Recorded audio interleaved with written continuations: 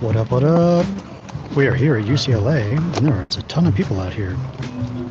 Feeling great. I'm here with David from Sound Epistemology. Hey. What's up? I think we'll have Quinn from Quinn Questions joining us later. But for now, we'll just hang out and wait for some interlocutors. This is awesome. Weather's perfect. I'm gonna have to shed this shirt soon. Right.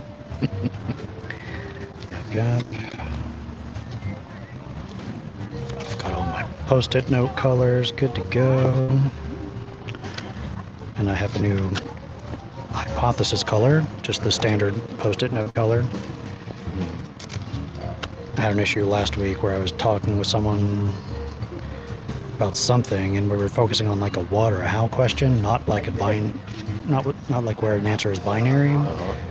True or false. So in those, I'm just going to have us list a bunch of hypotheses, answers to those broad questions, and then either choose one to talk about if it's like the best way or whatever, if it's the top in the hierarchy of the hypotheses, either most plausible or best. Then we can focus on that hypothesis. So they've got some choices on the board already. Yeah, broad questions over there. Mm-hmm. And then the answers to those questions can be a hypothesis. That they'll write down. Yeah, that they'll give an answer to, and we'll make this a hypothesis. Gotcha. And then we can get their confidence that this hypothesis is either good or true. So I have a confidence scale here. Yeah, that's theirs. Right. And if they want to know mine, they can ask, but I see, okay. I'll just stick it down here below. Got it. I wasn't sure if that was the Solomon scale. Yeah, let me make myself have a better time later on in editing. Hang on. Yeah. Cool.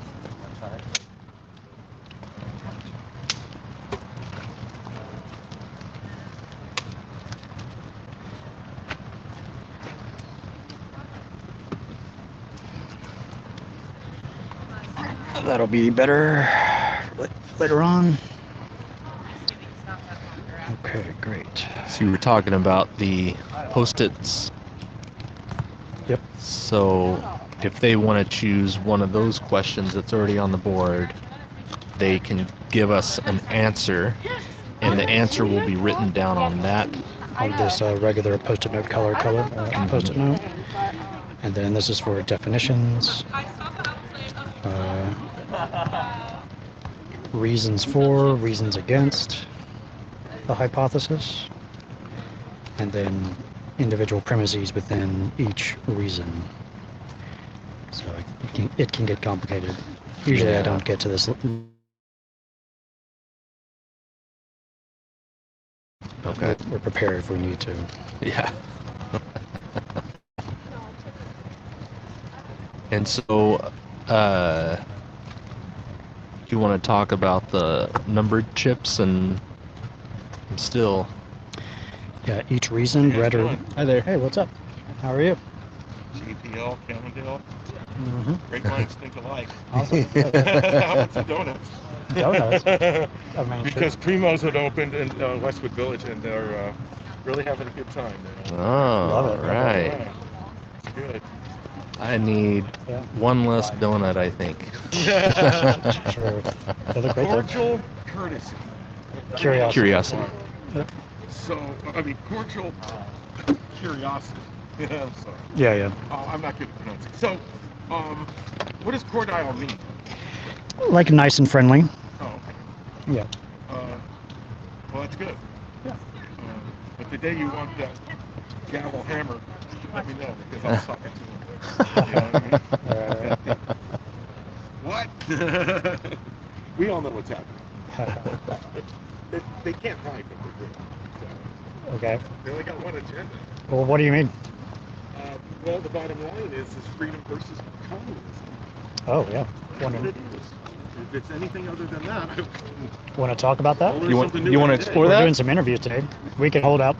I'll hand out your flyers while you talk with them if you want. Well, I got work to do, but are you here for a while? Maybe Yeah, later. For a few hours, yeah. Maybe Cool. after you're done. Yeah. Because I'm just going to hit a few departments to come back. Yeah, we'll be here. It's the middle of the road. Mm-hmm. It's very cool. There's a lot of people don't know. Gosh, you know what? I'm going to take 5 minutes just to run you down what's happening. Are you familiar with what happened? Do you want to sit down? Yeah, go ahead. He's on. Are you familiar with what happened on the Himalayas? No.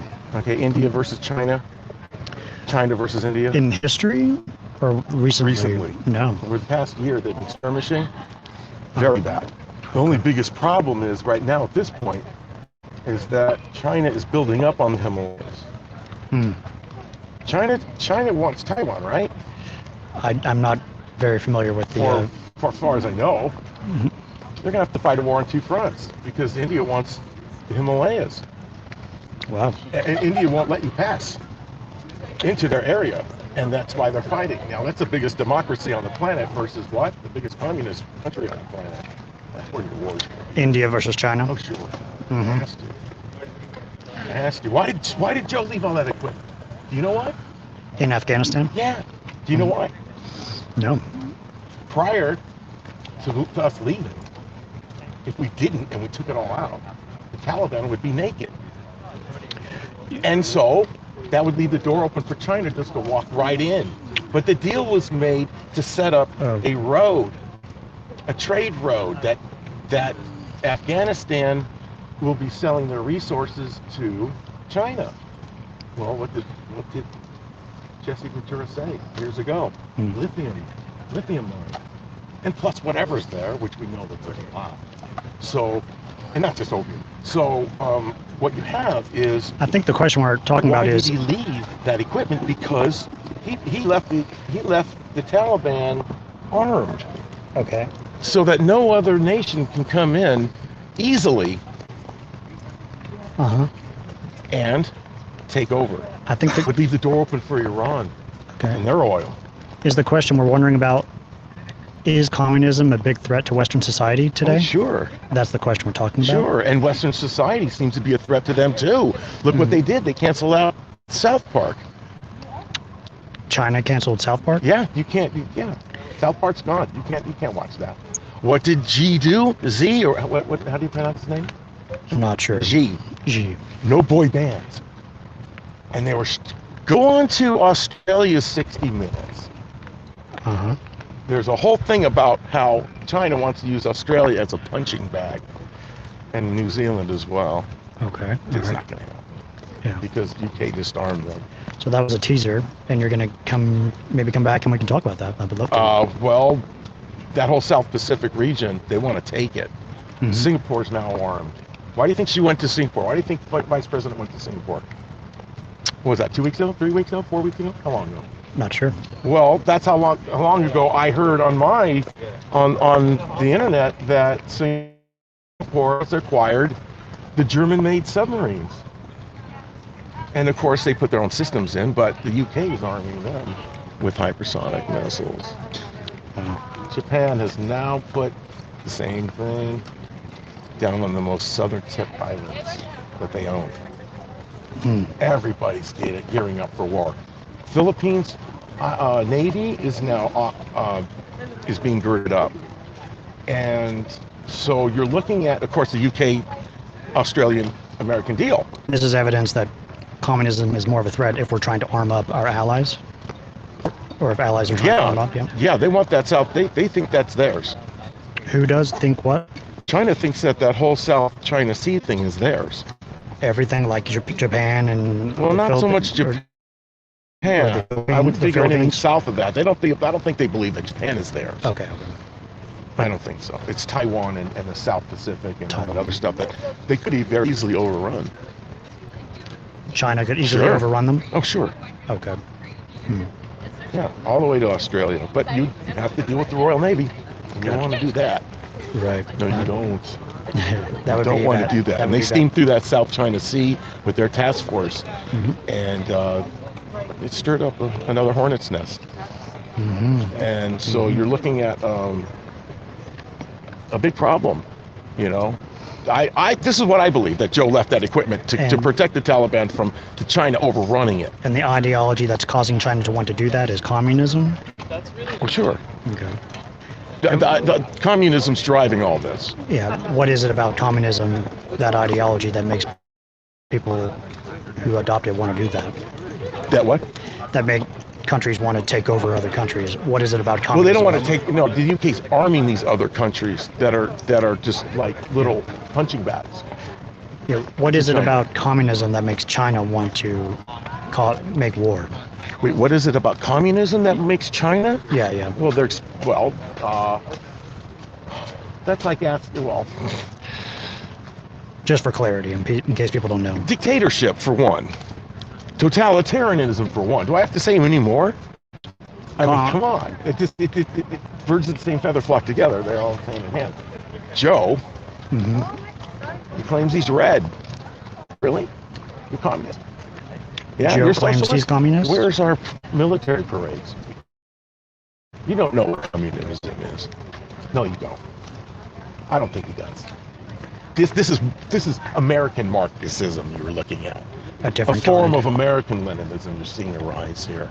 You know, Obama tried to change this into a socialist nation, and it didn't work. You want to install communism in the United States?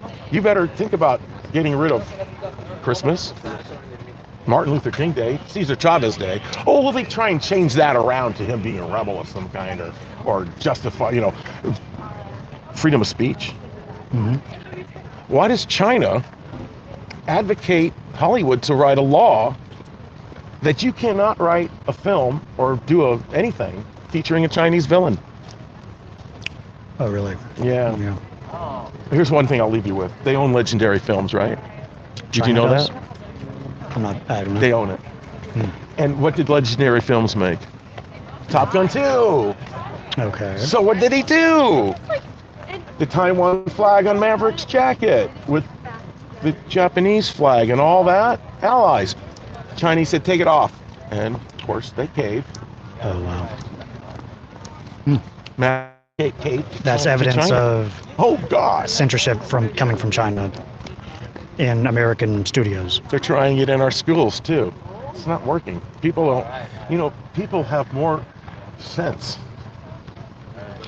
You have to have a little socialism in your life. And you have to have capitalism. You see the two working together, don't they? It needs to be a balance. And then the United States is the balance. It's half and half. They need each other, don't they? I would figure, but maybe not. You might want to listen to Candace Owens on that one. Why don't we just break? She's got a point. Cool. But so does the communists. What was your name again? I'm sorry. X. Just X. Okay. Yeah. Names are not important. No worries. Right now at this point, it's freedom versus communism. Freedom versus communism. And so when Donald Trump told you all you're going to be owned by China, he was right.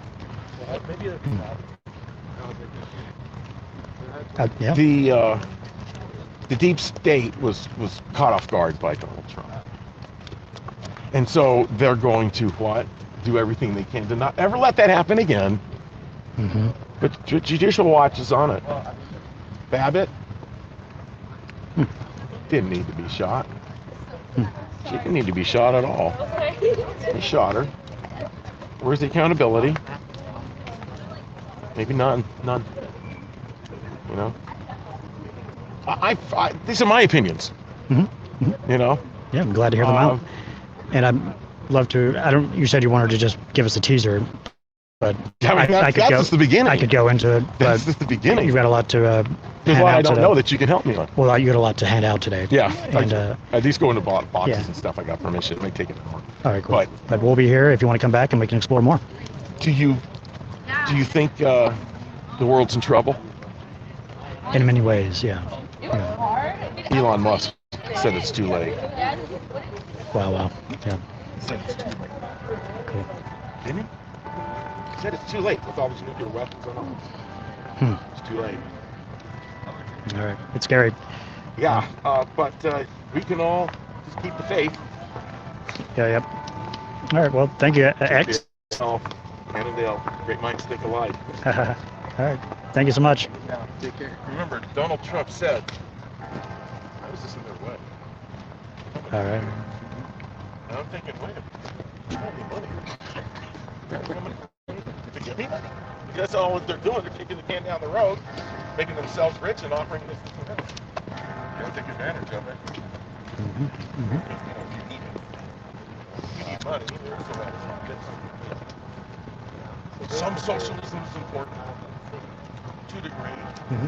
but when the communism hits the freedom, It crosses a line.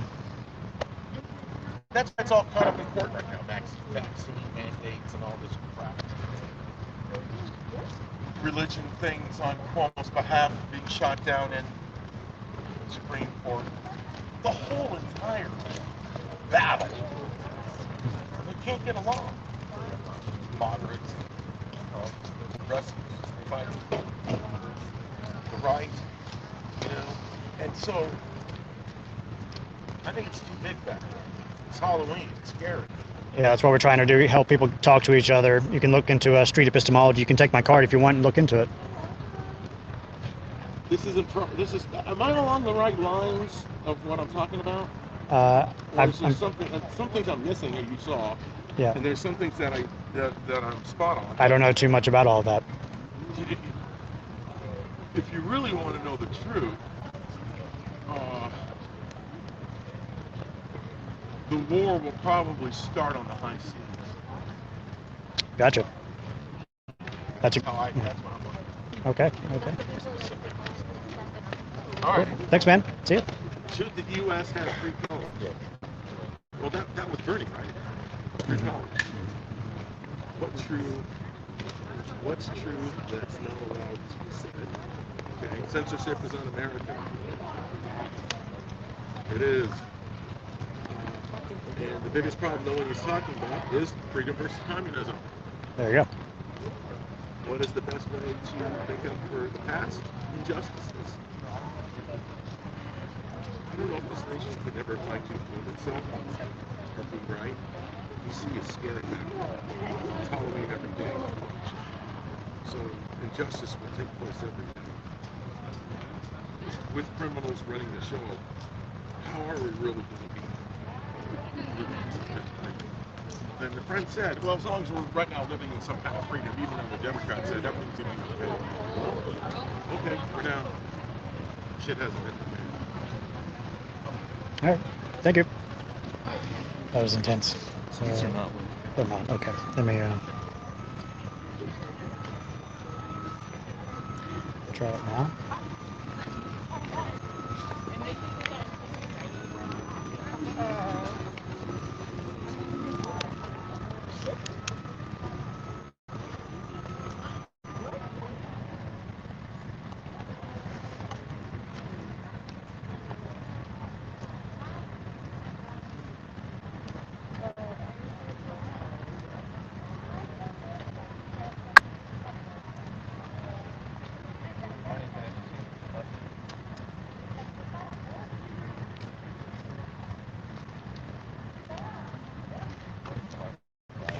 Standing by. There we go. You are now? Yeah. I didn't see that. I don't know. Okay. Realize I walked right in front of the camera. That's fine.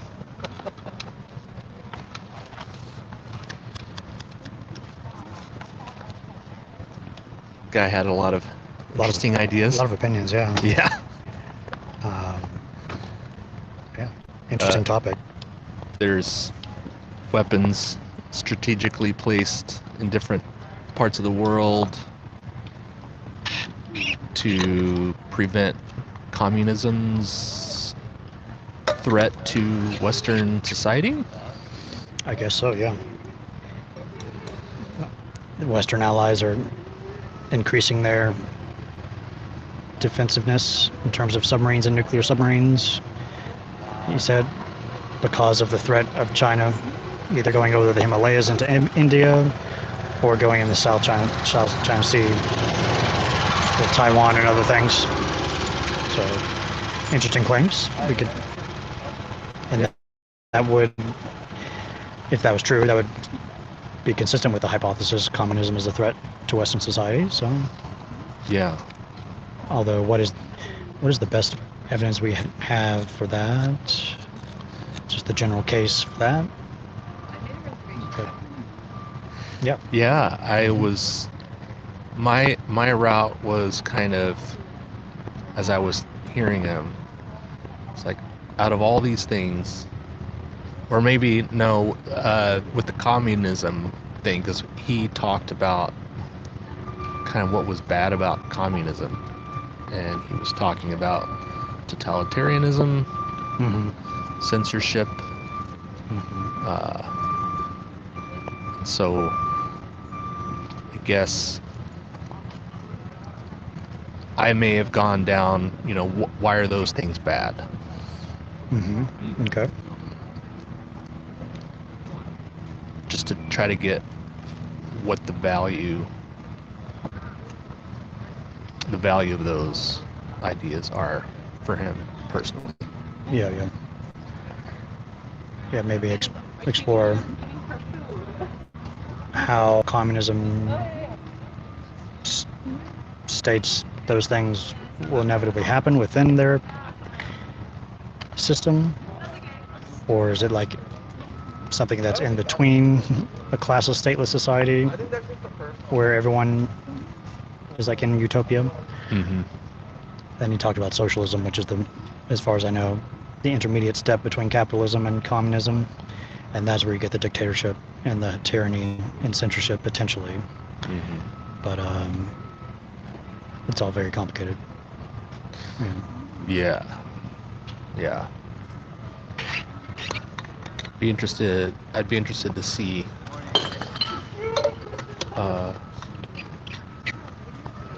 how those apparent threats are affecting his daily life. Like, how does that affect your ability to pass out donut flyers? Yeah, I assume he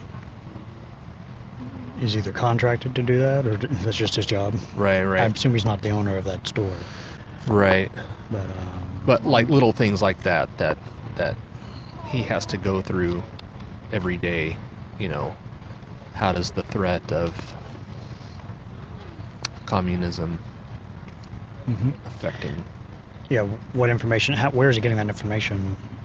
What's the reliability of that source? Yeah, interesting. And what he actually means by communism. Yeah, that's where I tried to clarify. Yeah. That. There's a lot that people could mean by that. Right. Yeah. Definitions. Yeah, that's what this is for. Yeah.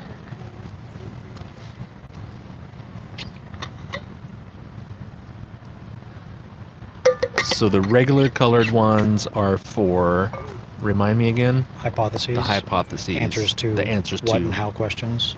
Right. If we're using like a yes/no question, like should the U.S. have free college, you don't need this. The hypothesis is yes or no. Right. It's built in. Yeah. And then the white is for definitions. Yep.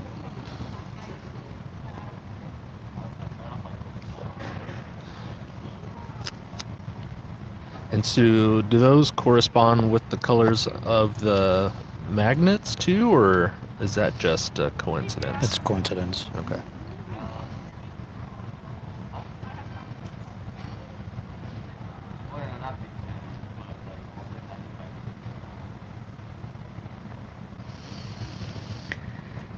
All right.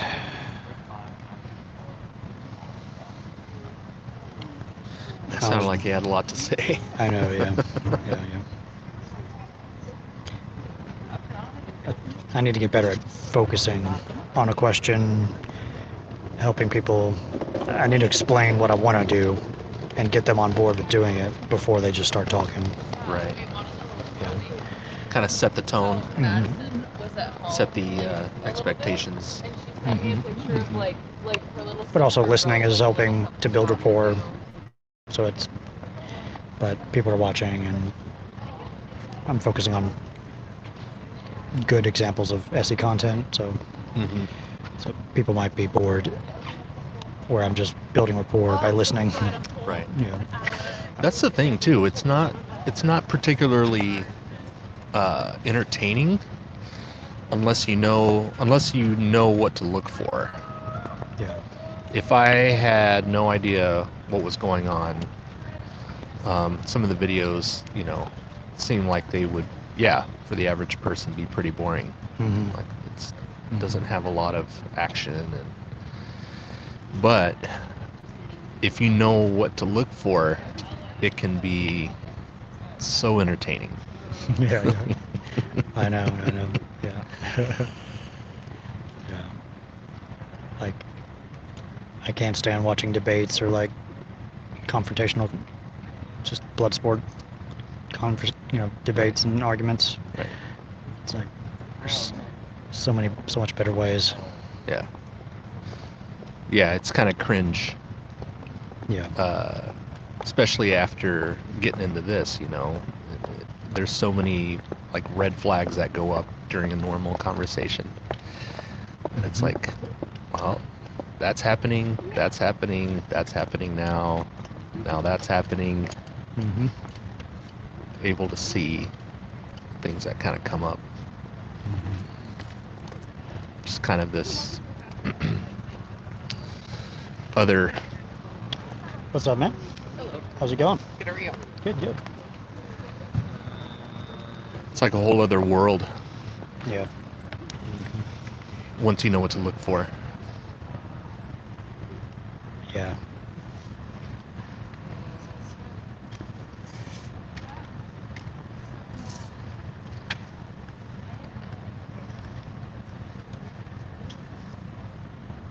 This must be yours. What is that? I don't know. It was just sitting here. Oh, it came over from over there.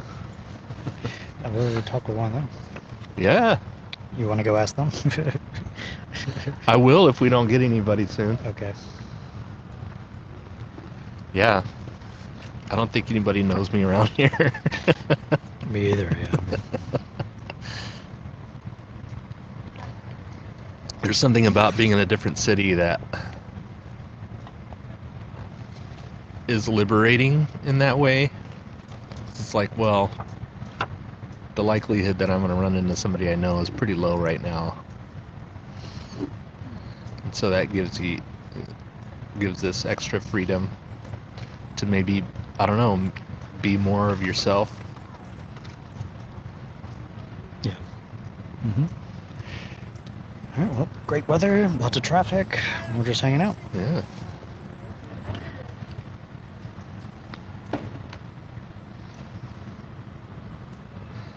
I wonder what tables they have down there. I don't know.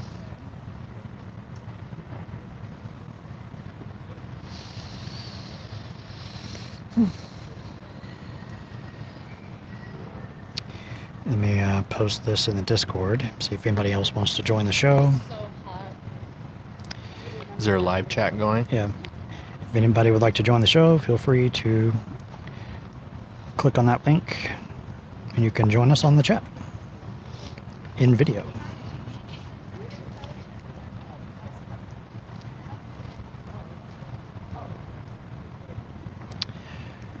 Discord.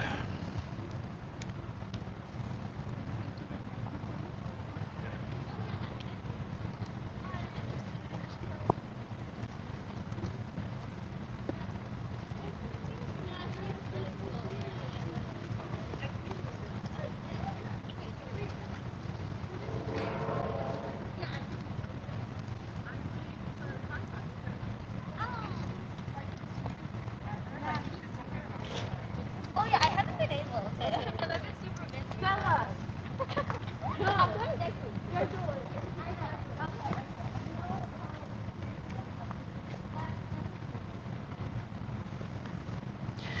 There we go.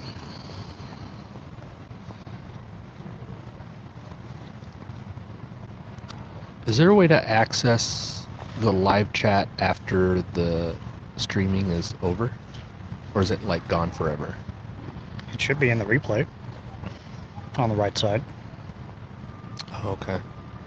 Mm-hmm. Yep.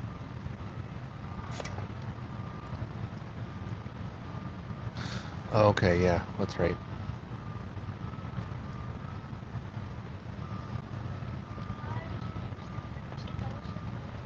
So are we still doing an SC Clubhouse tomorrow? I guess so, yeah.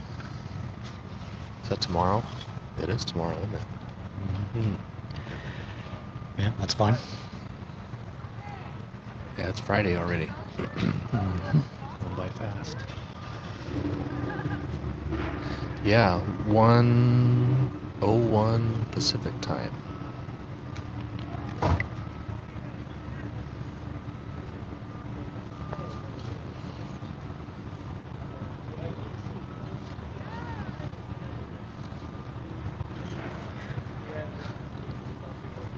Yeah, so I'll map this out for you. It's like this.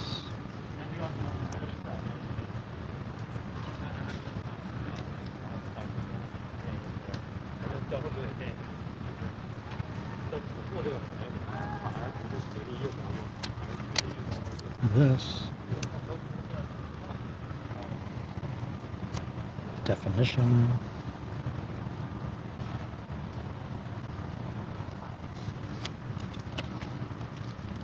Just stack those here if we want. Yeah. And then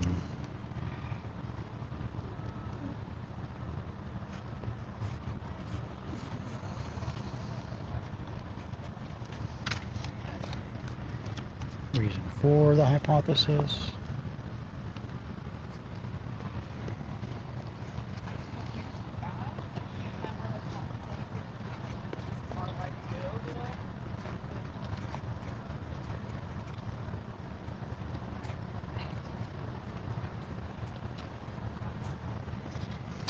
Counter.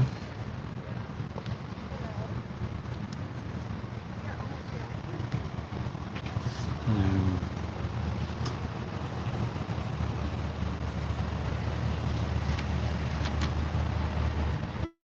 this one.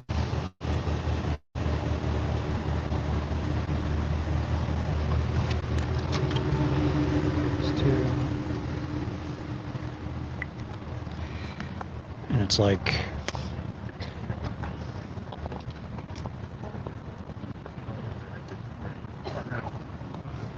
this goes to the answer.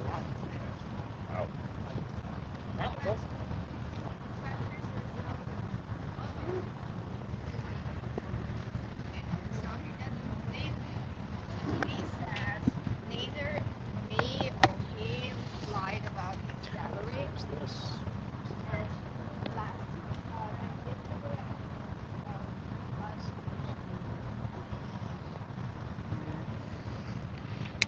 And this can have a certain amount of weight to it.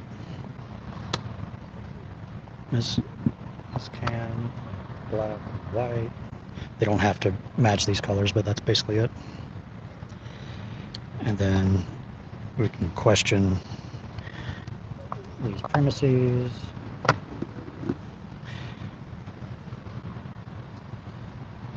That's the basic system.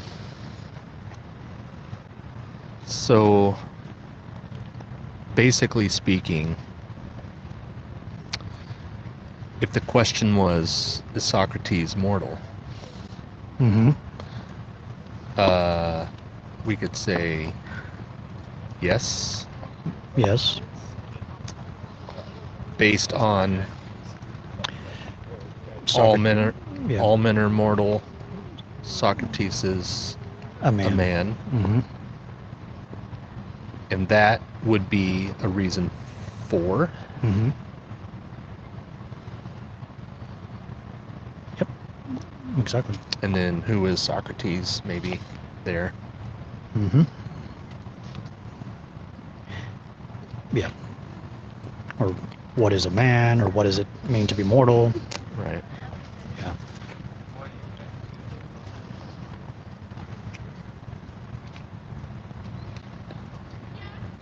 Got it.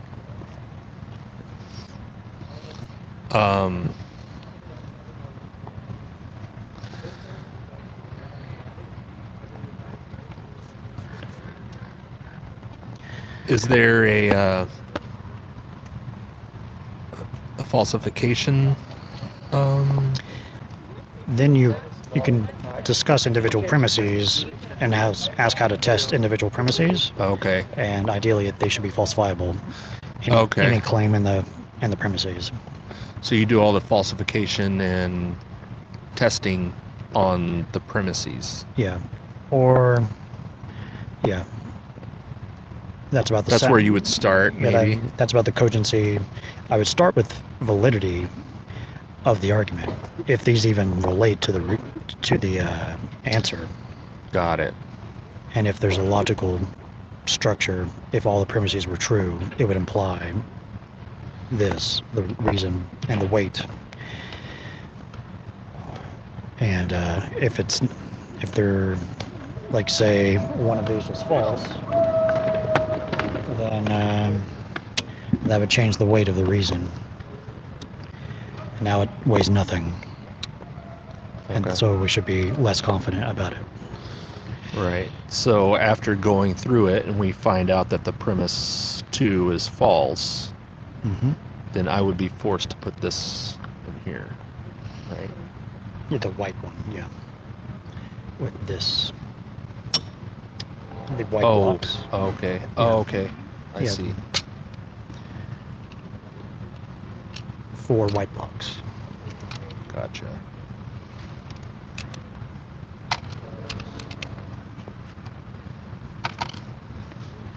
So in order to balance it out, we would need a better reason based on better premises. Yeah. Or different premises. You can swap in sometimes.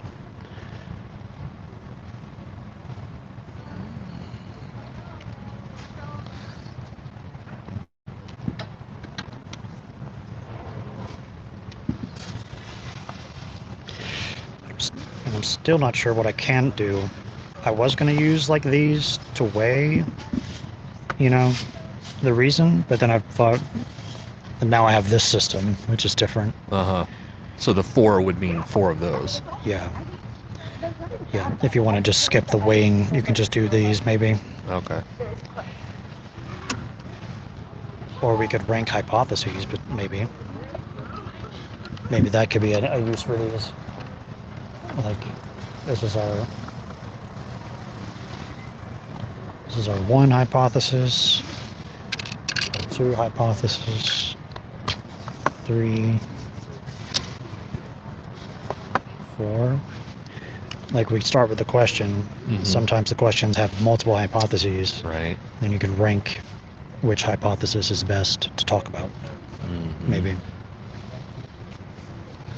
And that would kind of whittle it down to more focus. Yeah, that would be super focused on your specific hypothesis, and then you can talk about reasons for or against it. Mm-hmm.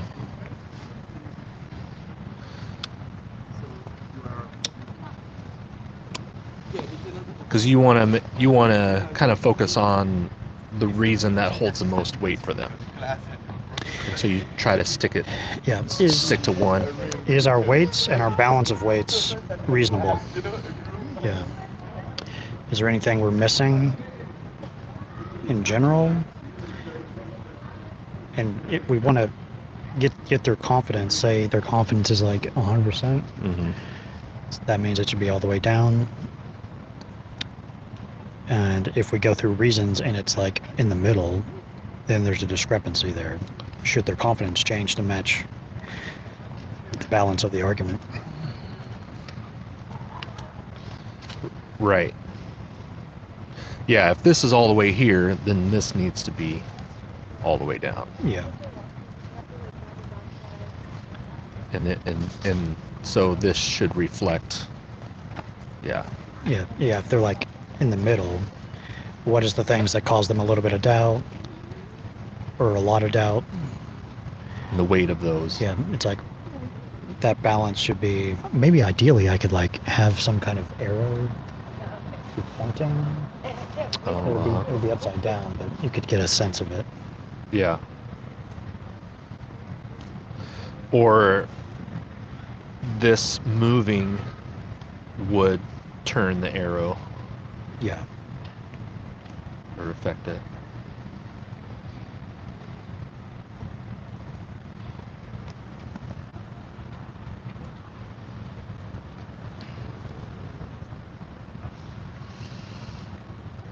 Well,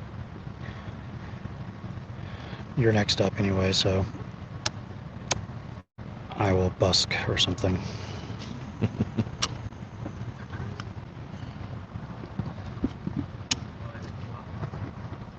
Here, put that red one back.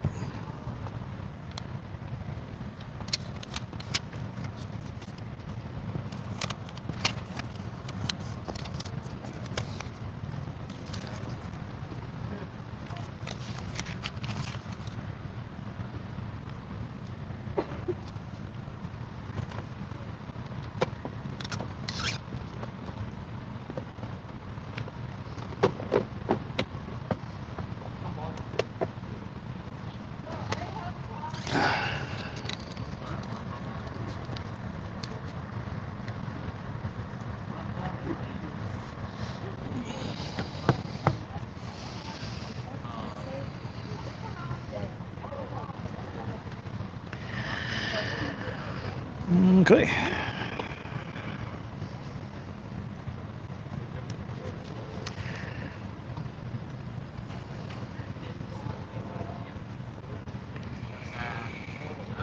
Only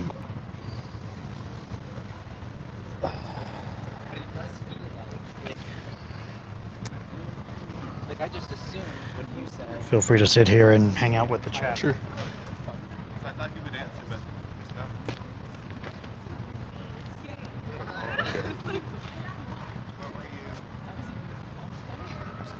Oh yeah. No time for breaks. Time for breaks. Work. How we doing? Okay. Good. Well, let's see what happens. See what happens with this. Battles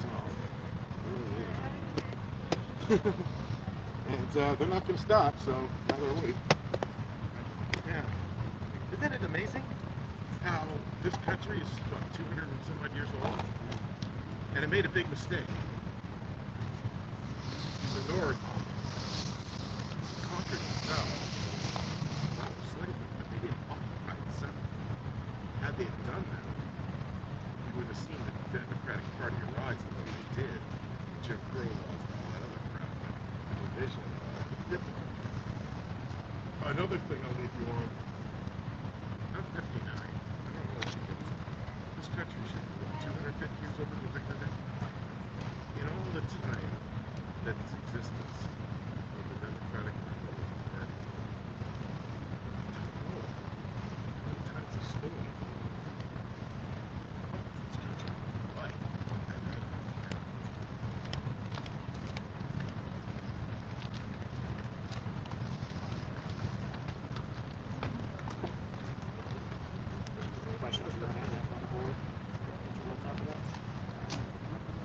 I mean, those are pretty good.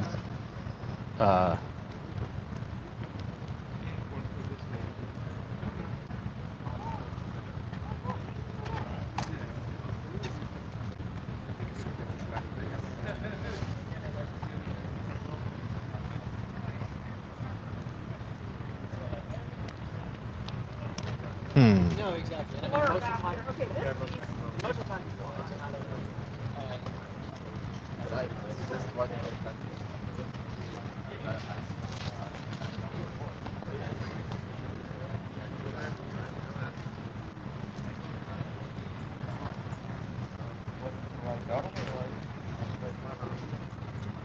And I have a homework.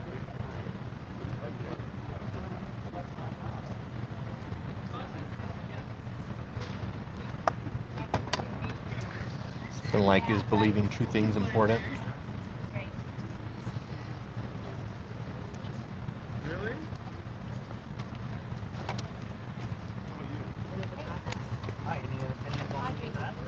I don't know.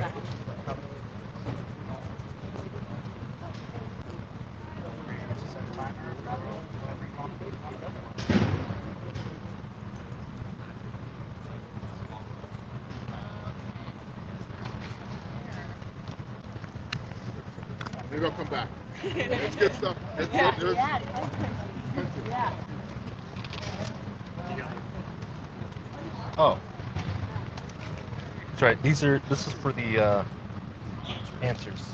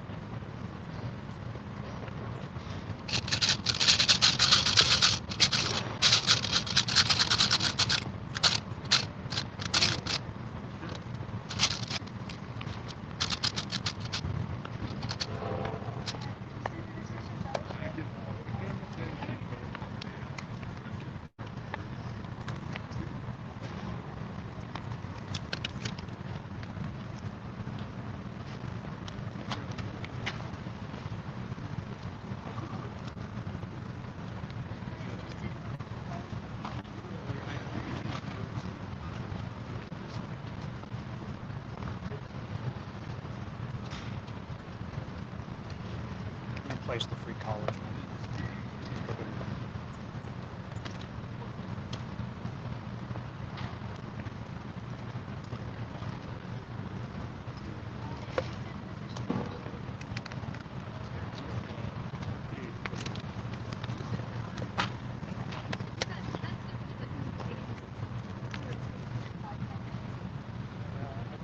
I guess it's hard to see.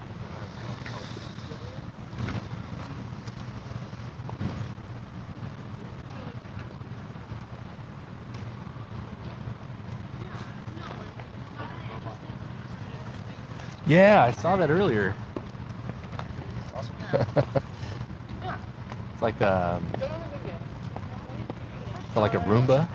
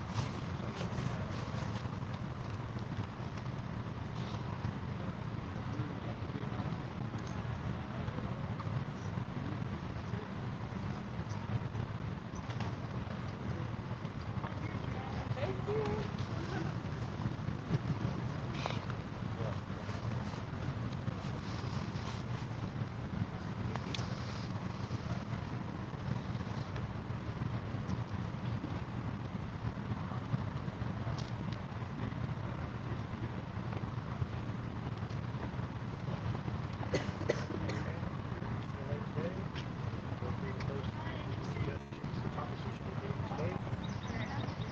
We're live on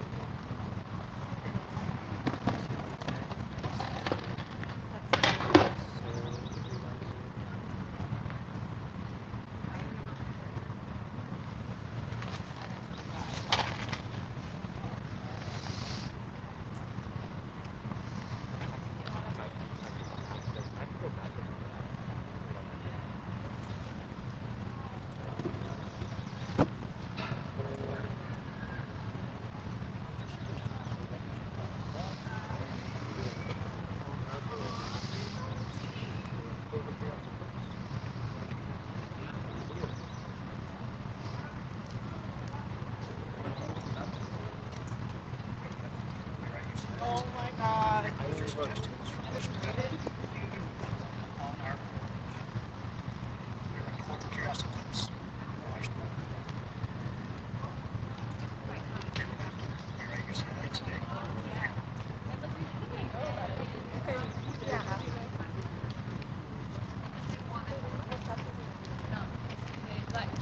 They have a big French accent, and they wear heels.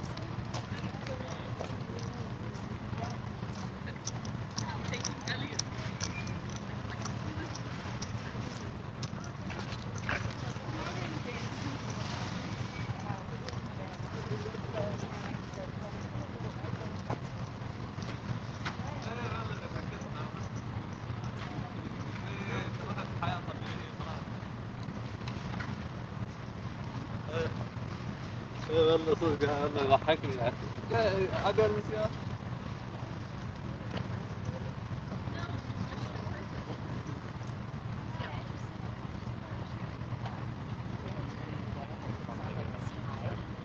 Oh, they just like the recording. You have an Instagram? I do. Tag Sure. I think it's.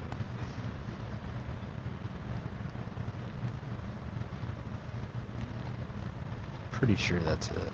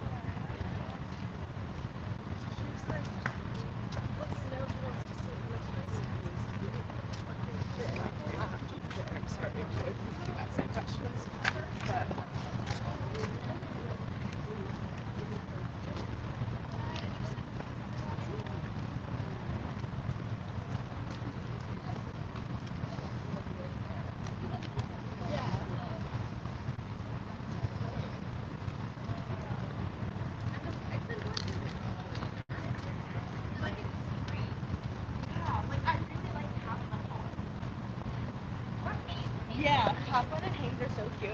That's where we always have our friend on. So like, if we're really like wanting to do something, I really like dogs.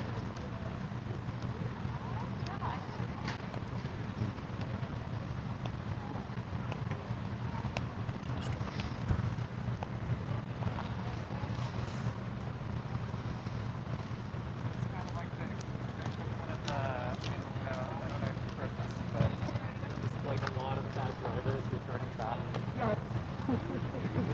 Nice.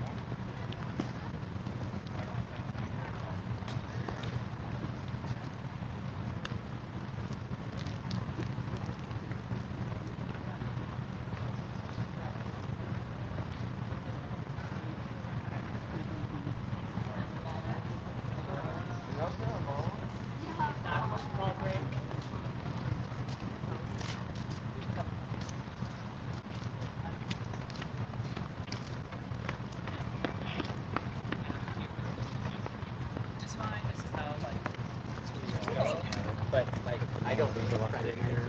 Right in the notes everybody. read. Okay.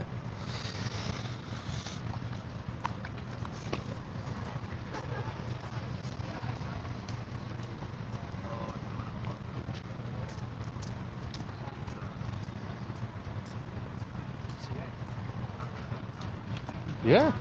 Hey, small world. Whoa.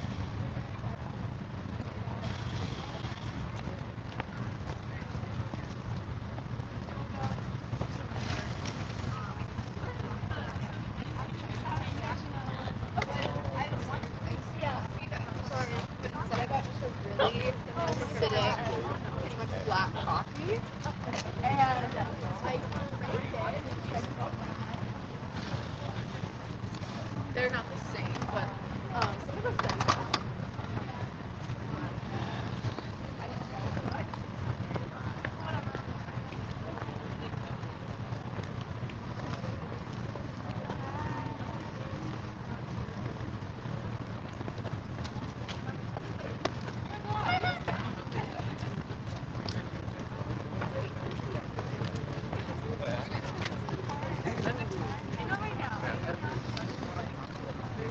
like the traffic's in waves. Yeah. Hi, want to be on a podcast today? Yeah, sure. Doing some interviews. Feel free to sit down. Can I pick a topic? Yeah. I like her guy. So funny.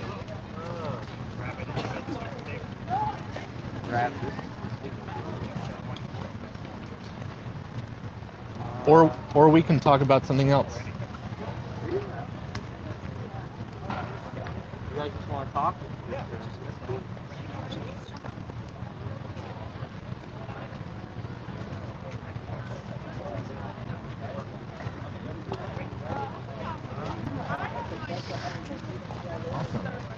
Yeah, go ahead and have a seat.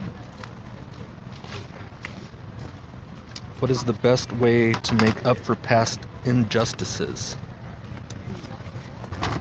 All right. So how does this work? Yeah. You're welcome to use the headphones if you'd like. Sure.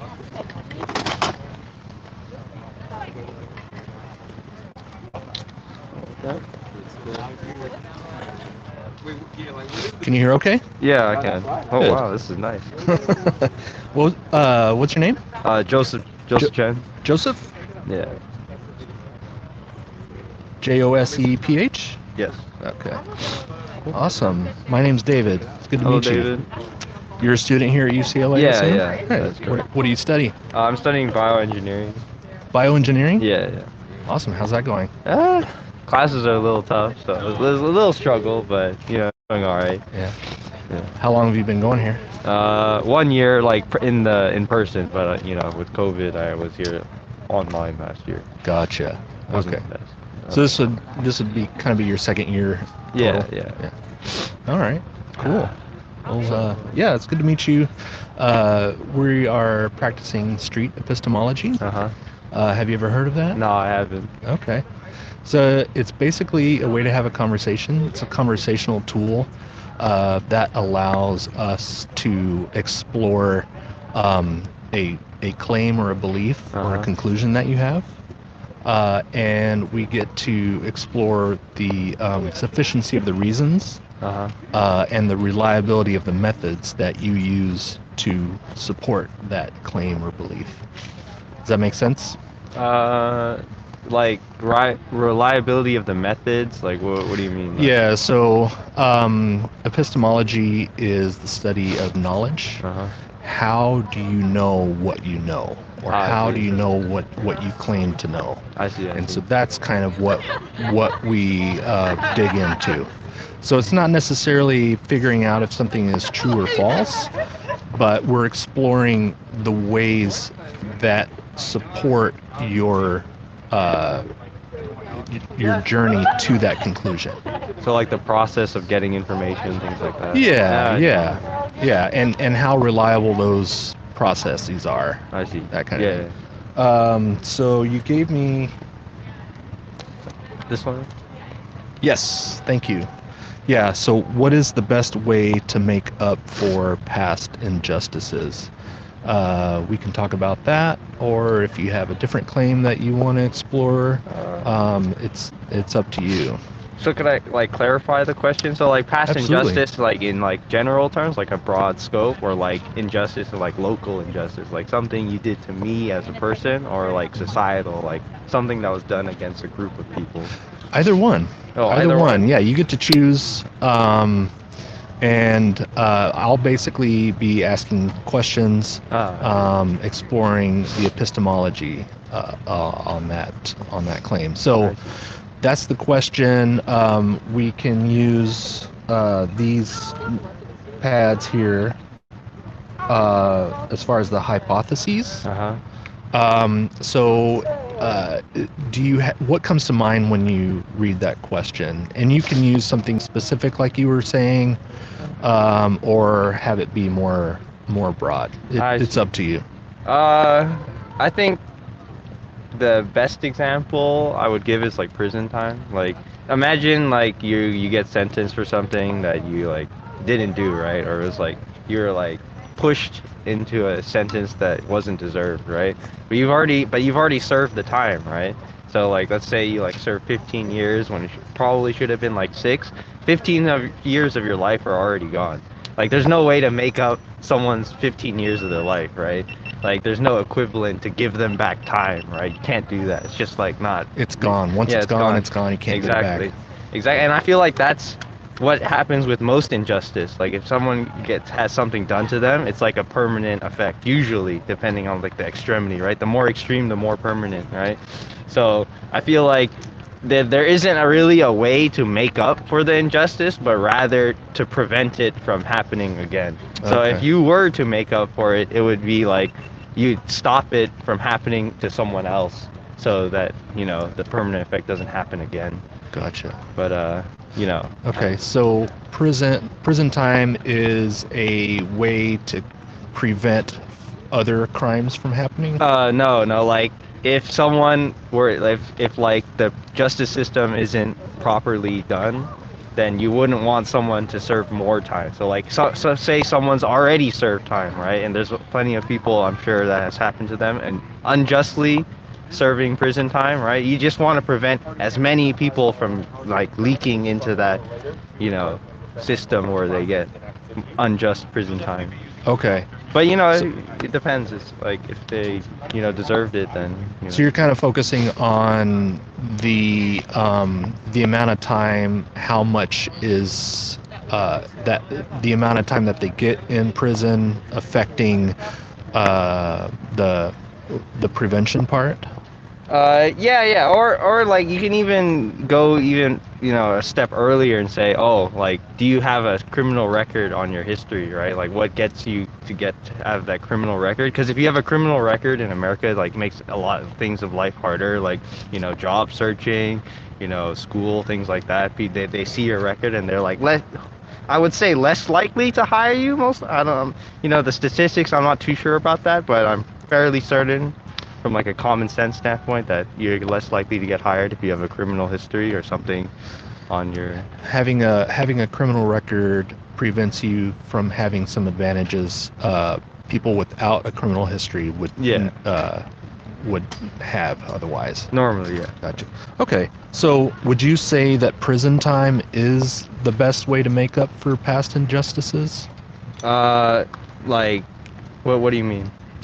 Would this be your first option as far as the answering the question? To make like prison, to like lowering prison time, or what do you mean? Yeah, so would you say that prison time is the best just in general? No. I think the best way to make up for past injustice is preventative measures. Preventative measures. It's kind of general. It's like, but preventive measures against, you know, whatever injustice was done. So like, if it's like harsh sentencing, like unreasonable harsh sentencing, like prevent that from happening, right? Okay. Things like that. Do you have a specific example of a preventive measure that would be a good way to make up for past injustices? Good example. That's a lot harder. It's a lot harder in practice. I think about that. I wouldn't know how it would work in reality, but I guess, you know.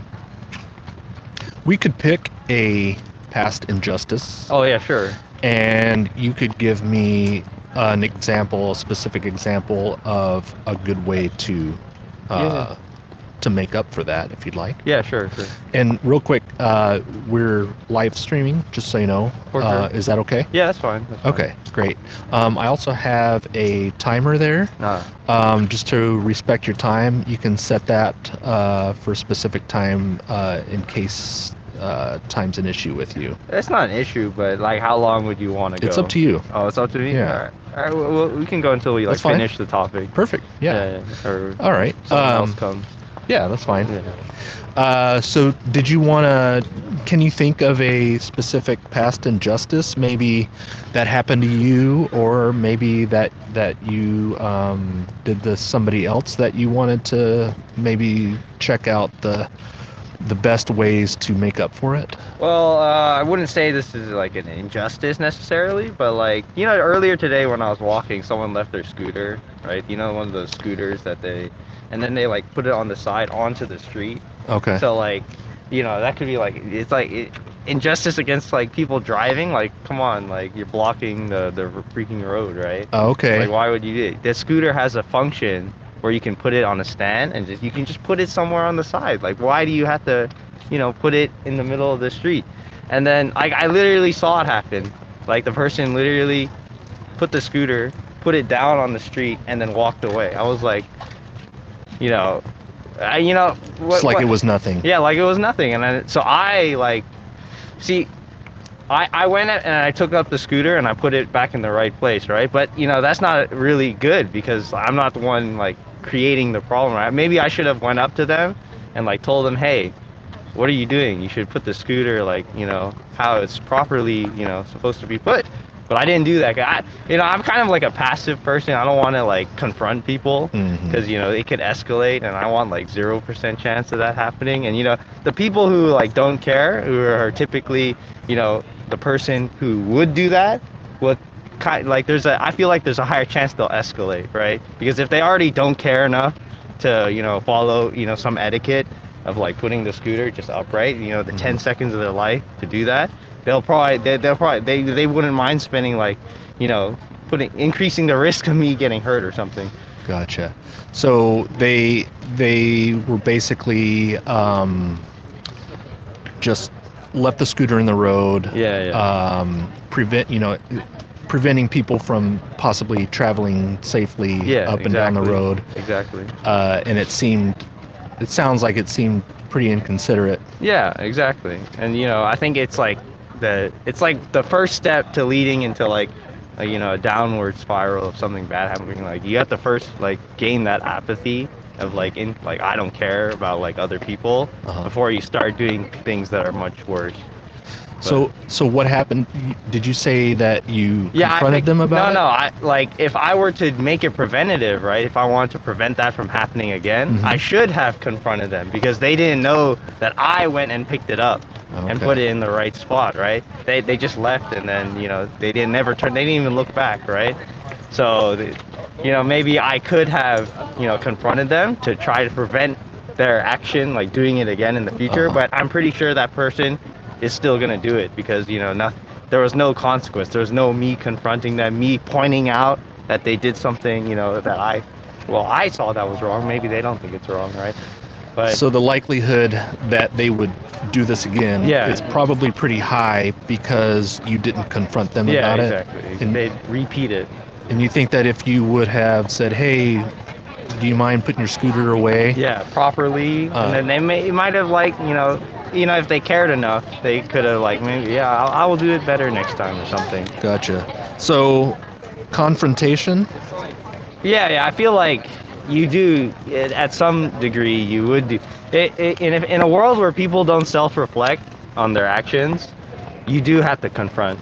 So that's what I would say. Confront. Yeah, you have to confront someone about what they're doing, right? If they don't reflect on themselves. Yeah. So, yeah. It takes courage and to sometimes do that. Yeah. So do you see that black and white scale? Yeah. So all the way to the right in black, that's high confidence. And in the white, that's low confidence. So I'd like to get an idea of how confident you are that confrontation is the best way to make up for past injustices, specifically this one. Okay. So you're able to move that dial on the scale, and you can show us how confident you are that confrontation is the best way to make up for this particular past injustice. So you can either move it this way if you're really confident, or that way if you're not as confident, and that's kind of neutral. I think if I did confront, you know, there would be a better chance for, you know, preventing it from happening again. Yeah, I'm fairly confident. So that looks like maybe about 85? Yeah. Well, I'd give like the 15% for the risk of like my own safety, right? You know, so like, you know, I can confront, but, you know, at that point, I don't know if it's worth it. You know, like a scooter on the side of the street, maybe not the biggest issue worth, you know, putting myself at risk for, but I guess, you know, if I did happen, it'd probably be successful. Gotcha. Possibly. So you're at about 85% Yeah. confident. Yeah. Okay. What would make that scale go up for you? What would have to happen for? Oh, if I knew 100% that I wouldn't get hurt. Like Okay. there's no risk of me like suffering any harm or something escalating. Okay. So if you had some sort of special knowledge about the future of them just being chill and being cool about it, exactly. and you knew somehow that that they wouldn't use violence or something like that, aggression. Yeah. That would raise your confidence. I'd be at 100%. Like maybe if I knew them in person, pros, right? And I would just point it out, right? I'd be like 99% sure they wouldn't pop off on me. But, Okay. know, So it also it's a depends on stranger. the relationship you already have with the person. Exactly. It was a stranger, so like I don't know the life of the stranger. I don't know how they're feeling that day. Me pointing out maybe this little thing could like make them like go off, right? Yeah. You never know what someone's experiencing in their life, right? Yeah. So I try to Kind of reminds me of that movie Falling Down. Have you ever never- no. Michael Douglas? He just has this chain of events of having just a terrible day, and I don't know, it's kind of a cool movie. Yeah. Okay, so you're at 85 now. What would have to happen for you to lower your confidence that confrontation is the best way to make up for this particular past injustice? Yeah, I'd have to say like where I am. Maybe like if it's like a bad neighborhood, where the risk is high for confronting someone. So like the environment that you're in would Maybe like I'm sure like I'm at UCLA, so that like that's like really low that happening. But maybe if I was like in a bad area, where there's like gangs or something, I'd be like more suspect. Or maybe just like the normal threatening look, right? And things like that. Gotcha. Okay. So to raise your confidence, you would have to have some sort of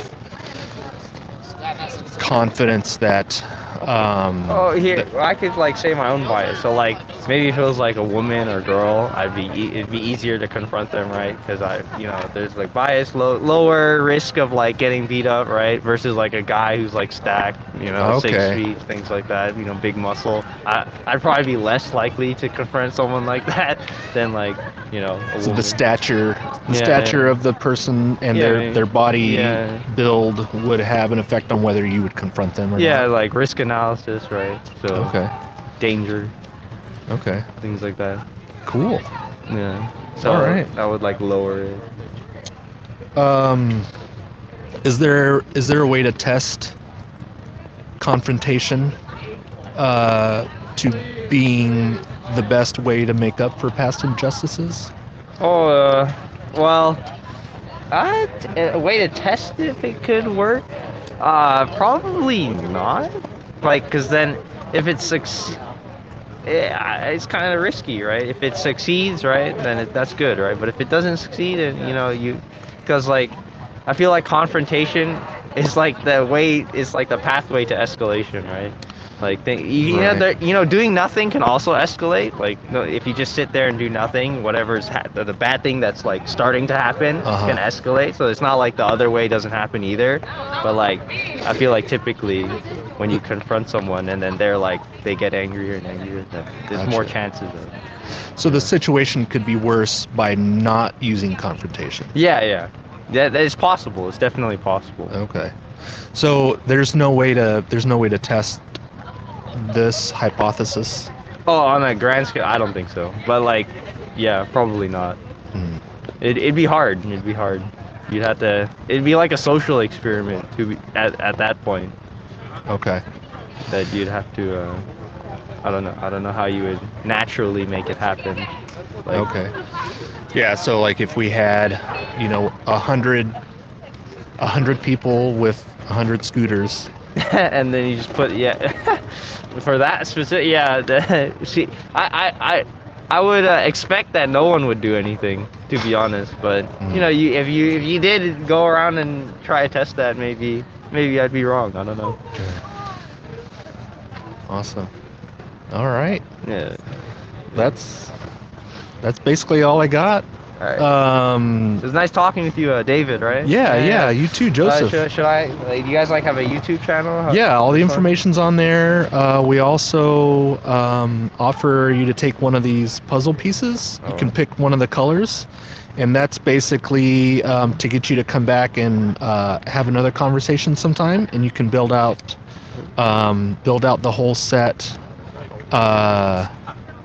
after three talks. So you're welcome to take one of those colors. It's okay. I won't take it. Okay. But where do you guys normally? Do you just pick a place randomly? Because like this is the path I normally walk, right? So I would have never seen you.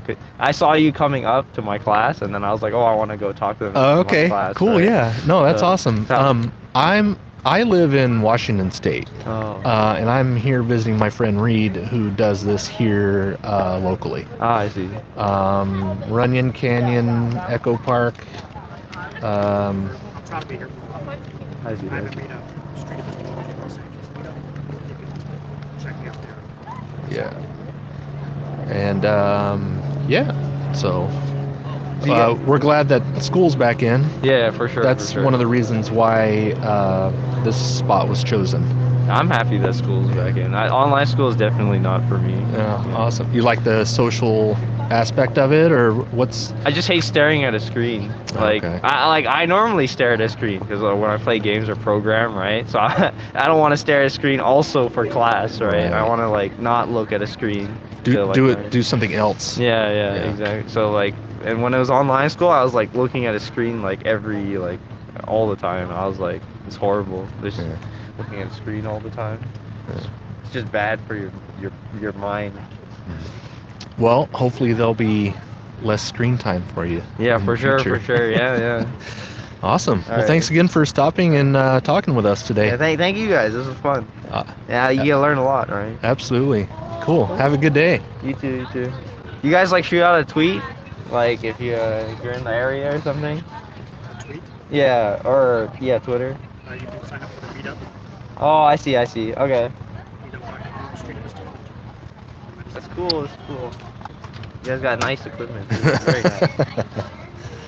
Cool. See you around. Yeah, for sure. Thanks for talking to me.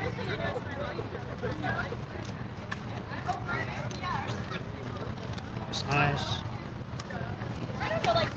Good job. Yeah, I didn't play with the toys a whole lot.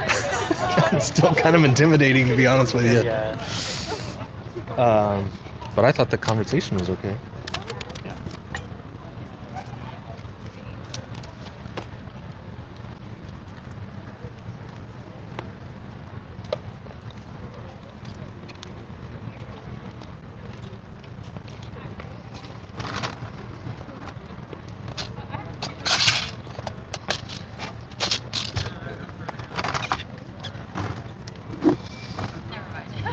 Yeah, pretty good. Yeah, feedback. Feedback. Great rapport. Good focusing on the question. Once you got to the hypothesis part of it, it's like I would ask broad questions like, what are examples of the worst kinds of past injustices? And I guess part of that question is about group injustices in the past. Oh, That's what. Yeah, there's one answer in particular to that question that I want to have conversations about, which is the CRT. equity answer, Oh, okay. which is like making up for past injustices based on intersectional positionality. That's an answer I'd like to talk about. But you guys focused on an individual instance of injustice, like him, something about scooters. Yeah. He saw a scooter in the road. That's Yeah. I guess that's one example of a past injustice. Yeah, somebody just left their scooter in the way and wasn't very, mindful about it. Yeah, I could probably make that more specific since that was not obvious. It's about past group injustices to like populations of people. Usually black people, or indigenous people, or immigrants, or whatever, Mm-hmm. stuff like that. But yeah, that was good though.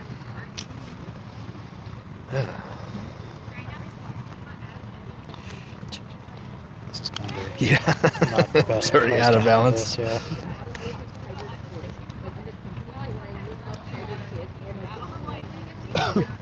It looked like there was some people watching too. Yeah, yeah.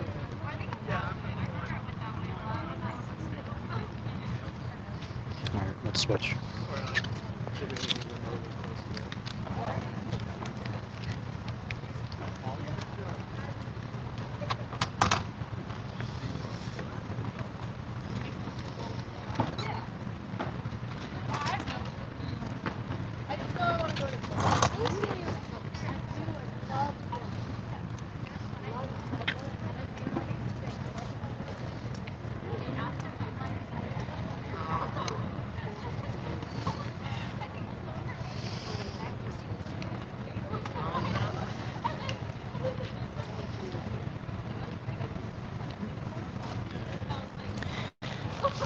Everybody, any feedback or questions from the chat?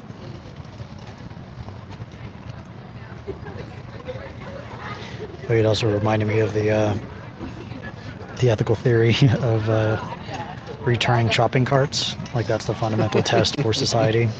How many shopping yeah. carts in this area get returned? That's a good measure of like the status of people's morality in the area.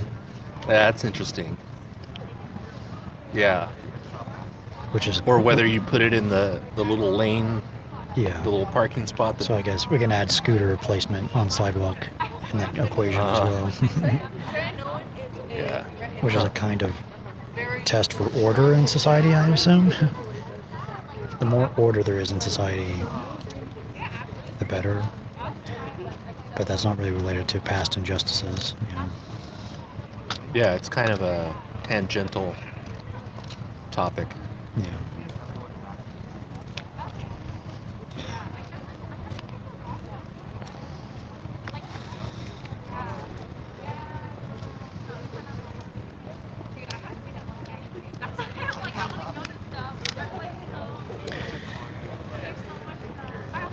Luke is here. Hey, Luke. You might be muted. Hello, I can't hear you. Oh, there you are. Yeah, I was because I might be in front of my camera for the whole time, so I didn't want you guys to hear the sounds if I was pulled up in this. I can barely hear you, Luke. It's probably me. Hang on. Let's see.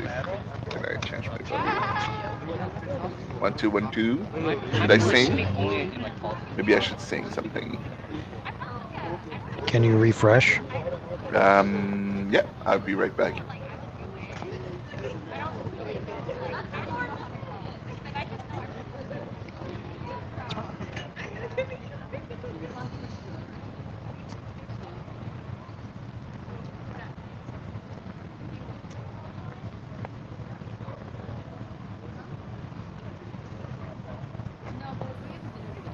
Is it better now? Yeah, a little better. Yeah. A little better. Okay. Yeah. Cool.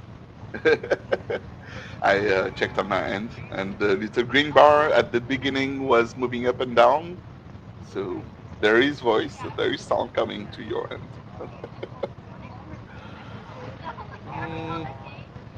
I think I might have a way to fix it. Hang on. Oh.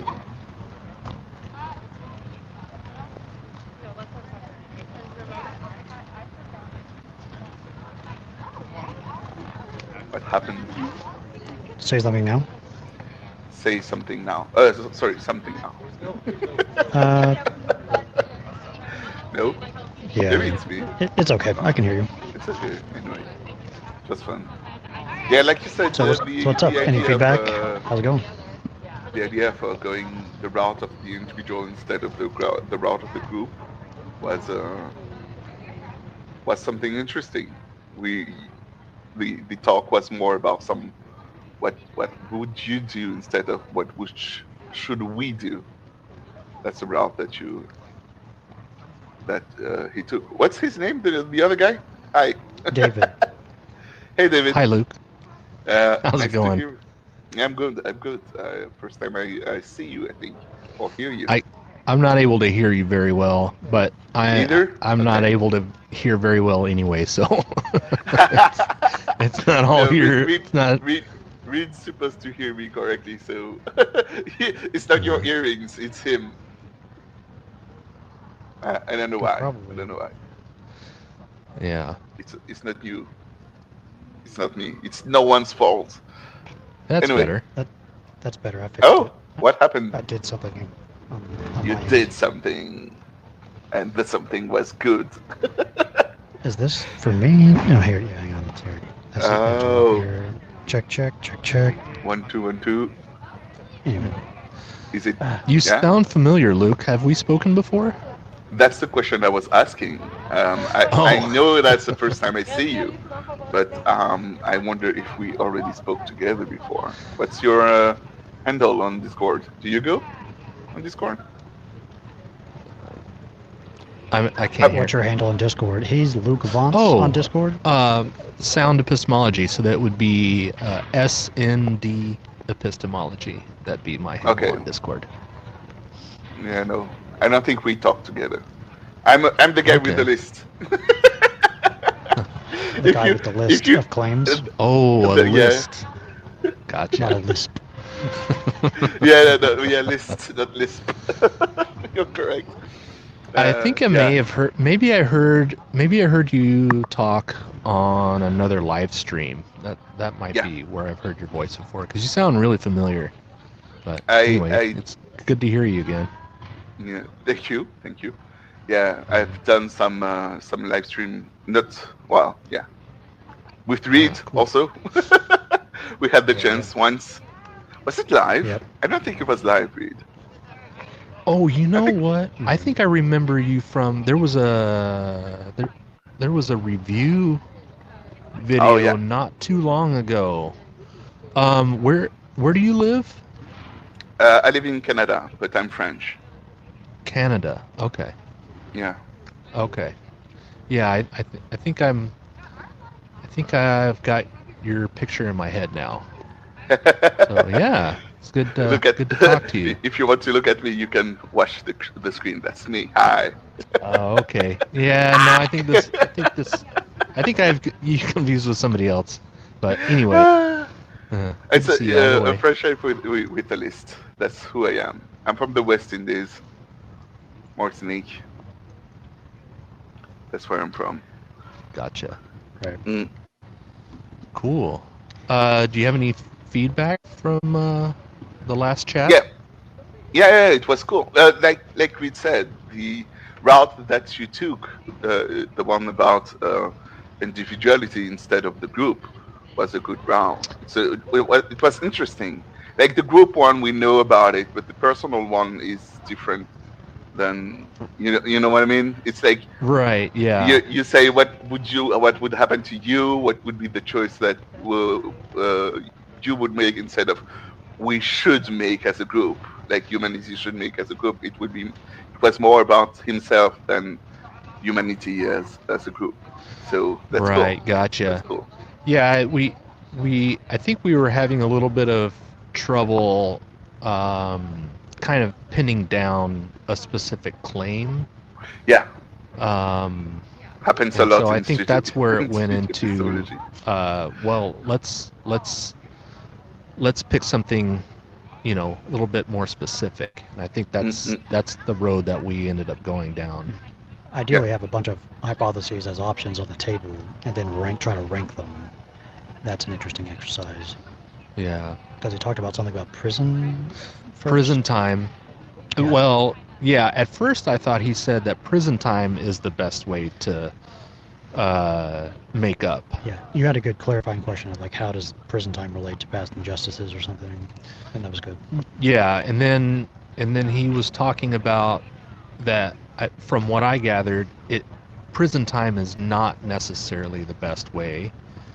If the Is it prison like- time Is it reduction in prison time for for people who commit certain crimes? I think that's kind of what he was saying. Like the Isn't that a form of injustice? right. Like I thought he was starting to talk about having too much prison time is an injustice because you can't get that time back. Should the punishment fit the crime for different people? Yeah. Should the level of punishment differ based on certain characteristics or just certain crimes? More clarity. Mm-hmm. Or how do we find out? How do we decide what the prison time should be depending on what the crime is? Yeah. And if that number of years is an injustice or not. I guess prison time is a way to make up for a past injustice for an individual. Mm-hmm. If you murder someone, you'll get sentenced to a certain amount of years. And in societal terms, that's a way of making up for a past injustice, is prison time. A way. A way. So but not necessarily the best way. Yeah, so he was thinking in the individual level, and I was trying to make that question about groups. So I probably should rewrite that and make it more clear. But that makes sense. What's the question on the board? What is the best way to make up for past injustices? And I should say, what is the best way to make up for past group injustices? Is that a fair question? Towards groups? What is the best way to make up for past injustices towards groups? Communities. For group injustice, is that a clear phrase? We can define it and once we start talking about it. Yeah. For example, slavery or redlining. Those are the big ones. Yeah, or land theft. Yeah, internment camps, Holocaust, stuff like that. Yeah. Or border strategy.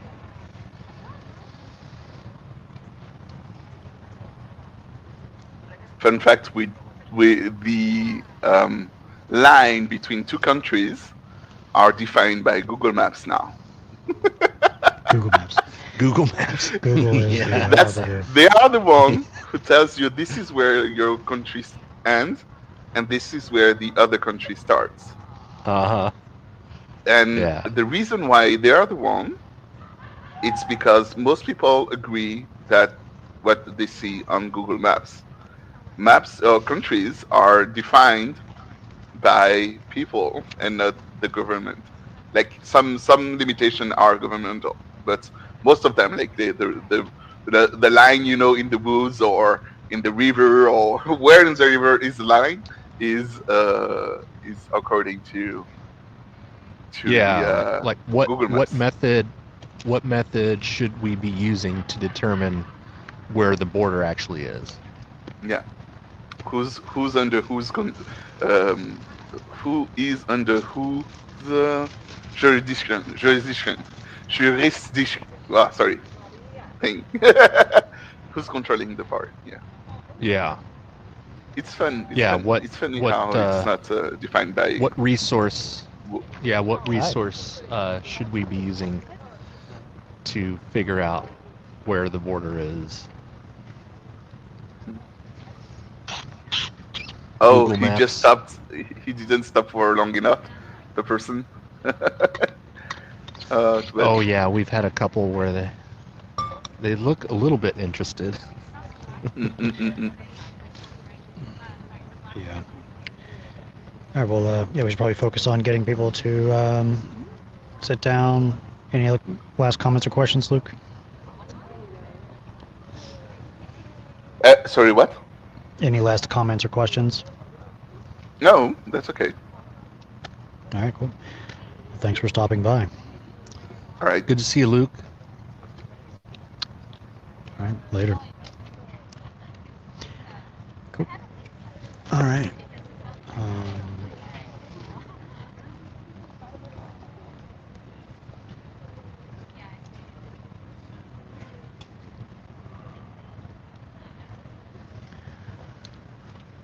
Let's see if I can wrangle one of these folks across the way. Sure, if you want. Okay.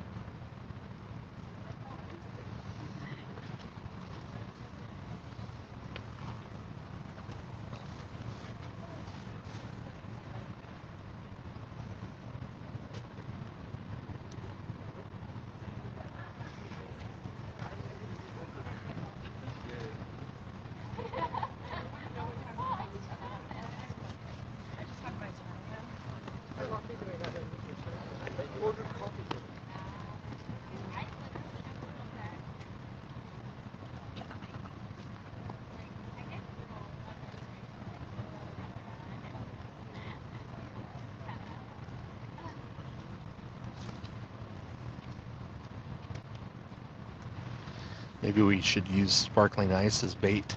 I usually have a bucket of free water at the park. Oh, Yeah. the hikers. Yeah. Yeah.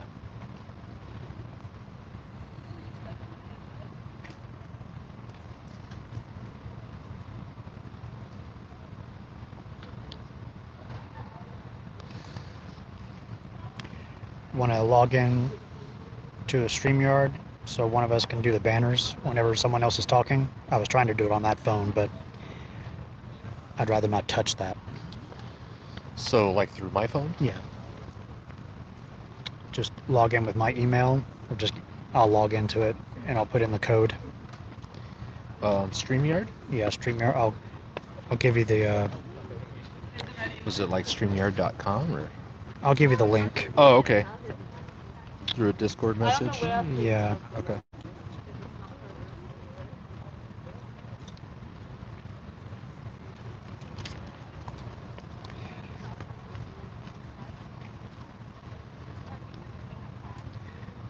Or really, just go to StreamYard.com and log in there, actually. Because you'll need my account in order to access the banners. People who go to that link can only just go on video. You want to just do it from there?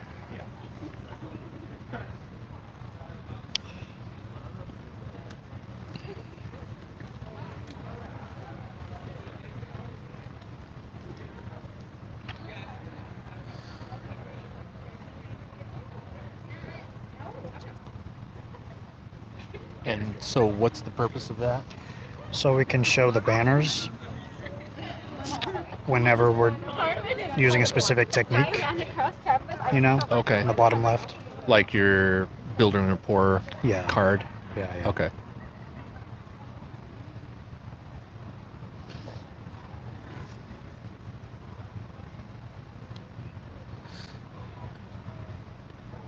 Okay, and so all those are like saved in a StreamYard Yeah. account? Yeah, I'll show you. Okay. They're in my StreamYard account.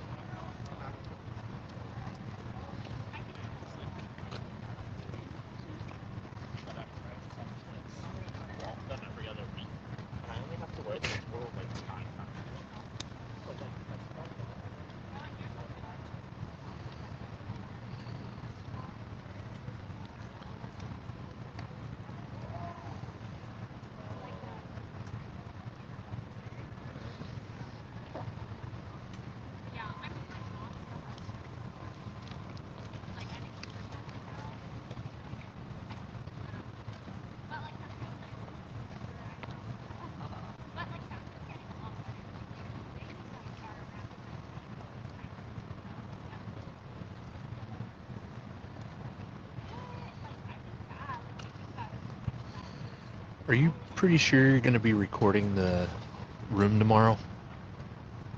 Yeah. Okay. I won't worry about recording it then, because I'm not sure where I'll be. I'll just make sure that I have enough coverage for just being in the room. Okay.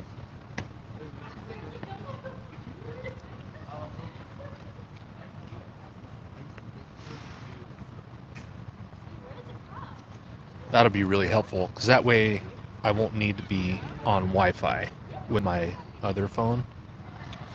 Right. Okay, cool. So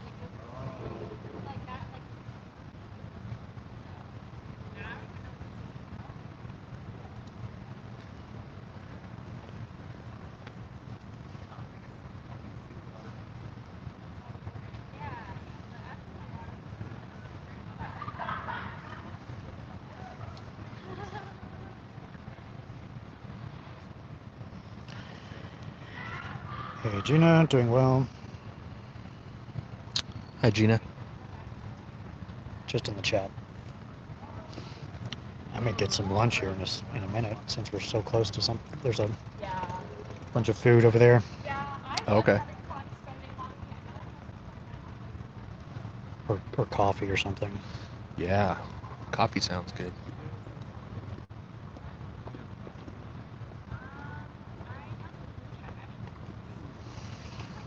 Hello.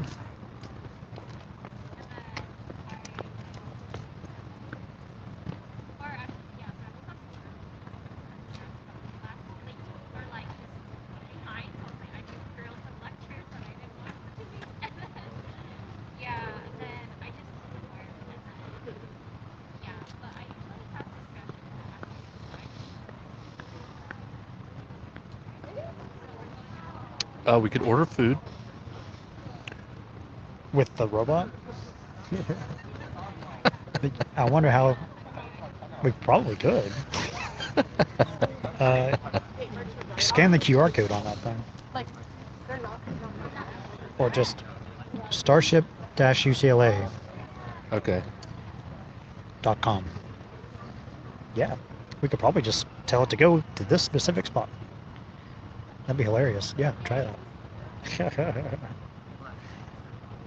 How does it get up the stairs? I guess it has to go around. Yeah. Probably uses just the handicap ramps. It's hilarious. Starship-ucla.com. Yeah, or dash,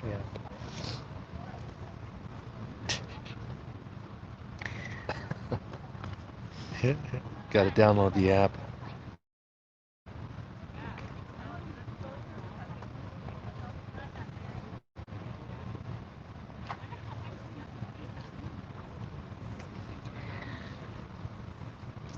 Food and snacks.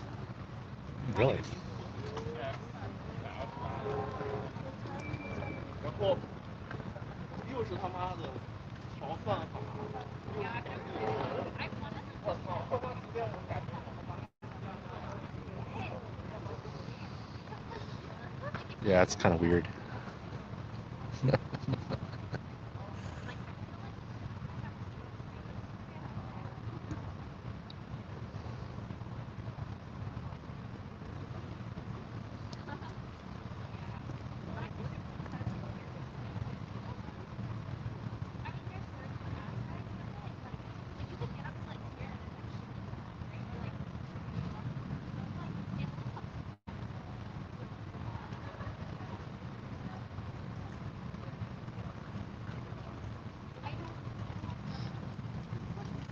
Wonder if I can look at the menu without having to download the app.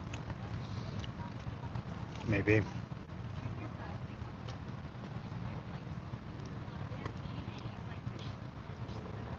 I didn't sign up at all.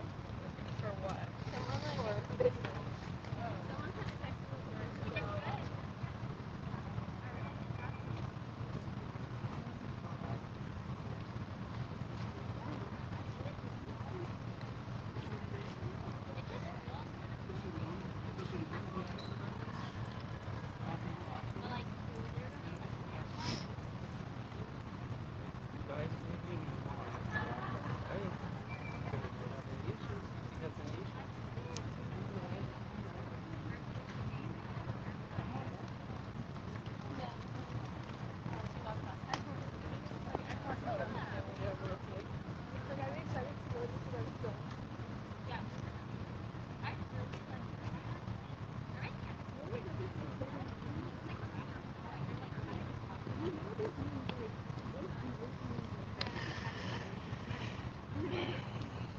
I didn't talk with anyone, no. So far, so good.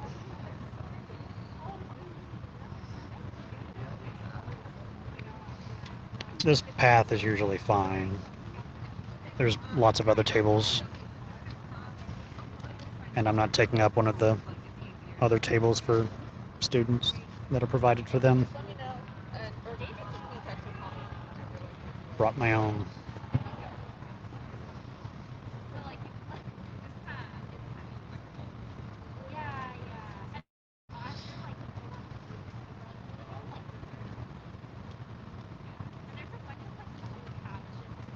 I smell something. What is that?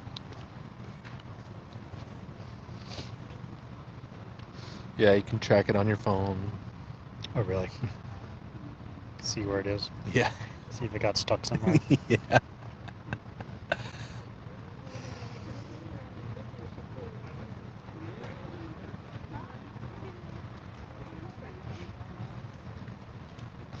know what the range is. Don't know. I doubt it goes on the freeway. I'm sure it's just on the campus, yeah.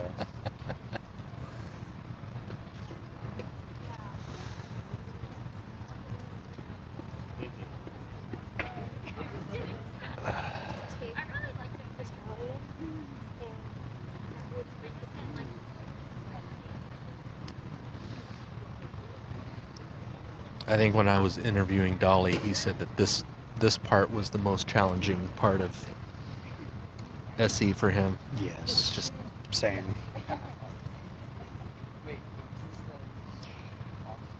We'll be here until 2 o'clock Pacific.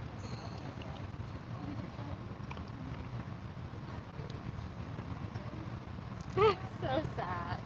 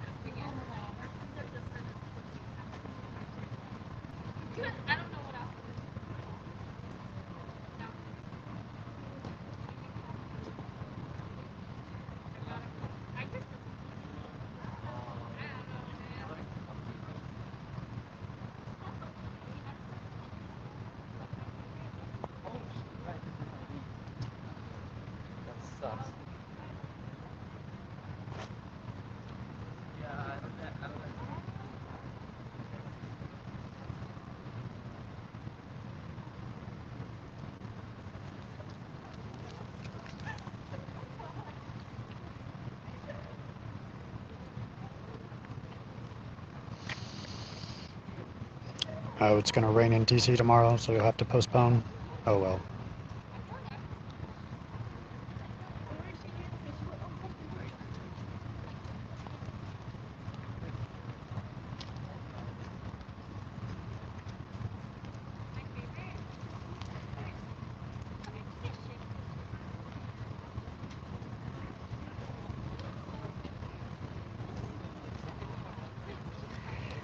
See if Instagram has any suggestions.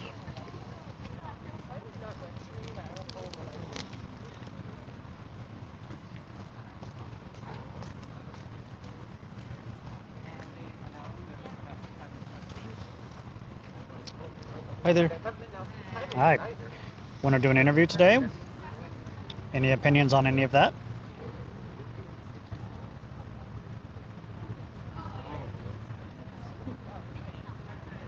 Okay, thank you though. Or yeah.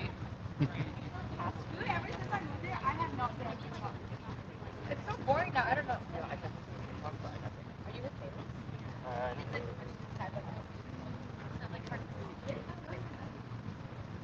Which I like better than Reid David. Yeah.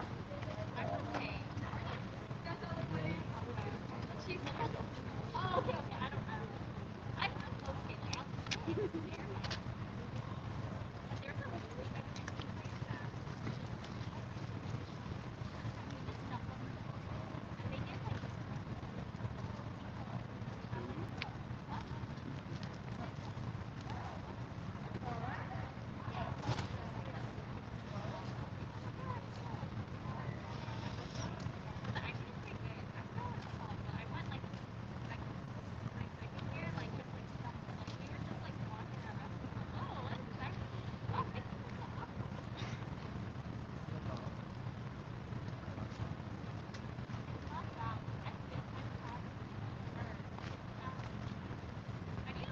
You ever had days where 0 people sit down?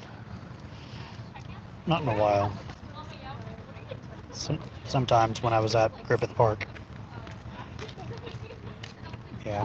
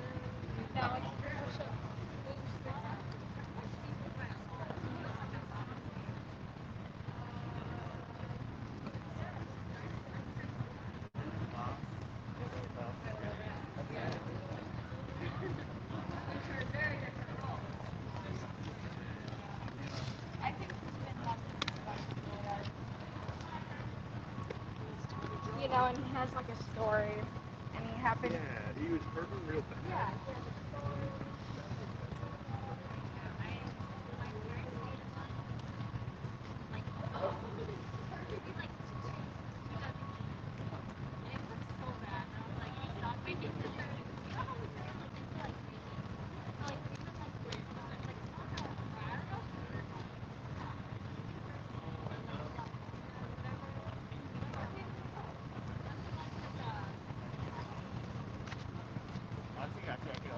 Yeah, I mean, you know, mom and dad don't do dinner.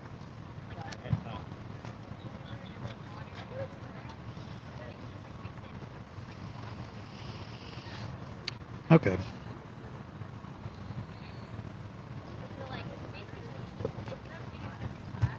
I would be making that while I'm listening to you, but I'm just like, I'm like, this is how I stay awake. I literally did it for like, I said, like, this is her like this week. It's just like, whatever I end up doing, I would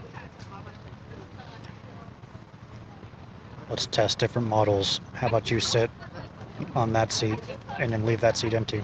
Okay. See what happens. All right.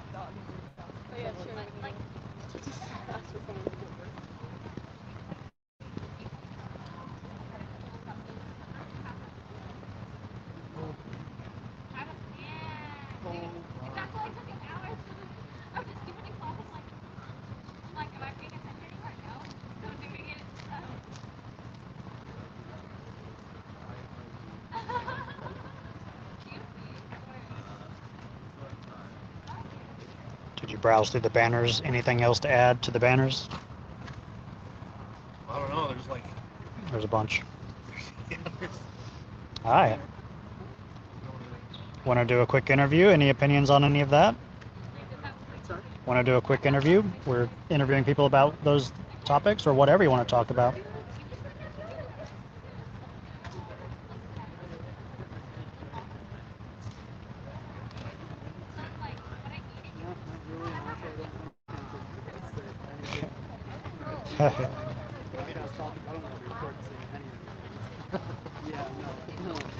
Darn. Oh, you're doing though. Super cool. Thanks. All right.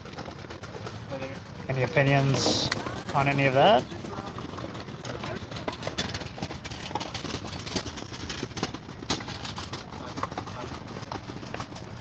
Interview. Going to be on TV.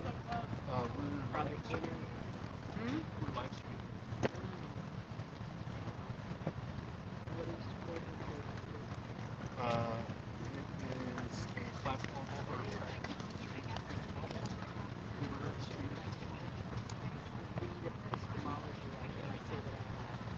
conversation tool that allows us to explore reasons and methods that we can use to arrive at Okay. so that'd be interesting. Dive into how sufficient, how reliable. Just a way to And then, kind of explore that. So these are suggested topics that we can I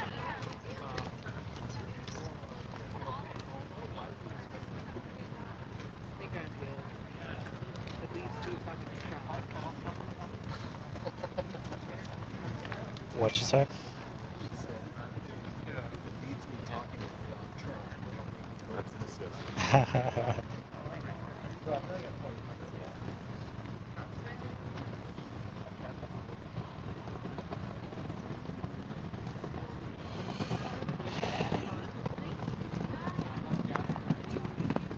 I think You just read how to the subtle art of not giving a fuck. So just fail forward and put yourself out there. I'm talking to Gina on the chat. So yeah, just go out and be nervous and just work through that pain. That's what I did.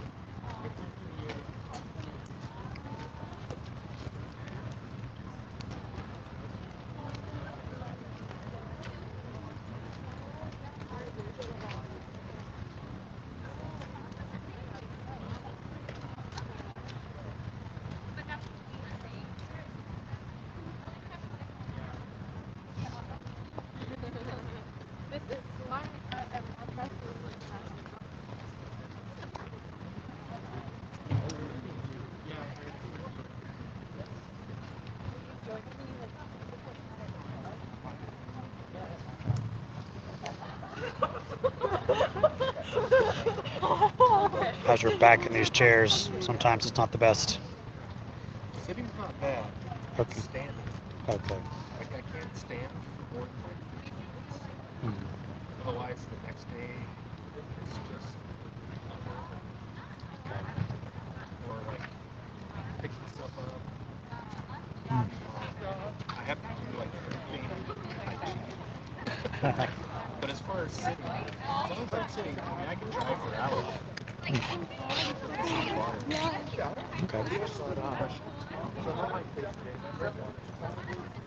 So yeah, now if you were standing,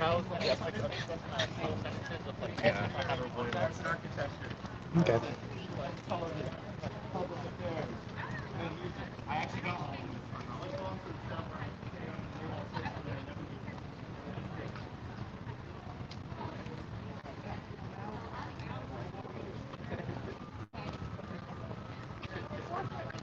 We do lack in one important aspect, and that is physical size. So UCLA is 419 acres, which is just under 1 square mile, and it takes about 20-25 minutes to walk across campus at any point in time. But if you have short legs like me, that's also like 30 minutes. So UCLA also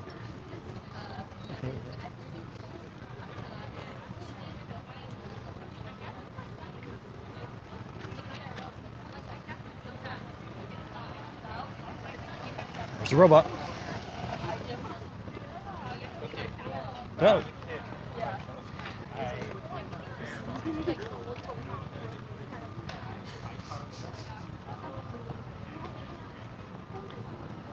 What's up?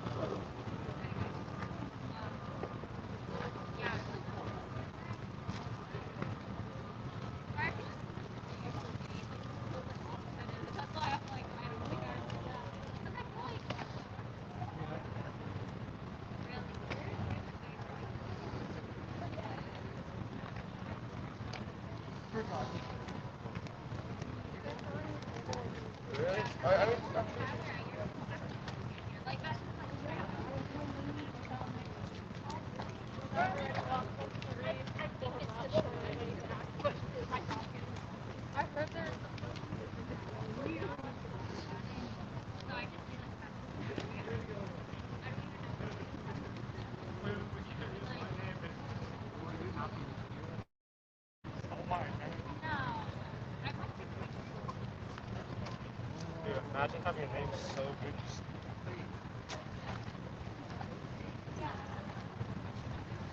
I know, but like, what are you trying to go for? That's what I'm saying. It's holding it down.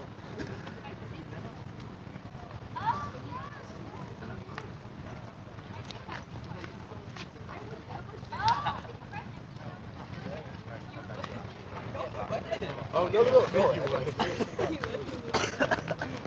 Changed my mind.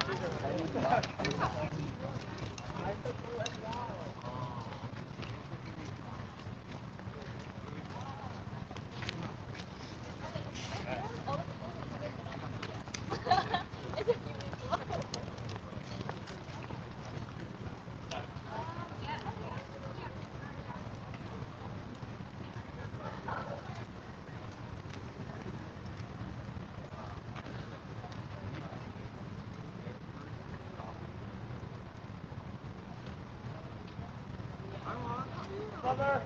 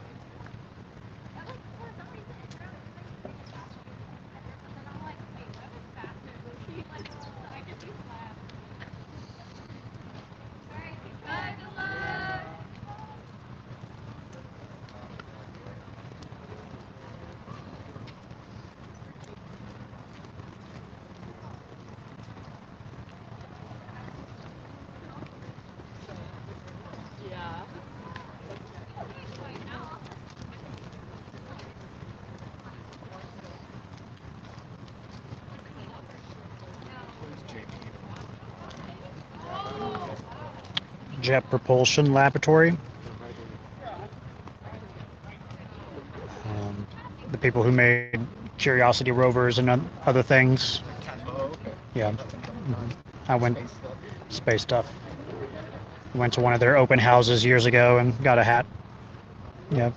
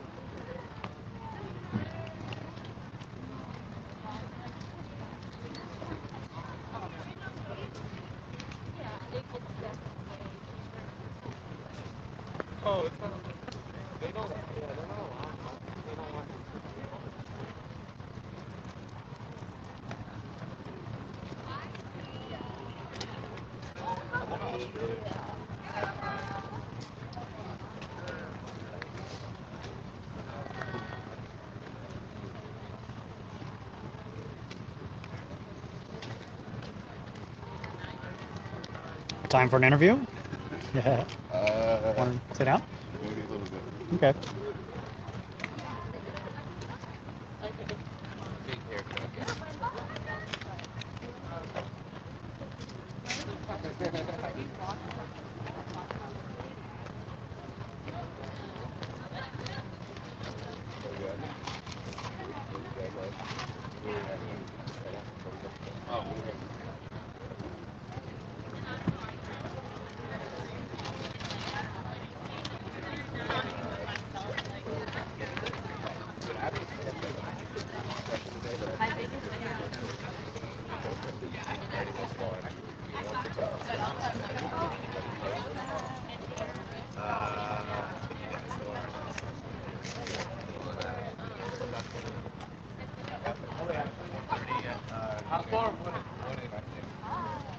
going?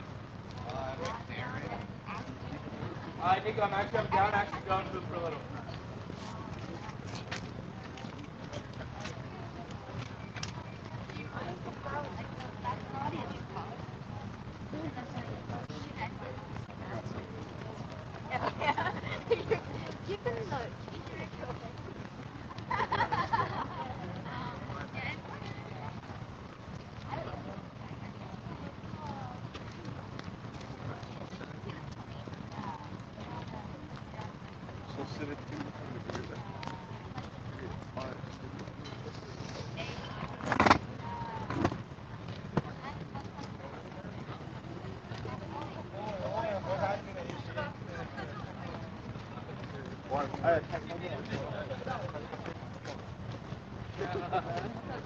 Keep it to yourself.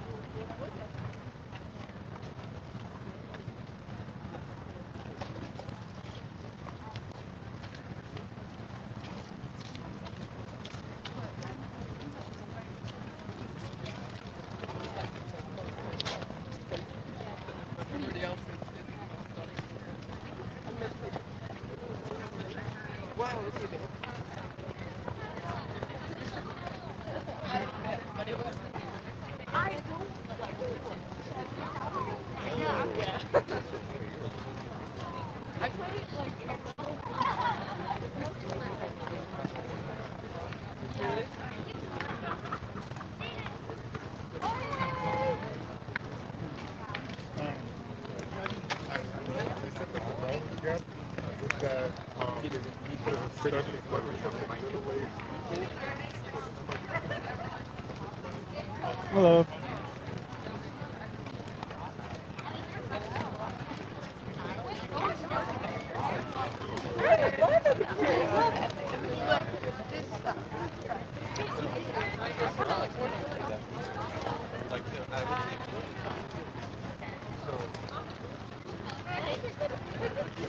No, but it was scarring. I didn't.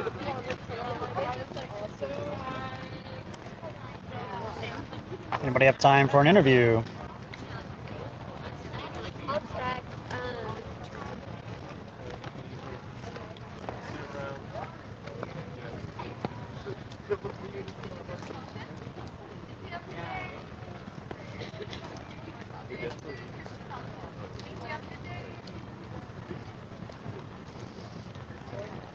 Hello.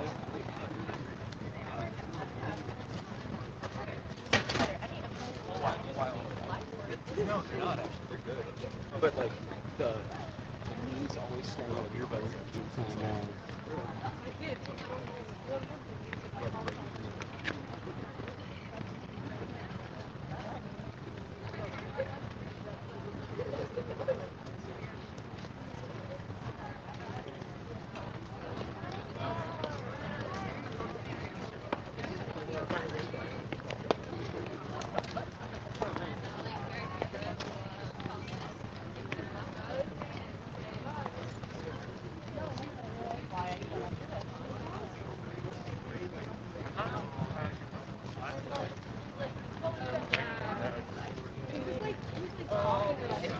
Yeah, that was really cool. That was really cool.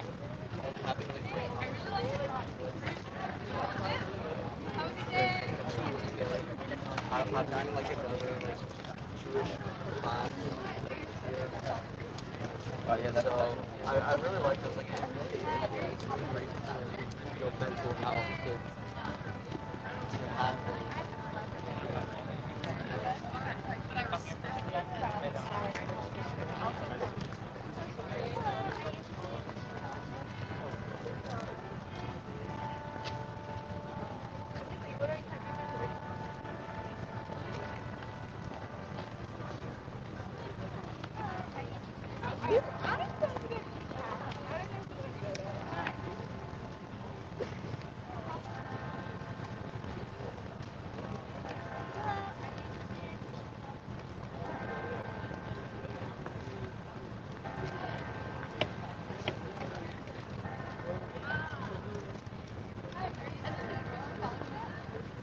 Oh yeah, was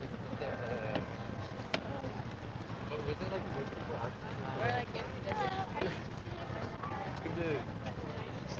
Oh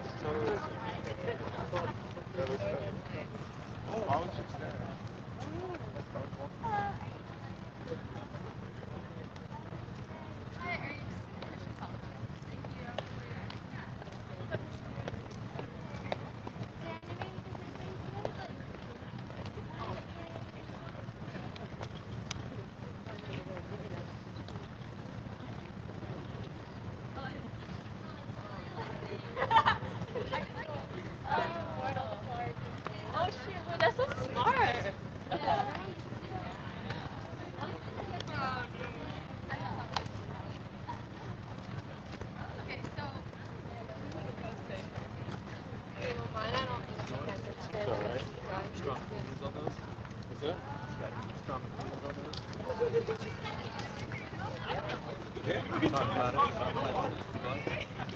I'd love to. Another time. I can't right now. I gotta go. But Okay. we'll be here for another couple hours.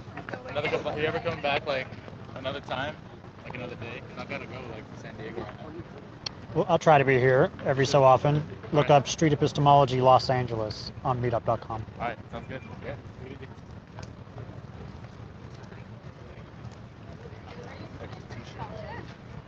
Yeah. Quinn.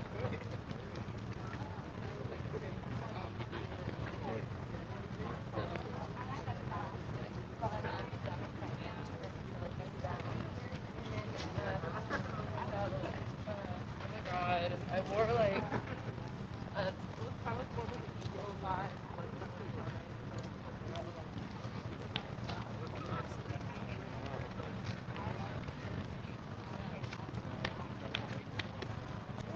Did you go with No, I didn't. I just heard it was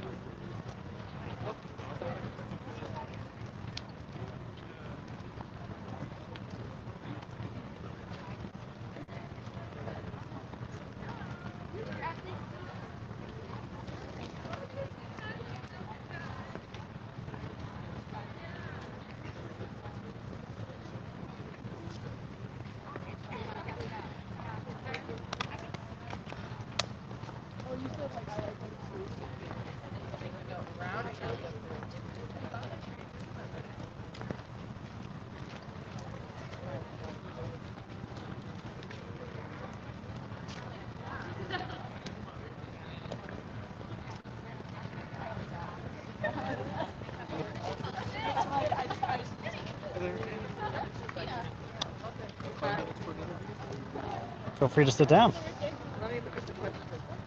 It could be that or any question you want to talk about. Oh. Are you guys looking at this channel? Wow. And I have to start? yeah, you can just sit down and I'm gonna go to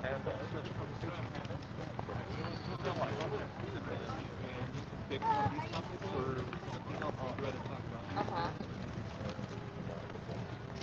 Oh, yeah.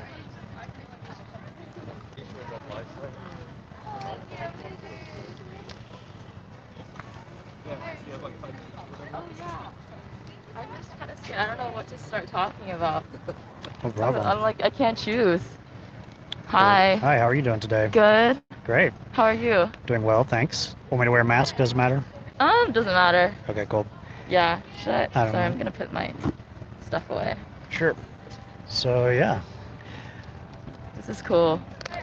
How are your classes today? Did you go to any? I went to one right now. It was my architecture discussion. Architecture, cool. We're Nice. just studying architectural studies, like how to study architecture in different ways. And then we had a pretty good ending conversation. Nice. And the ending conversation was talking about how different social values change as new technology develops. So we were talking about how the implementation of a sewer system in Paris changed the social values of people's how people viewed and valued cleanliness, and also how that also it interconnected with hierarchy and social class. But it was interesting. Very interesting. Awesome, cool. Yeah. Yeah, so let me explain what I'm doing here just to see if you want to do it or not. Okay. We're trying to practice this way of having conversations called street epistemology. Okay.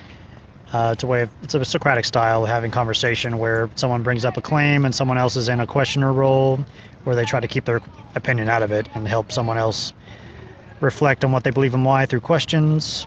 And if you feel like it, we can later on collaborate on how to figure out if those reasons that this person gives for this whatever claim is actually good reasons or not. Oh. hmm What does it have to do? What is this? That is a way to weigh potential reasons that we come up with, potentially. Uh-huh. If, like, you're super confident that it's true or not true, and we can weigh reasons about it. Okay. Yeah, it can get complicated if we go down that road if you want to. Okay. Yeah. Want to do headphones? Sure. Okay. Oh my god. Yeah. Hello. Feel free to scoot up and talk into that as close as you can. All right, welcome. Oh, jeez. My name is Reid. Nice to meet you. Nice to meet you. I'm Gina. Gina, Gina. Yeah. Gotcha. I love those robots. Have you ever bought anything with that? No. Yeah. I'll just walk. Just walk. Yeah. we were thinking of like getting some snacks and seeing if it worked or not. It does. I don't know what app is that, but it's Cool. Starship. Starship app. That's fun though. Yeah. Awesome. So there were some topics on the board over there. Anything strike your fancy? Anything seem interesting, or what would you like to talk about? Let's see. I kind of forgot the questions on there, to be honest. Could I see them again? Yeah. Can you just grab the board off there? And yeah. What's the biggest? We don't have to pick these questions. They could be anything. I can write down a specific question. What's true that's not allowed to be said?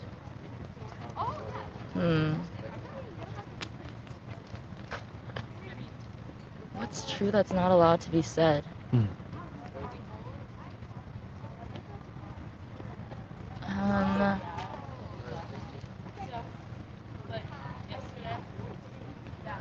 Let me think. Sorry, I don't know why it's taking me so long to think about stuff. Take your time.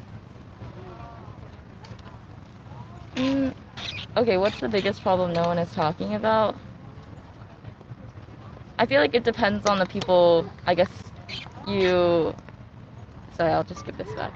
I guess it depends on the people that you surround yourself with, but I feel like a big problem in society right now is how focused we are on, like, material things.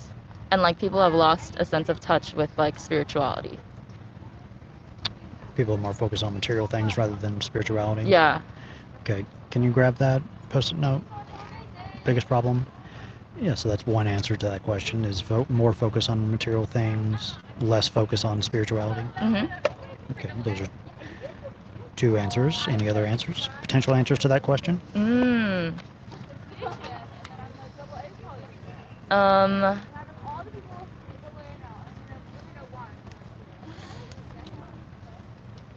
I think another problem that comes with the chase for material items is also the idea of, or a big problem is that everybody is looking towards the future for, like, some kind of solution, and a lot of people aren't actually grounded in the present. People aren't grounded in the present. Because of all our goal setting and, like, our idea of, like, reaching this future goal as a society, and that's, like, in so many ways, but I feel like a lot of people are not actually fully, like, I don't know, embracing their senses and, like, actually staying in the present moment and, like, being able to, like, distinguish what they actually want to do in life. Okay. Not enough focus on the present is another problem. Okay. So too much focus on material things, not enough focus on spirituality, and not enough focus on the present. Okay. Let's rank these. Which is the biggest problem of these three?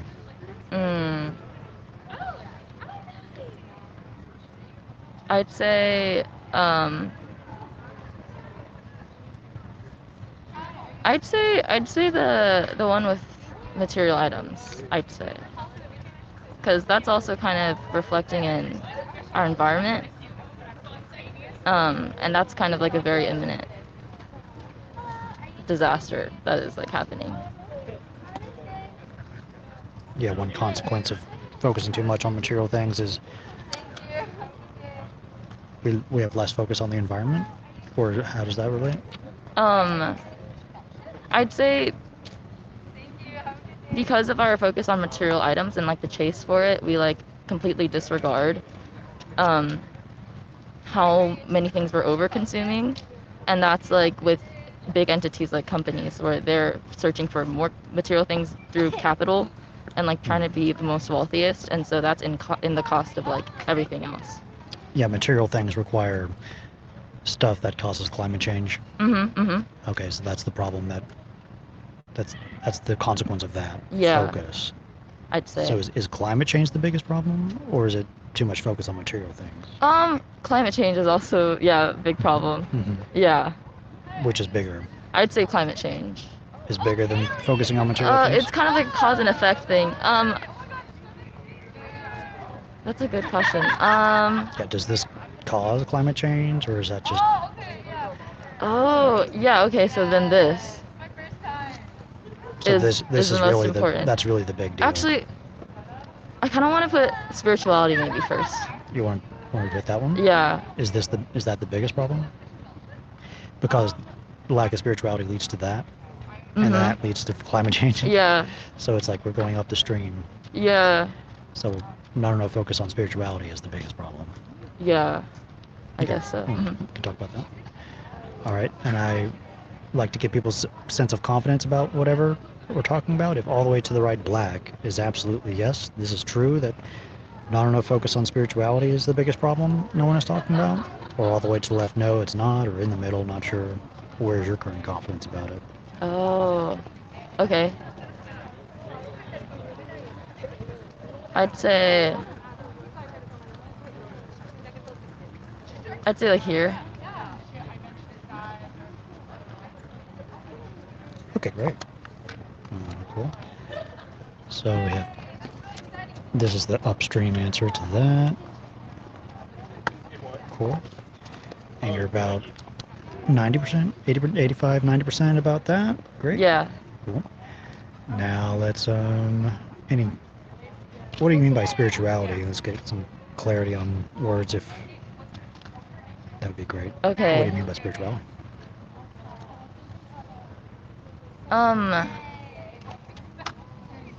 I'd say we are, spirituality, I feel like, is the ability to let go of thought. The ability to let go of thought? Okay. And the ability to be satisfied with what you have in the current moment, I would say.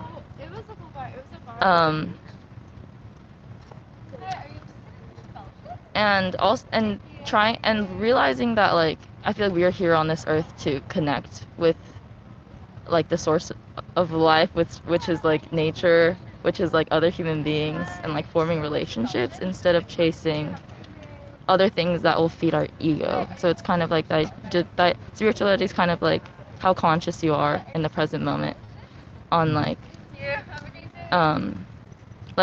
whether you realize that your ego is the thing that's making you like chase things that are like kind of unnecessary for your life and causing you suffering, and being able to like I don't know, be aware of that. I feel like it's kind of what spirituality is. Okay.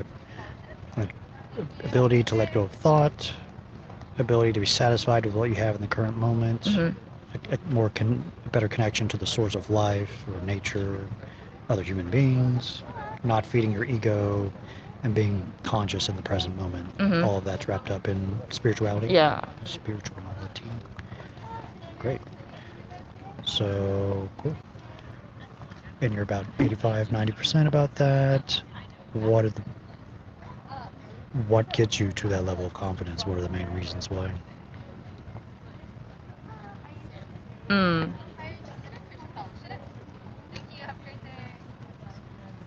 Well, I'd say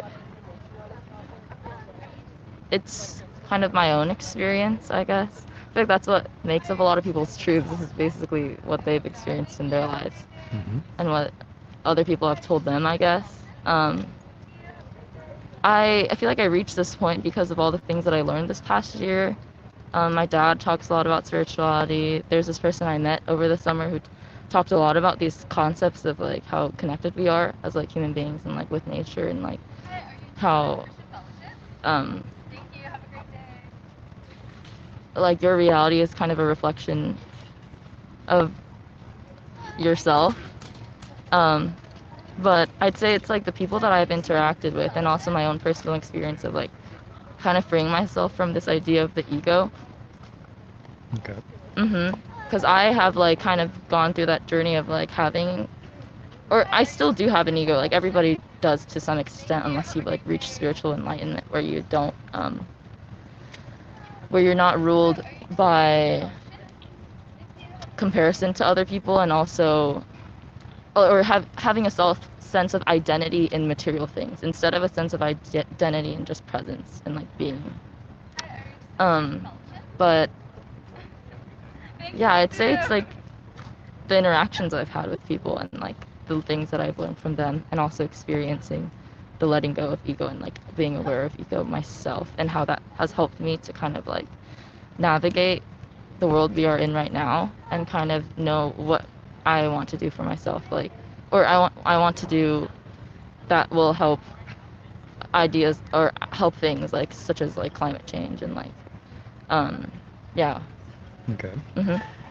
Yeah, so the way you know that the biggest problem no one is talking about is not enough focus on spirituality is because you've had personal experiences with people,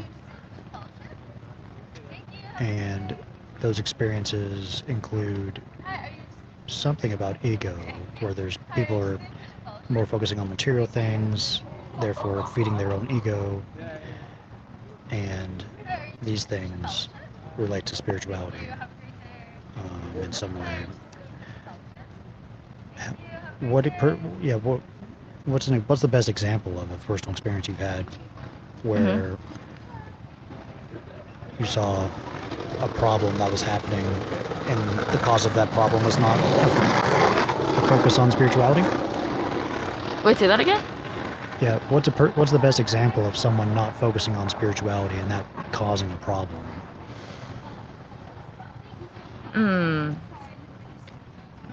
Is that a fair question? I'd say so. And that causing a problem. I feel like even people who are spiritual, they will like fall into not being very like conscious of the present. But like this, I feel like applies to like many people that are here on this earth. But that sorry, wait, not enough. Did you observe someone focusing on the future or the past and not the present, and that causes them problems in life or something? Well, this is like,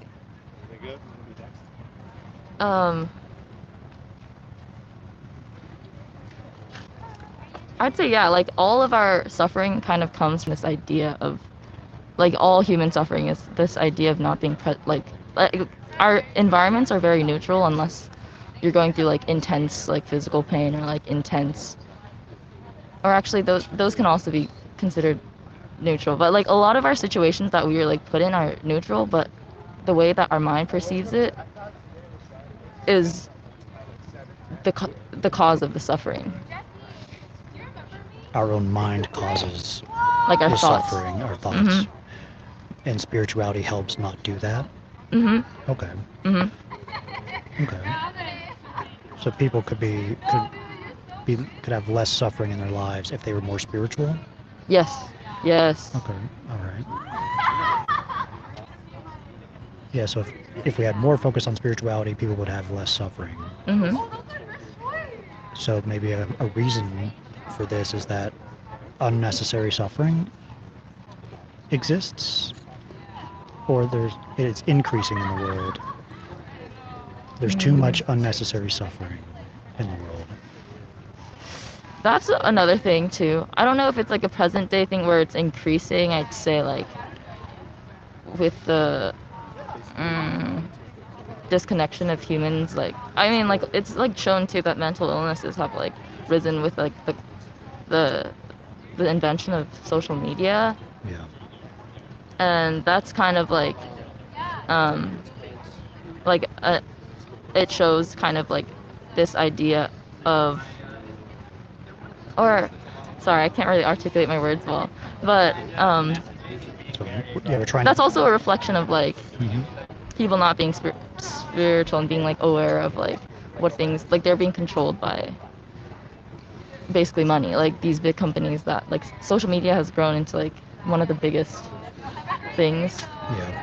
like the biggest companies and like money makers because of like our attention, but that's kind of like a result of like our we're not like really grounded in what exactly we want. Everyone's like gonna chase for money, and that's like also reflected in material things.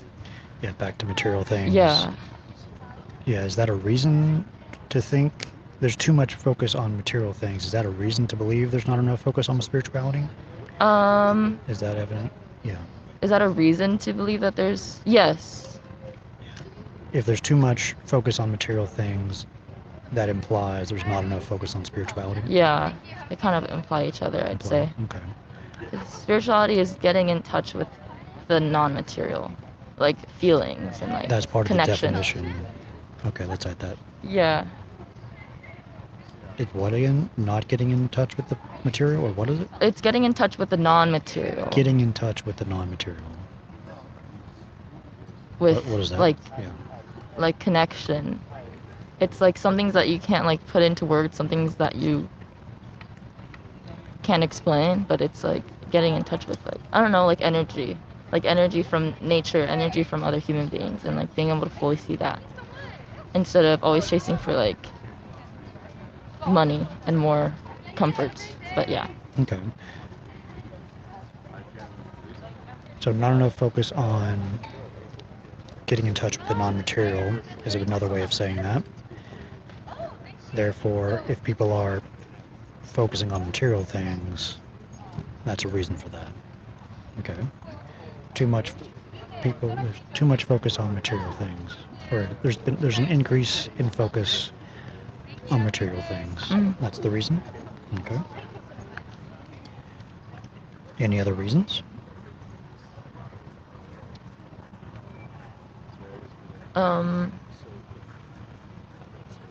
Well, I think it's kind of a consequence of the gift that we were given of like being able to think as animals.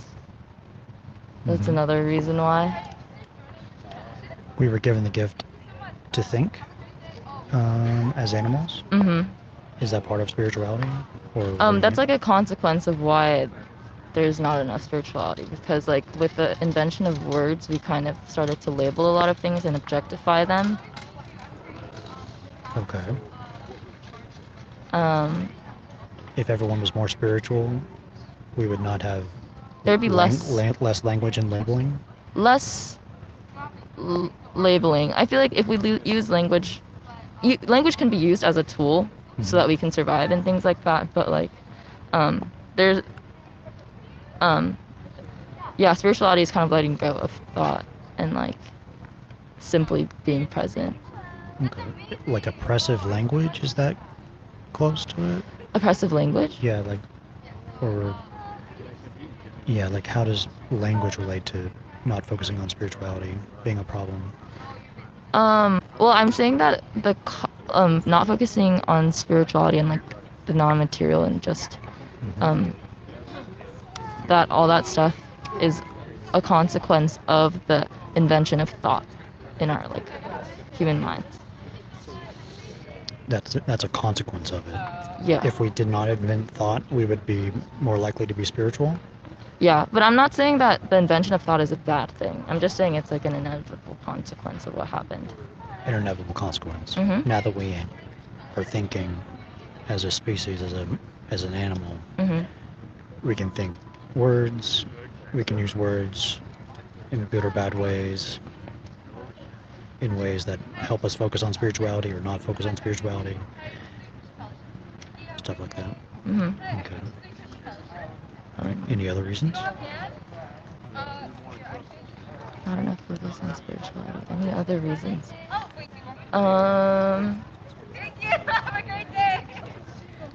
Hmm.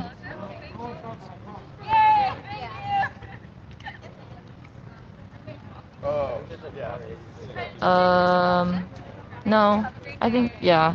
Okay. Or there's yeah. So and how would we phrase that language reason again? Wait, so is the purpose of recording that what is that going to be like labeled as? Is that going to be like a cause? Yeah, the thing that gives you confidence Oh. that not enough focus on spirituality is the biggest problem nobody's talking about. Oh. And what's the reasons? One reason is an increase in focus on material things, and another reason is something about language. There's just an abuse of language, or non-spiritual use of language. Is increasing, or is happening. I'd say it's kind of like the use of language to objectify everything. The objectification through language? Mm-hmm. Objectification through language is a reason to think we're not focusing enough on spirituality. Okay. Or the use of language to objectify. The use of language to objectify. Which of these gives you more weight, gives you more confidence of the two? Or are they 50-50? If you had to pie chart them out, is it like 90% of one reason that's getting to that level? Or 50-50, or? Actually, sorry, that one I feel like is kind of, want to keep thinking about that one? Yeah. I'd say this one's a good indicator. Is that all? Is that the entire reason? No. There's other reasons too. It's kind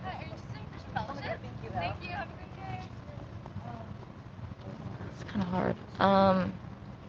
I'd say, so kind of like what things have I seen that make this conclusion most truthful? What makes you think not enough focus on spirituality is a big problem?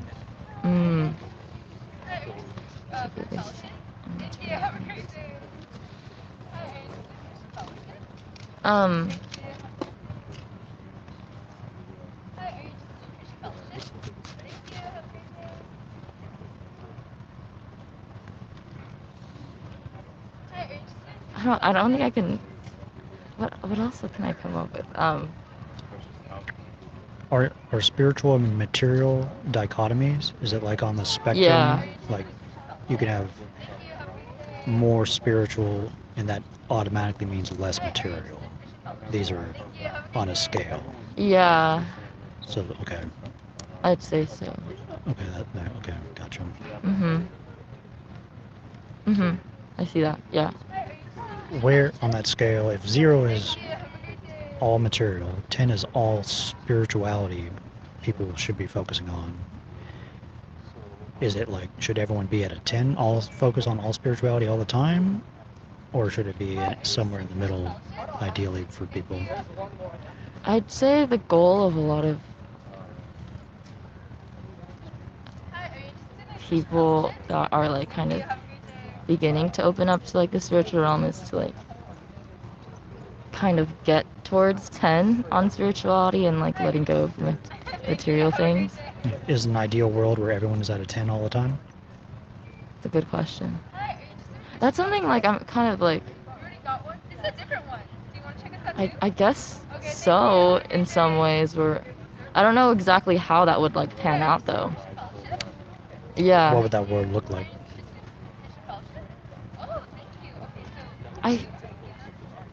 Or a world that's like more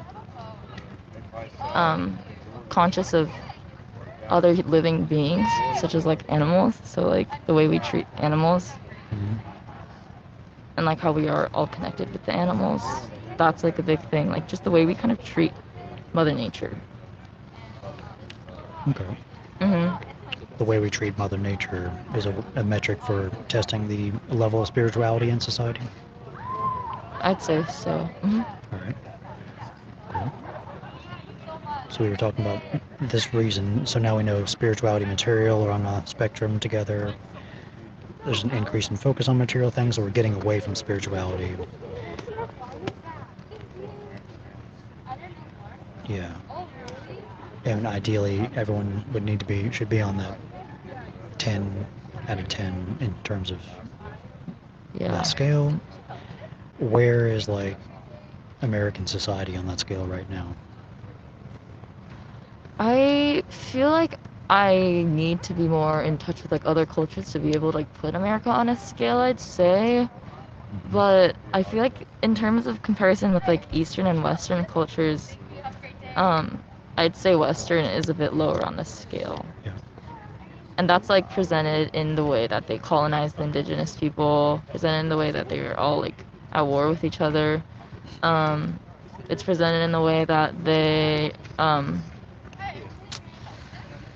have like these, I don't know, because like in the Eastern aspects too, that I feel like the Japanese also did colonize a lot of people, and actually, yeah, but the way that their religion, Western religion, is also set up is like, they kind of like tell people a lot of lies so that they will pay money to the people in power, which are like the Pope and like all those people, like the religious people used to be in power. And like in Eastern culture, I feel like the religion is a lot more based in kind of this idea of spirituality that's like less tainted by like human culture. Eastern religions have better access to spirituality versus the Western religions? I'd say Western religions, a lot of like what Christianity is trying to say is metaphorically what exactly like Eastern religions are also trying to say, but Western cultures have like adapted it to like so that they can like make the most money, like they can like the prosperity gospel, mm-hmm. Send checks to the preacher so he can buy a jet. Yeah, that kind of thing. So I feel like Eastern countries have a little bit less of that, I'd say. Which religion or population of people or group of people who follow a certain idea are on the highest of that scale?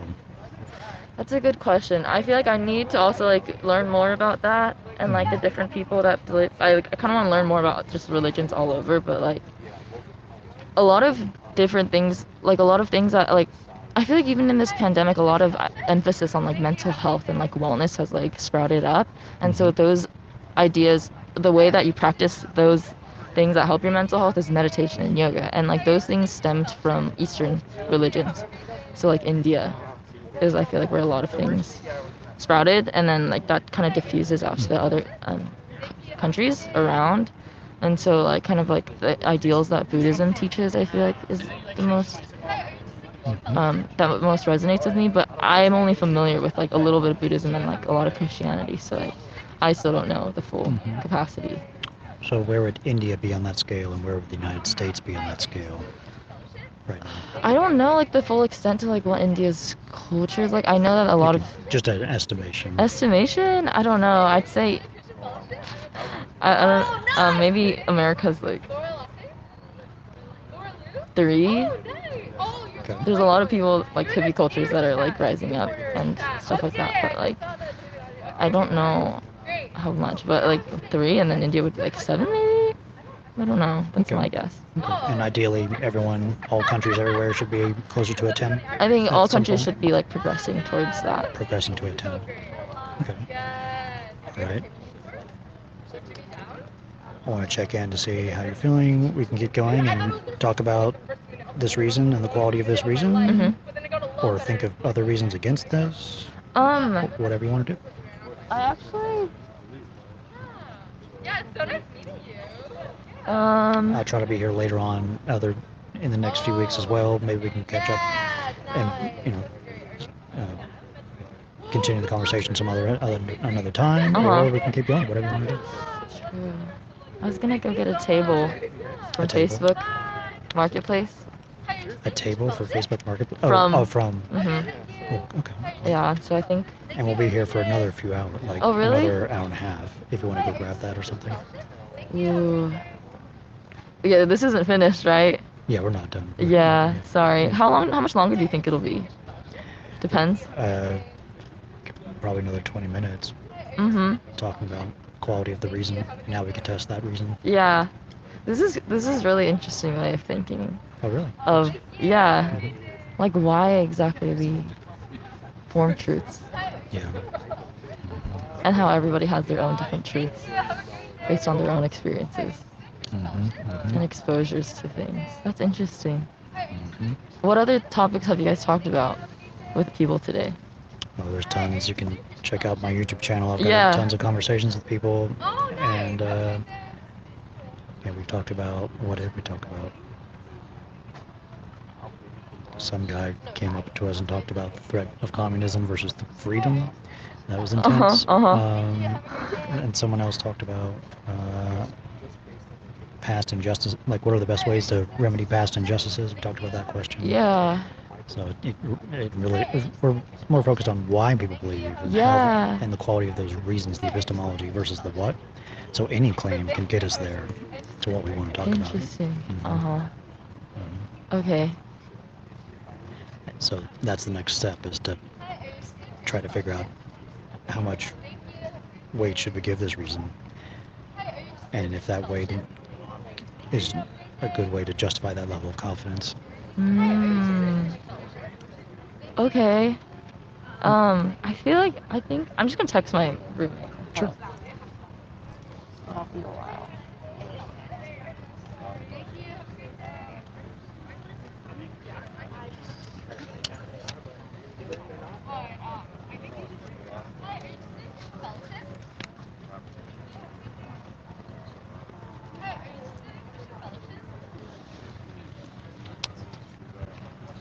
Okay. Sorry, I'm gonna put this away.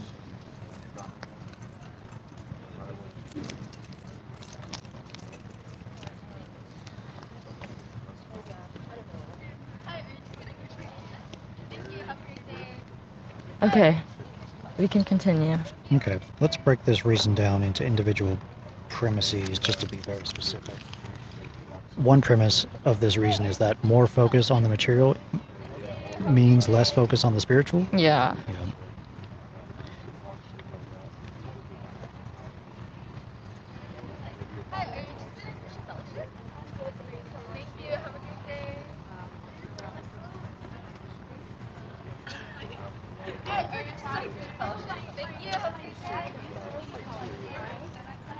okay. What? Yeah. And that's just by definition. Why is that? That's just true by definition. Yeah. Okay. All right. So you can put a check mark on this blue corner here. That green check mark. Oh. Um, Interesting. so that's true by definition. And less focus on the spiritual is a problem. That's another part of that reason. Or an increase in focus. What's the other premise? I guess it is that. An increase, you know, ideally, what is the other premise?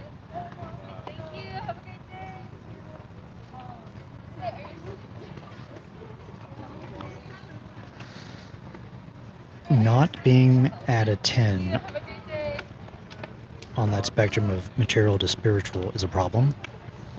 Is that the premise? I wouldn't use the term problem. Yeah. It's just that's the part of the question. Oh.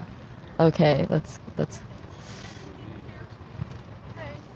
I'd say the problem is like the result of that. But like if we are progressing towards more spirituality, then that's good. Progression towards spirituality is good. Is not a problem. Yeah. Yeah, okay. It's good.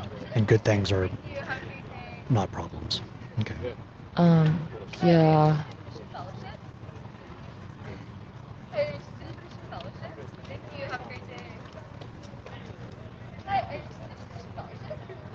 Progression towards spirituality is good.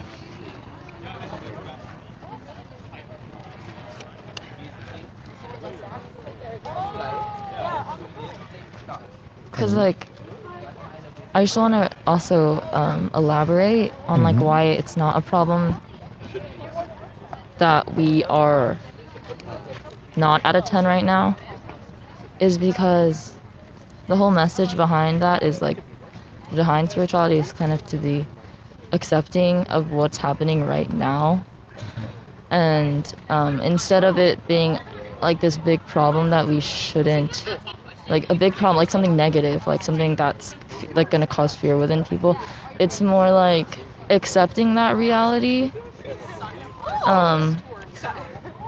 It's more like accepting that reality, and instead I guess, or accepting it as like a part of the journey, yeah, towards where we need to be. But yeah.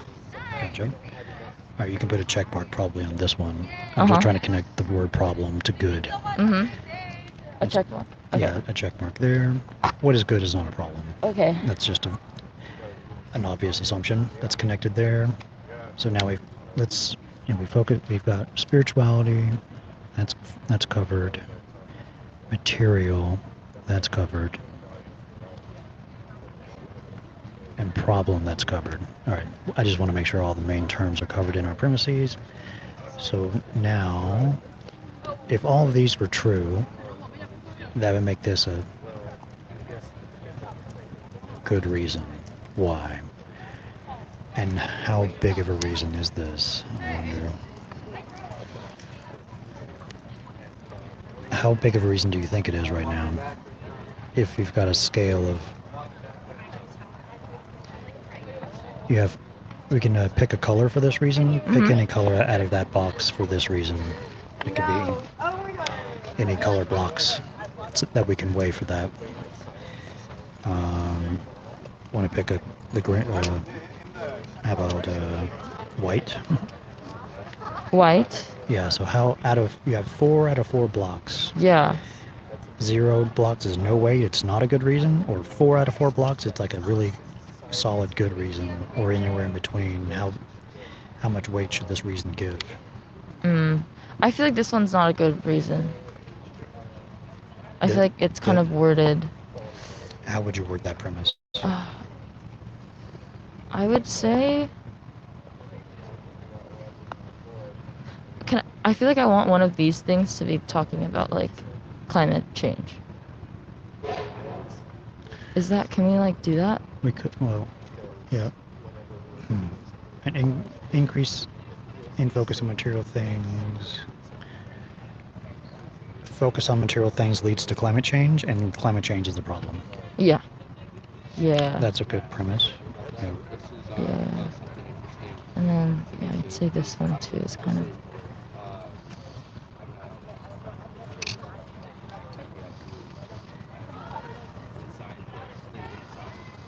Okay.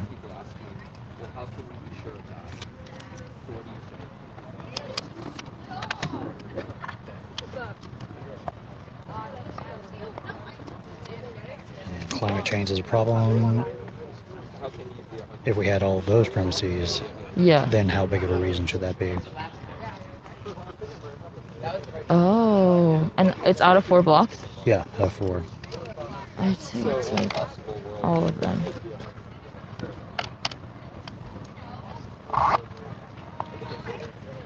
Okay. Oh, interesting. Are we gonna start measuring the things that don't? What do you mean? That I'm like unsure about? Yep. Yeah. There should be something that's causing you to not be all the way. So there should be a reason against this, potentially in your mind, since you're not all the way. Yeah. But we can just focus on getting the premises right on this reason. Okay. All right. Is this true? We would say this is true. Focus on material things leads to climate change. Yeah, you can put a check mark for that. We might question that later, but we'll just say for now that's true. If all of this is true, that more focus on material is less focus on the spiritual. But focus on material things leads to climate change, and climate change is a problem. That's a reason to think that an increase in focus on material things is a reason to think not enough focus on spirituality is a problem. Great. And how big of a reason do you think this should be?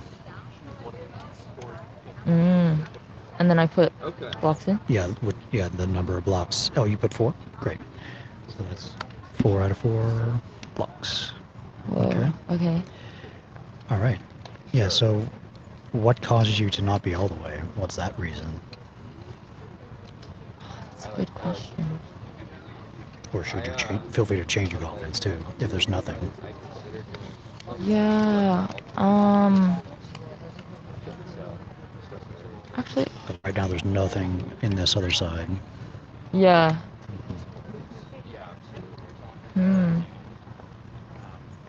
I'd say it's kind of, yeah, I'd go there. You should be there. Oh, that's the thing though, because it's like hard to gauge. Because like, to some extent, we kind of, our society has like developed to the point where we kind of need to focus on material things in order to survive. Uh-huh. It's like we need money to pay for rent. Like regardless of where that money comes from, if it like hurts the environment, blah blah blah. Like we need to pay rent. We need to like be connected with our social circles through social media. So then we buy a phone, because that's what everyone's doing. So like to some extent, like to survive, to quote unquote survive, and like be mentally happy, you kind of need to have a relationship with the material.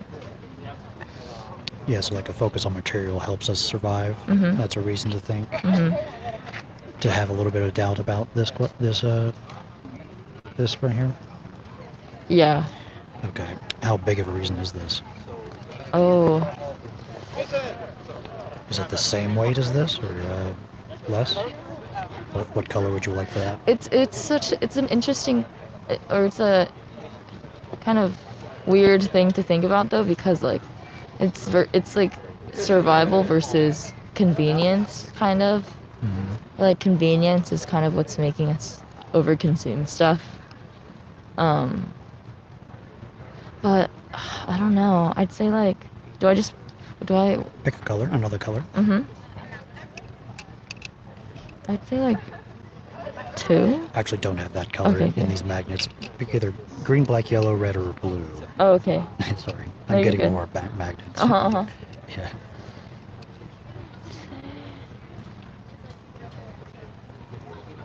Two, kind of. That deserves a 2.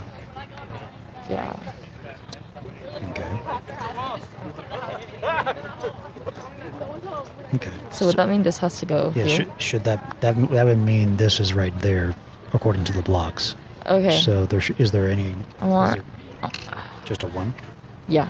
Just a 1 here.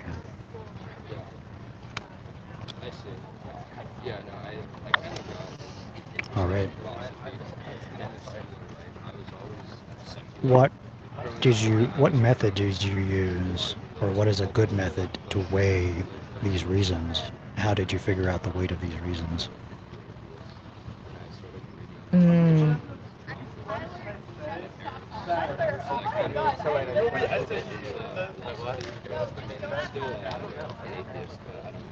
I'd say this is less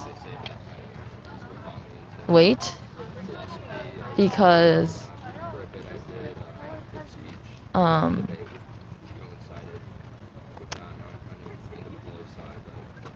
while it does help us survive, things like shelter, things like, I don't know, clothing and like being able to like be warm and like food and things like that is very essential. But like a lot of the things that we think make us survive don't actually. They're kind of like unnecessary gadgets-ish. Yeah, there's a lot of unnecessary focusing on material things. Yeah. That are Yeah. not. There's too much focus on material things that don't help us survive. That Okay. don't help us. Yep. Is it okay to focus on material things that don't? What are the things that are good to focus on materially? Stuff that helps us survive. Is there anything else?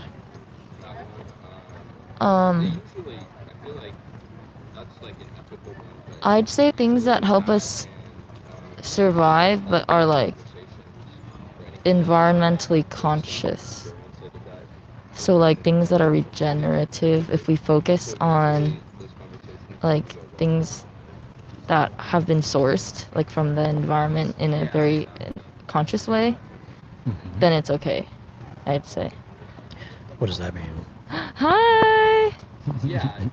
Um, Environmentally conscious things, stuff that doesn't things that are that doesn't impact climate change. yeah, Anything that's material that doesn't impact the environment negatively is an okay material thing to focus on.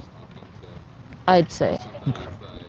All right. And if it serves you in like the present moment, or if it serves you, If it serves your present moment. it serves your present moment, I guess, yeah. And like, Is that like a meditation app or something? What's an example of a material thing that helps you focus on the present moment? actually, sorry, not like present moment, but things that like really resonate with like, I guess the impact of what you want to do in the world. So like your calling. I Things don't that know. help you do things that you want to do. Things that help you towards your purpose. I guess so. Yeah. Okay. All right. Uh-huh. So material things aren't all bad. Yes, Yeah. to some extent, we need to have material things, but another thing that spirituality teaches is to let go of the attachment to them, kind of. Too. Let go of the attachment to them. What do you mean attachment? It's kind of like the idea that you like present your identity, or like you find a sense of self in material things. Like you find a Like sense of self in your. You're a better person for having. Yeah, kind of like what you compare yourself to other people. Like you're trying to boost your ego. Okay. Yeah. A way to like give yourself more status or prestige. Yeah. Gotcha. I don't know where that Okay. would go. Yeah. Well, I think that's a lot here. What would cause you to revise your confidence, hypothetically? Any other reasons that, if true, would increase your confidence or decrease your confidence? Anything you don't know now, if you learned something new, what would cause you to revise your confidence?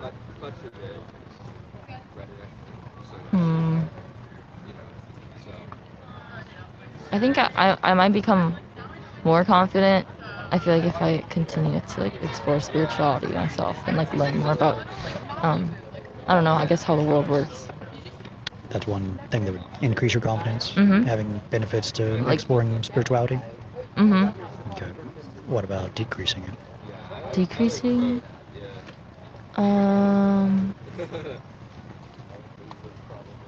I don't think anything would decrease it. I think, yeah. Nothing would decrease it? Yeah. I don't know though, cause like, yeah, I feel like money rules the world. So like, if I get rich I don't really see myself like hoarding that much money though. But I don't know. We'll see. No. So I'll say no. You'll say no for now? Mhm. Okay. All right, maybe we can focus on that question next time if you see me again. Okay. That was great. Thank Yeah. you. What was it? Gina.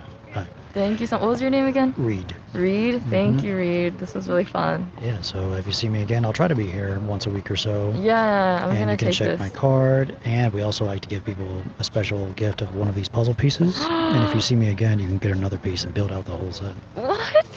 Yeah, they're like little stress balls. Oh my gosh! I can pick whichever one. Yeah, whichever color you want. Oh my god. Okay, I'll get yellow. Yeah. Thank you. Thank you. This is great. Yeah. Any feedback for me? Any questions? No, that was really great. I love what you're doing here. I feel like this is a very like good way to engage with people. Yeah, I like it a lot. Yeah. It's fun. There's a bunch of people who do it all over the world. I'm president of a nonprofit, Street Epistemology International, which tries to teach people how to do this. So Yeah, that's so cool. Oh feel my free gosh. to look it up. Yeah, thank you, Reid. Thank you. Whoa. Have a great day. You too. I'll take a picture of this.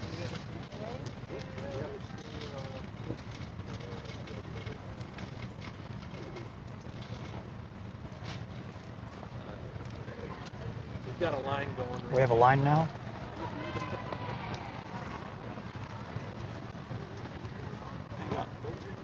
Right. Yes.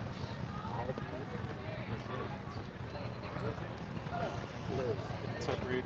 What's up, Quinn? How's it going? You made it? Yeah. Is David here? David.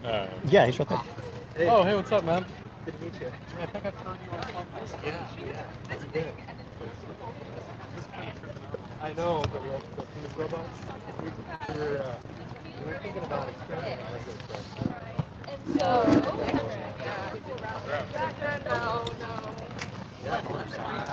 We've got a line going. Riley. Liz. So, cool place to come on. Sure.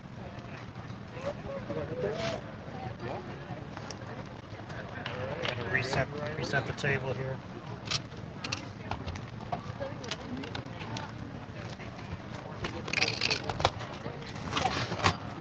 You went all out with all the toys. Yeah, now I used all these. Yeah.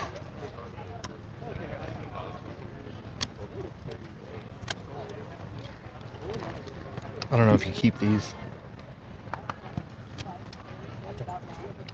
Oh, okay, perfect. I'm totally sorry. Yeah. I don't know. What classes are you? right now, I'm at my last year. Place admin. Are you a second year? Yeah. Gotcha. What is place Gary? I'm a third year, so I'm technically in division, but I need additional status. I'm a transfer student, so I'm like basically upper division. Yeah. Oh gosh, dude. To get our community college. Yeah, it dropped before your conversation, and I tried to get back on, and it just had. Oh, It just had. I don't. Oh my god. Do you want to run it? Like, animal response,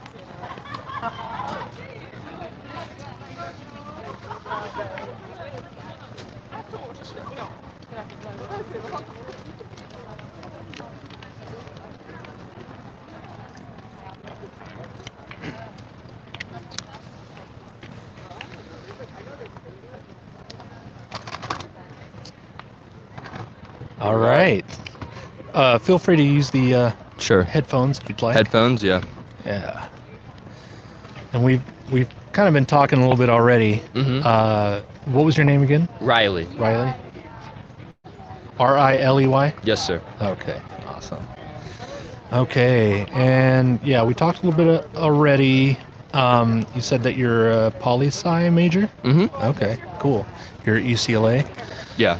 All right. And you were also saying that you've been studying some philosophy and psychology, or? Not really psychology so much. I mean, that's something that's interesting to me, but I've always been into primarily politics, world politics, geopolitics, really anything political. I'm a political junkie, but with that said, I'm also very interested in different types of philosophy and the philosophy of religion as well. Okay. Yeah. Do you have like a main take on your studies so far in philosophy? Yeah, I think philosophy, for me, it's not just repudiating religion and talking about how I find that really illogical. For me, it's about a couple things. One of the things that you guys obviously have out here is freedom of inquiry, being a free thinker, and trying to make that a major tenet of who I am and something that affects every thought that processes through my mind. And then something else is applying the idea of skepticism to really any belief or any view that I hold, and always trying to challenge myself and simply follow the evidence where it takes me on everything. Okay, so skepticism and value of evidence. Absolutely. Reason, skepticism, doubt. Okay. Mhm. Cool. Awesome. Yeah. Let's see. So, did you pick one of the topics that we had on there, or did you want to come up with your own that we can explore? Yeah, one that I thought was awfully interesting was about how it's important to believe things that are true, and I don't really think there's any utility in believing things that aren't true simply because they make us feel good or they serve some other power structure. You think that it's important to believe true things? Absolutely. I think Okay. it ought to be the foundation of everything. Okay. So this will be the claim. Mm-hmm.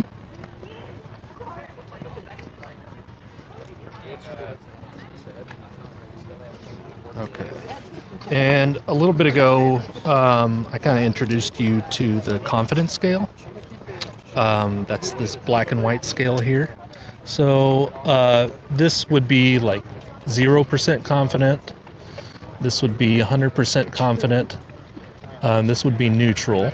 Okay. So I just want to get a sense of your confidence in this claim. So if you want to put the needle corresponding to your level of confidence in that claim.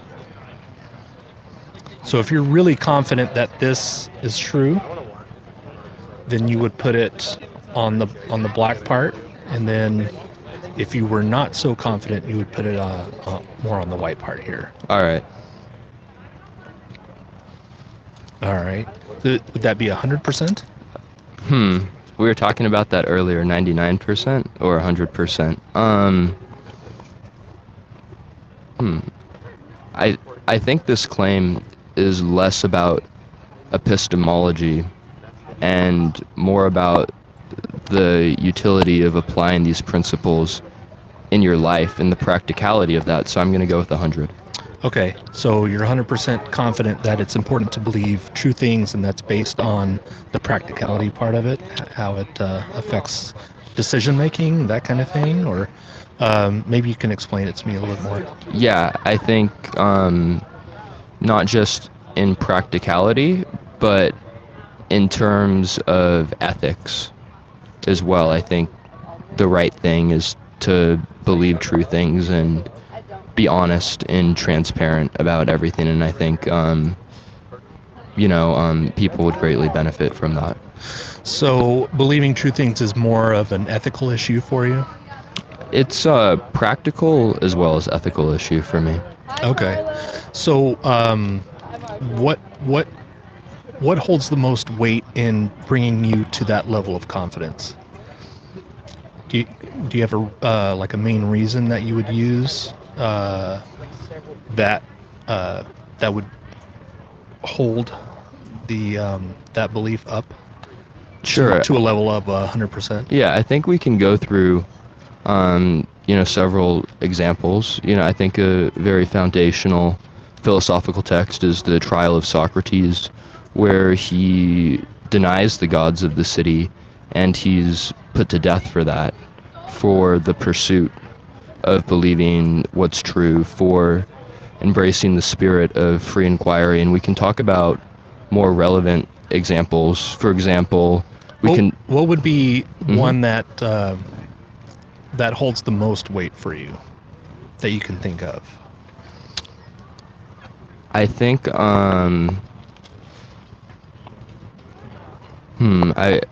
I'd say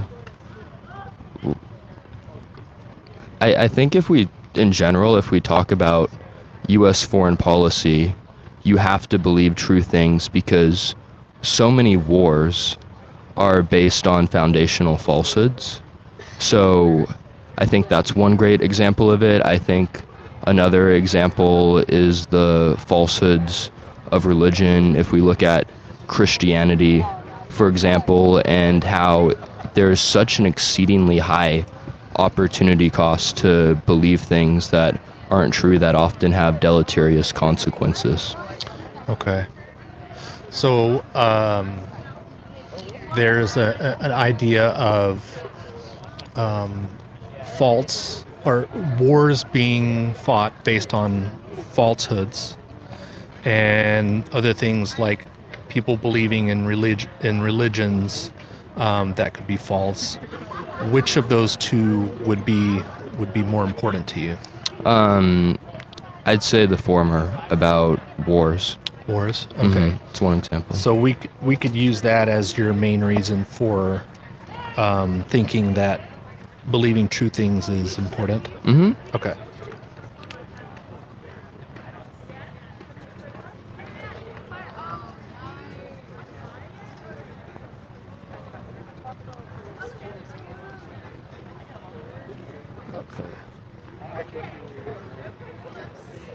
False conclusions.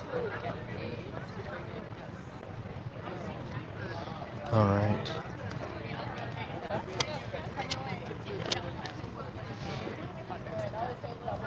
So that's the main reason.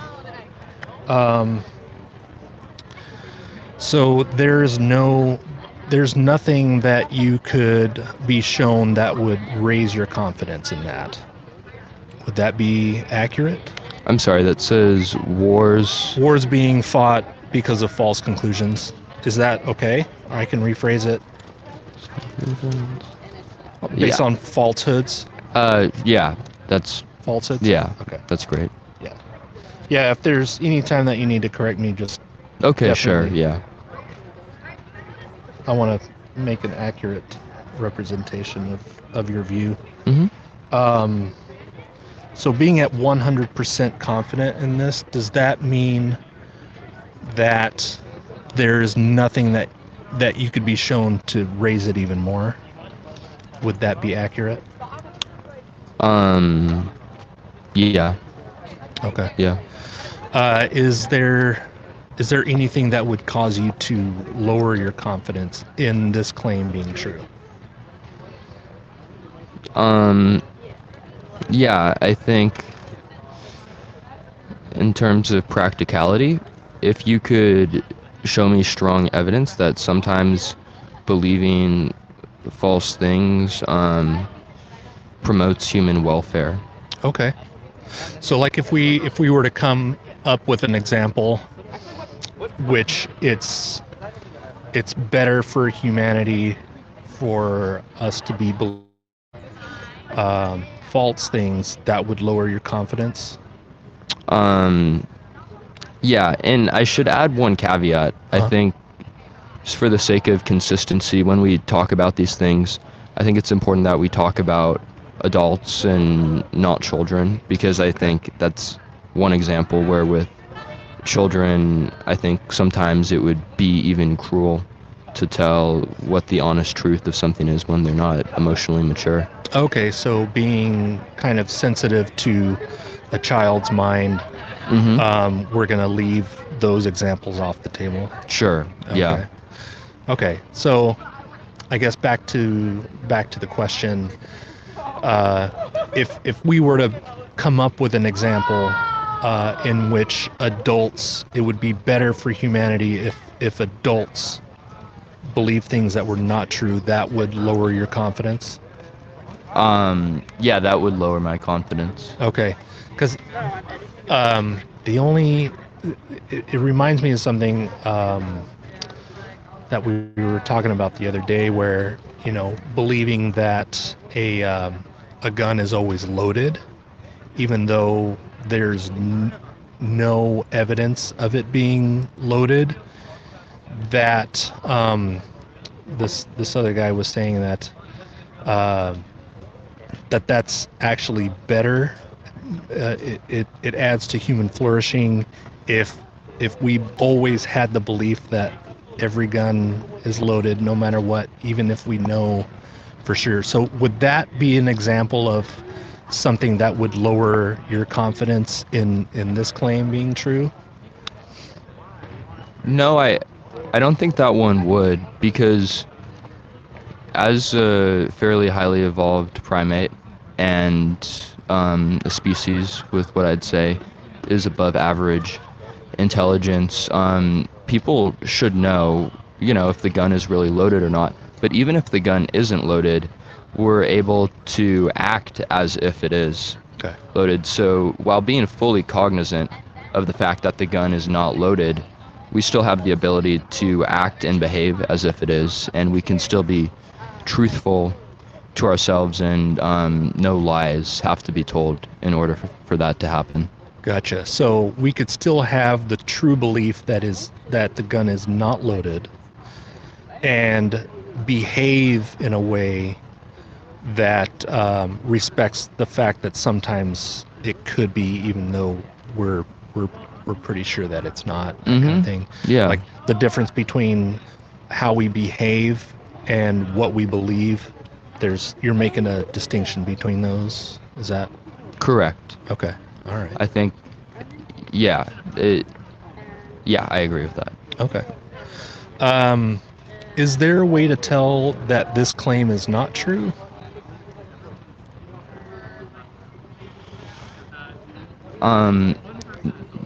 No, because you can't apply true or false. You can't apply truth values to ethical claims. Okay. So there's no way to tell if this was false. Right, it's non-falsifiable. Okay. All right. Is there a test that we could perform to tell us whether that claim is true or not?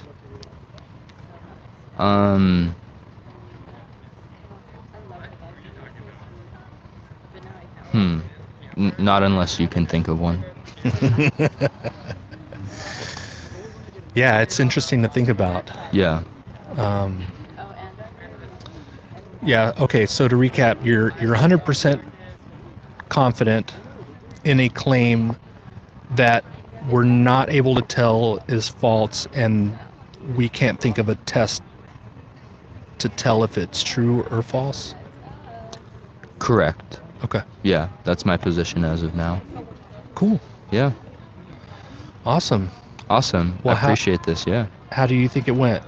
I think this went well. I was very happy with it. I got super excited when I saw what you guys were doing, and I'm always down to talk about this stuff. So I really appreciate you guys being out here and thanks for encouraging stopping. people to, kind of get out of schoolwork for a little bit and just think on your own, Yeah.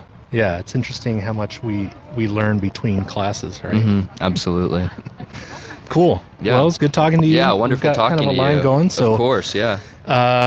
we'll be here for probably another maybe a couple hours or so. Awesome, If there's not a line and you want to talk some more, Totally. come back and we'll do it again, and maybe All we'll right. have you hook up with Reid or maybe even Quinn here. Yeah, awesome, man. Yeah. Appreciate it a lot. Yeah, good to All meet right. you. Yeah, you too. Thanks for having me. Yeah, for sure.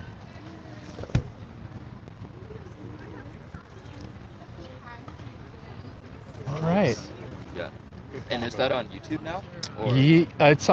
It's on Twitch because Okay. it's live streaming to Twitch, and it should be up on YouTube depending on Gotcha. what he said. What's it on? Yeah. Go to my Twitter. There's a link. Okay. Gotcha. Oh, I forgot. Every time we have a conversation, we offer one of these colored puzzle pieces. Oh, yeah. So you, the idea is that you come back for more I like that. and build the whole set. That's awesome. Yeah. I'll be back. Sounds good. Take care.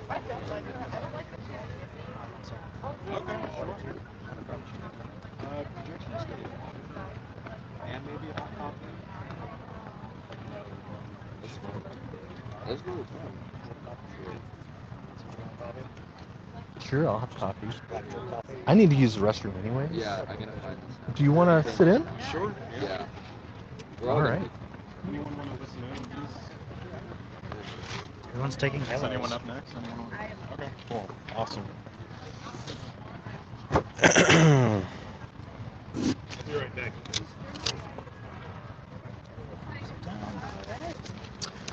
Hi. This is hi.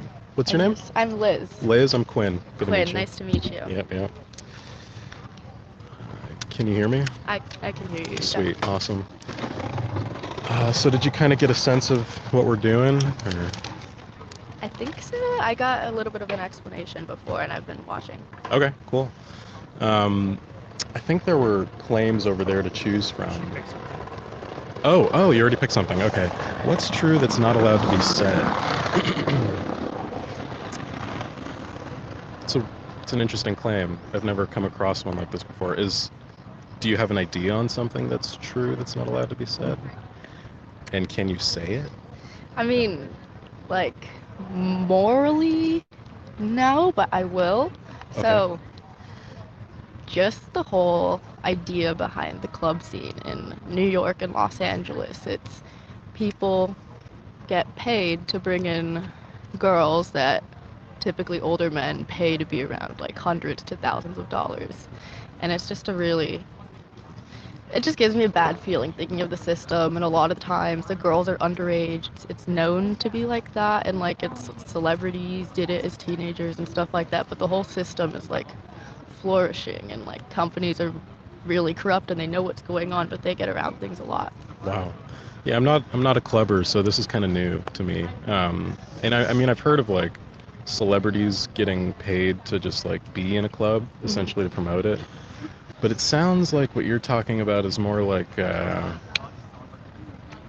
not quite sex trafficking, but almost kind of close, because it's like it's icky. it involves like underage girls essentially.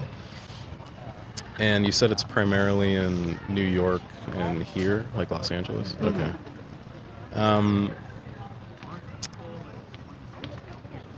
Okay.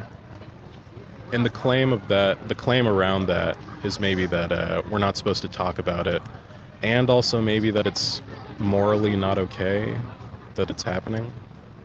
Like you'd say it's wrong? Yeah, I Okay. don't think it's a right system, but it's really like, for girls, it's the benefit of pretty privilege. You get in for free, you get whatever you want inside, and no questions asked. But for guys, it's just abusing power and money and getting in relation with those girls, and it's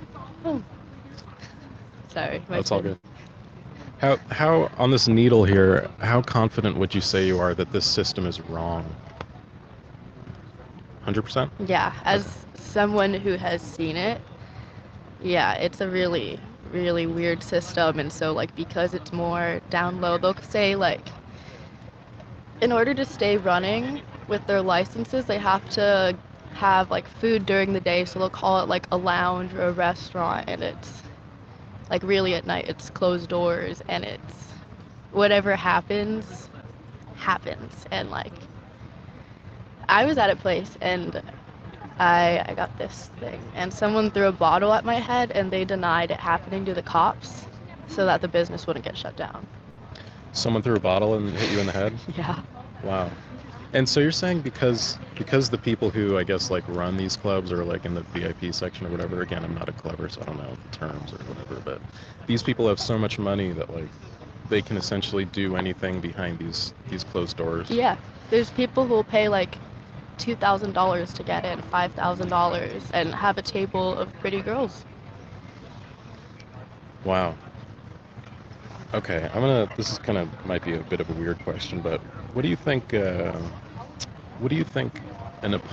opponent to your position might say? Like someone who respects, I guess, the privacy of these clubs and also thinks it's okay what's happening in there. Could you think of a counter argument to what you're saying? It's a business, and there's a lot of money in the business. I mean, if people drop like 5,000 in one night, there's multi-million-dollar corporations that run off of it, and that's just money. And for some people, it's money over morals. Okay. So you think any moral person should essentially agree with you? There's not a moral argument against what you're saying. It's hard to think of one for me. The only thing is that, at least after going a few times, you know what you're dealing with. And so, like, I think after a little bit of time, girls watch out for each other and just try to stay away from the guys. But I think the people in charge definitely know what they're doing. They pay promoters to get girls, and they're paid per girl that they bring in. Let me ask you this. It's going to come off as a weird question once again. Is any responsibility on the girl who is taking money to be in the club? like the promoter that's paid for the girls, because girls don't get paid, they just get in for free. Oh, okay. Got it. Okay, then I guess that, like, is there any ethical responsibility that's on these girls for going to the club, for getting in for free? Or are they, would you say they're purely victims of this system that you're describing? I think they know that it works. I think at first they're told like, hey, there's this popping club in West Hollywood and there's celebrities and you should totally come.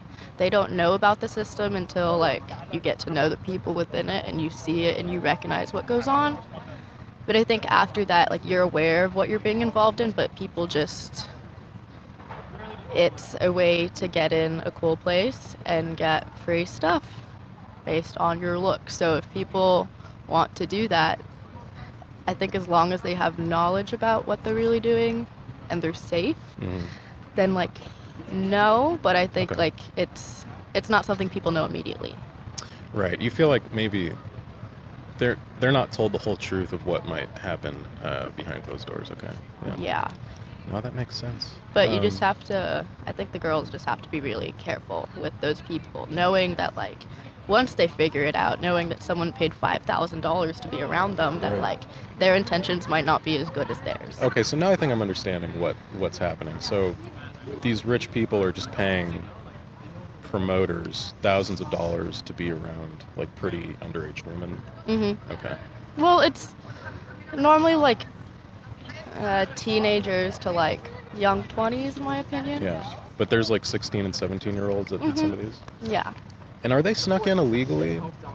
I mean, it is definitely illegal, but it's a system of sometimes like celebrities will get in, celebrities will be paid to go, and they'll be underage, and it just doesn't matter. Or like a bunch of celebrities would party at some clubs in Beverly Hills as teenagers, and it was like the cool thing to do. But I don't know if it's always been the system of paying and like getting in like that, but that's definitely what it's become now. Yeah, like what do you think happens if the police are called? Have you ever seen that happen? Yeah, so they deny everything. Like if an underage girl got in and they find out, then like they get in trouble, but it's the fault of the girl for having a fake ID or lying, I guess. But they definitely take no liability. Okay. Wow. That's interesting. Thanks for teaching me something. You mind if I ask you a couple more questions? Go for it, yeah. Is there anything, some new, like a new personal experience or a new evidence or something that could make you like less confident in this claim, like less than 100%? Is it possible?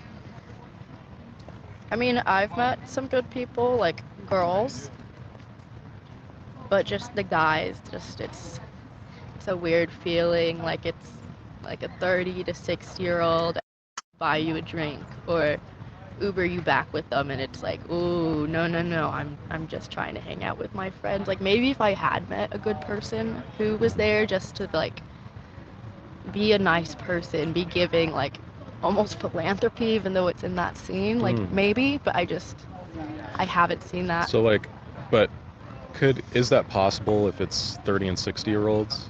Like if it's that age range and they're just like being nice, I don't know, giving you money or drinks or whatever it is that a good person does, would that change your mind? Like if they weren't asking you to come home with them, I guess. It would make me feel a little safer, for sure. I think the system behind it is still wrong. Okay. Yeah. Okay. Thanks. What's your name again? Liz. Liz. Good to meet you. Do you shake hands or? Yeah. Okay. Yeah, I awesome. do. Great. Thank you for the talk. Yep. That's interesting. That sucks. It's crazy. Yeah. I couldn't hear it, but it looked awesome. And that's my hot take. Did you want to do one? Okay, sweet. Fine, thank you. Yep. Have a good day. Yeah, I think. Unless Reid gets here in a second or so. I think he's wanting to do one. Oh. Nitish? Nitish. Nitish. Gotcha. All right. It's gonna be interesting. Yeah. Do you want me to wear a mask? I'm fine with that. Okay. Without it. Yeah. Okay. Let me know if you change your mind. Oh yeah, definitely.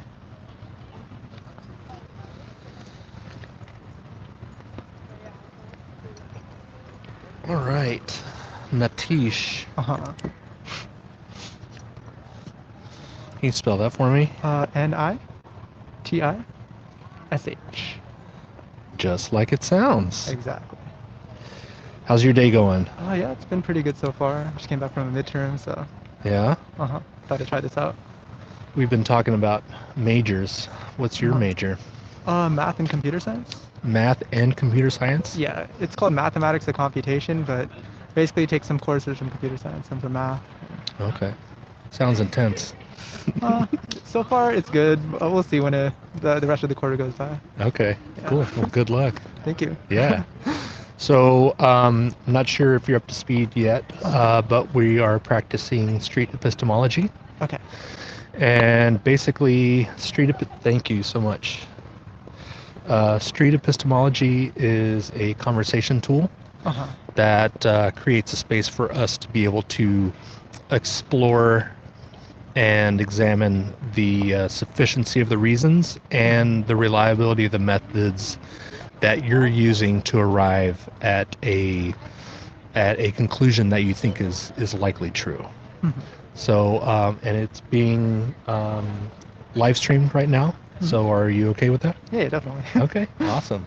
Thanks for stopping. Oh yeah, no problem. All right, so you chose this question here. Yeah. All right.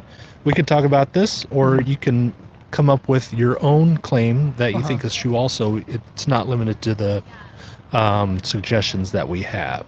Okay. So I guess kind of like a similar question, but not exactly that. Okay. I feel like when we're talking about believing true things, it's really hard to define truth. And that seems kind of like a loaded question in that sense. But, So how would you like to phrase it? Okay, so first I guess we have to examine what constitutes truth and an explanation. Okay. Yeah. Do you want the question to be what is truth?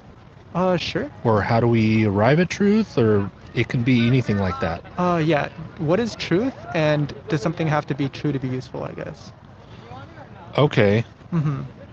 Does something have to be true to be useful? Yeah. That's interesting. You want to talk about that? We can talk about that. Okay. Does something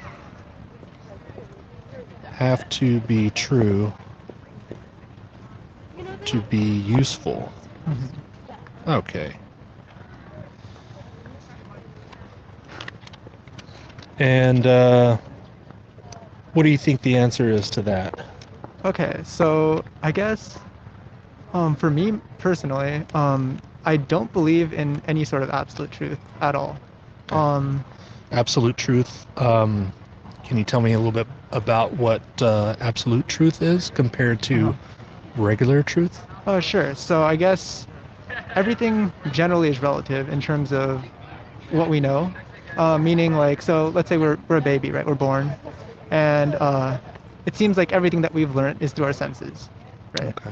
And so I guess people try to make a distinction between things that are a priori, meaning, you know, something that you've known before. They can know without experiencing anything, know something beforehand, versus something that you can find out after observation.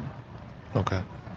So what I'm hearing you say is most of what we think is true is based on what we observe with our senses? Exactly. Okay. And so is that absolute truth, or are you making a distinction between that truth and so what else? Okay. So in terms of absolute truth, I wouldn't call that absolute truth, just because we've often found that, you know, everything that we've seen through our senses isn't exactly right. Our senses are fallible in the way that, let's say I'm on drugs, right? And I'm looking at that tree over there. It doesn't look like a tree.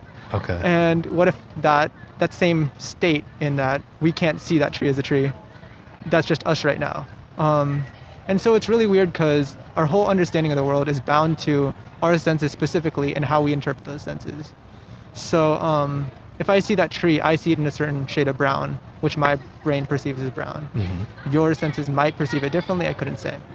But also that's specifically human, right? So let's say you see a bat. It's hard for you to tell what I'm seeing.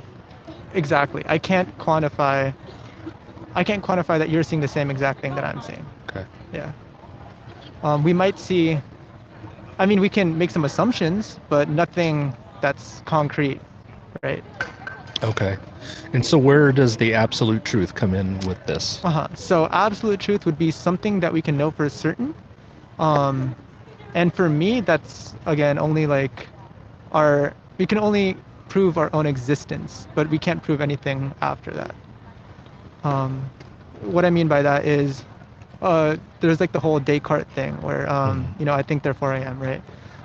Essentially in the idea that your capacity to think, quote unquote, or your capacity to at least do whatever you're doing, that predicates that, you know, you exist, right? Anything to say that our logic or our sense of logic and our sense of the sense of rules that our mind, you know, projects onto the world or whatever is any sort of truth, it's hard to say what truth and falsity is when it seems like you can't prove anything past that point, if that makes sense. Yeah, I think I understand what you're saying. There's a difference between it's something that we think is true based on our senses and something we know that we can know for certain that is not based on our senses. Exactly. Okay. There's a world out there which is beyond our senses. I can't tell you what that world is because it's beyond our senses. But you know it's there. You know it exists. I know that it may exist. Okay. So it may not exist. It's like I couldn't tell you that unicorns don't exist because I don't have concrete proof that unicorns don't exist. But I could tell you that unicorns probably don't exist. They may not exist. Sure, they may exist. I might see a unicorn that might change my mind, but okay. As far as I know, there probably is a world out there that we can't experience. Okay. Okay. And there's no way to have access to that world? Definitely, yeah. At least, I mean, I couldn't say concretely because I don't know if there might be a way to. It's like, again, maybe with drugs, right? Let's say that you didn't expect to see the world in a specific way or have your mind be in a specific state. But then you try a drug, right? And now your mind has shifted states and you see something, you experience something that you thought wasn't previously possible with your faculties, right? So let's say a scientist comes up with something and you're able to experience a new sense. I can see a new color all of a sudden. And I previously thought that, oh, that color was never accessible to me with our current abilities to, you know. Right, your perception keeps you from being able to see the whole scale. The whole scale. Kind of thing? Yeah. Okay. How does that existence of that possibility of that world existing, how does that affect your behavior? Okay, so definitely I can't be a complete skeptic, right? I can't say that anything's not true, therefore it's not valuable. So I guess that's where the second question came in, right? Does it have to be true to be valuable? Right, or useful, yeah. Or to be useful, right? And that's not necessarily the case, right? So when you have nothing, when you can't prove anything is true, right? Your whole value system is kind of just gone. So you have to figure out you have to put in place a value system, or else I guess you don't have there's no meaning for anything, right? And I guess the question would be, why do we have to have value in the first place? And I don't think we have to have value, but I guess for me, it's like, you can kind of phrase in terms of why not commit suicide, right? I know, like, suicide is generally considered a bad thing for a certain reason, right? But for me personally, I feel like experience has more value than not being able to experience anything. I don't know what happens after death. I couldn't say. But as far as I know, and I feel like it's a reasonable assumption to make, is that after death, I don't think there's going to be any sort of I don't believe there's anything after death. I feel like maybe we just go flat. So I'd rather experience all there is to experience and, try figuring out something, even though my process or my ability to figure out those things might not be right. At least I can experience something over not experiencing something. So it sounds like you kind of want to get out of life of what you know you have.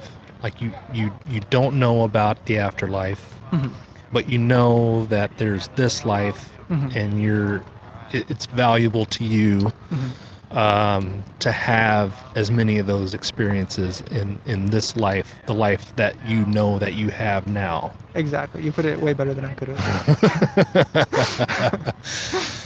have. So in regards to this, does something have to be true to be useful? Now that we've kind of identified the different ideas behind what truth is, if we're using your definition of absolute truth, this world that is probably out there or maybe out there,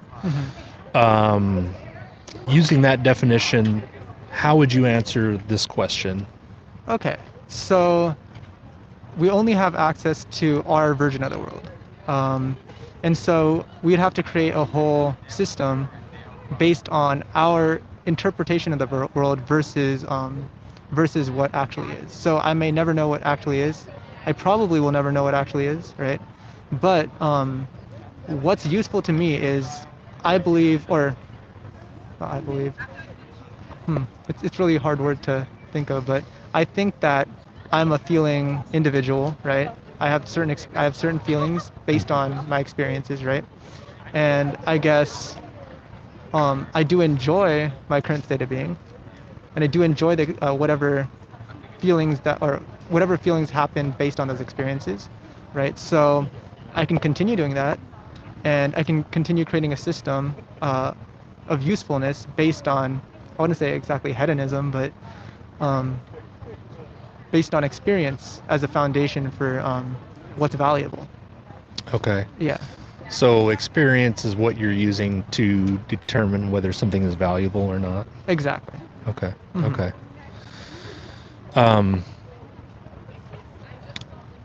Do you have an example of something that it's not useful for believing the truth of it? Not useful. Okay. Like the opposite of this? Sure, definitely. So it's going to be belief in the non-obvious. So what I mean by that is, what I mean by obvious is, so I'm sitting here with you right now, right? And I can see this microphone.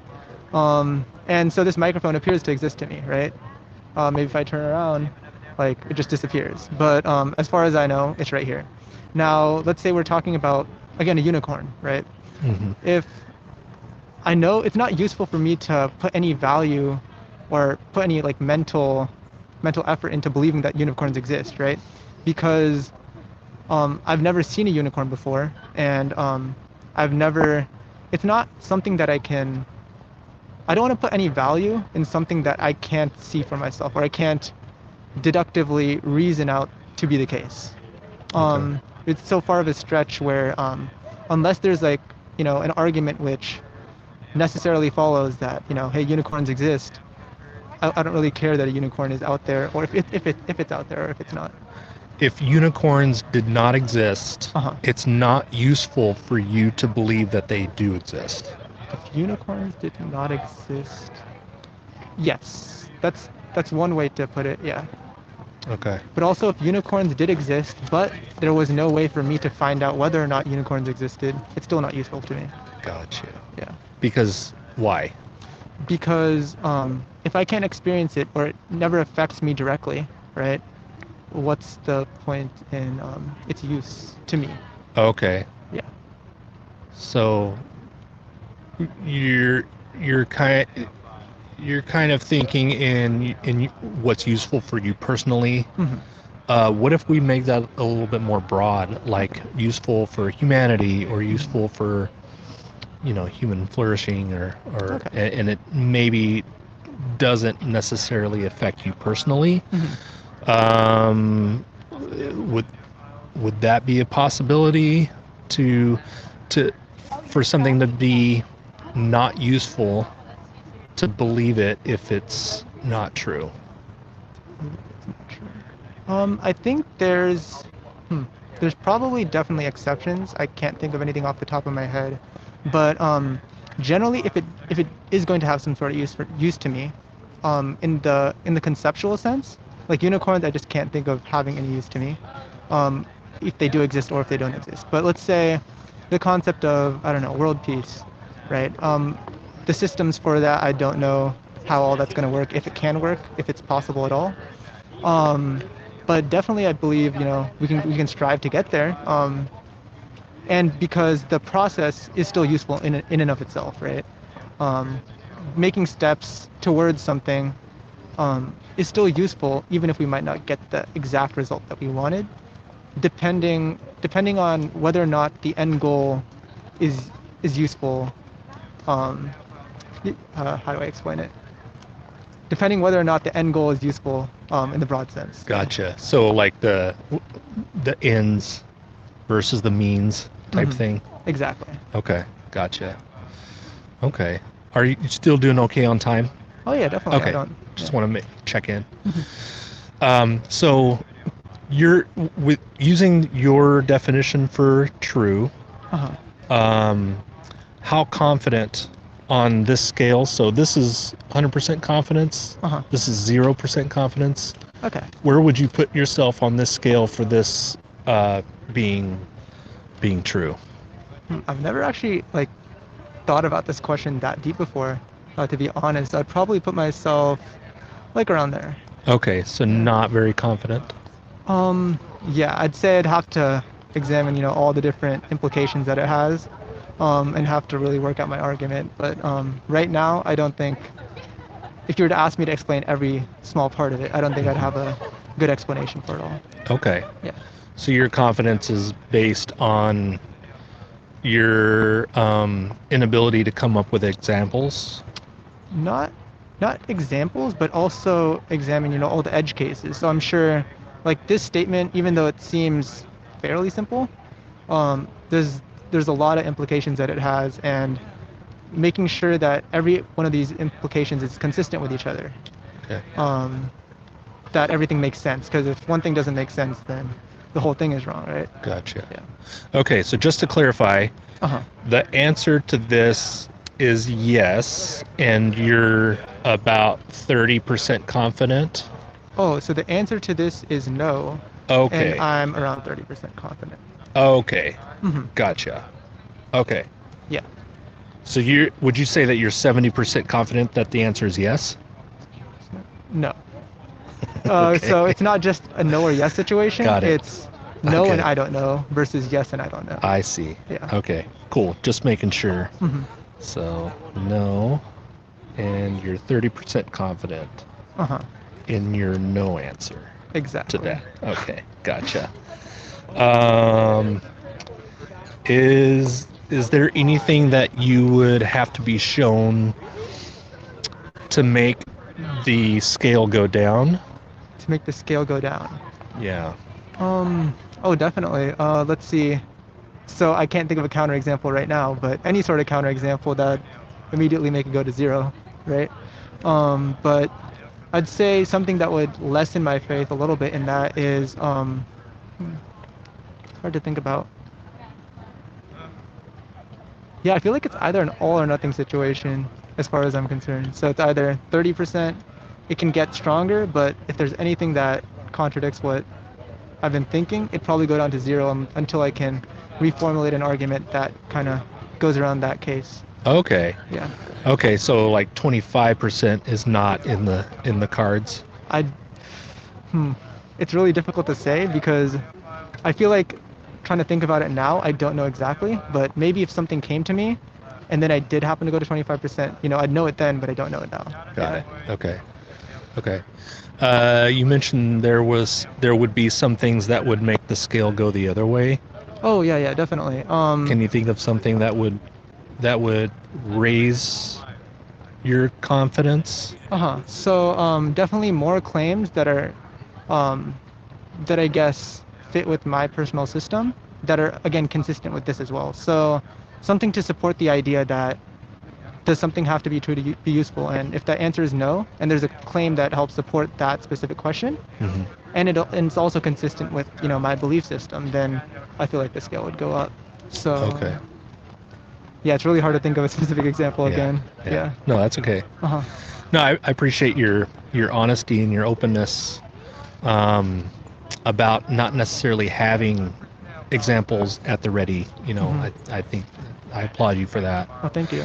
So yeah. What about the testability of this?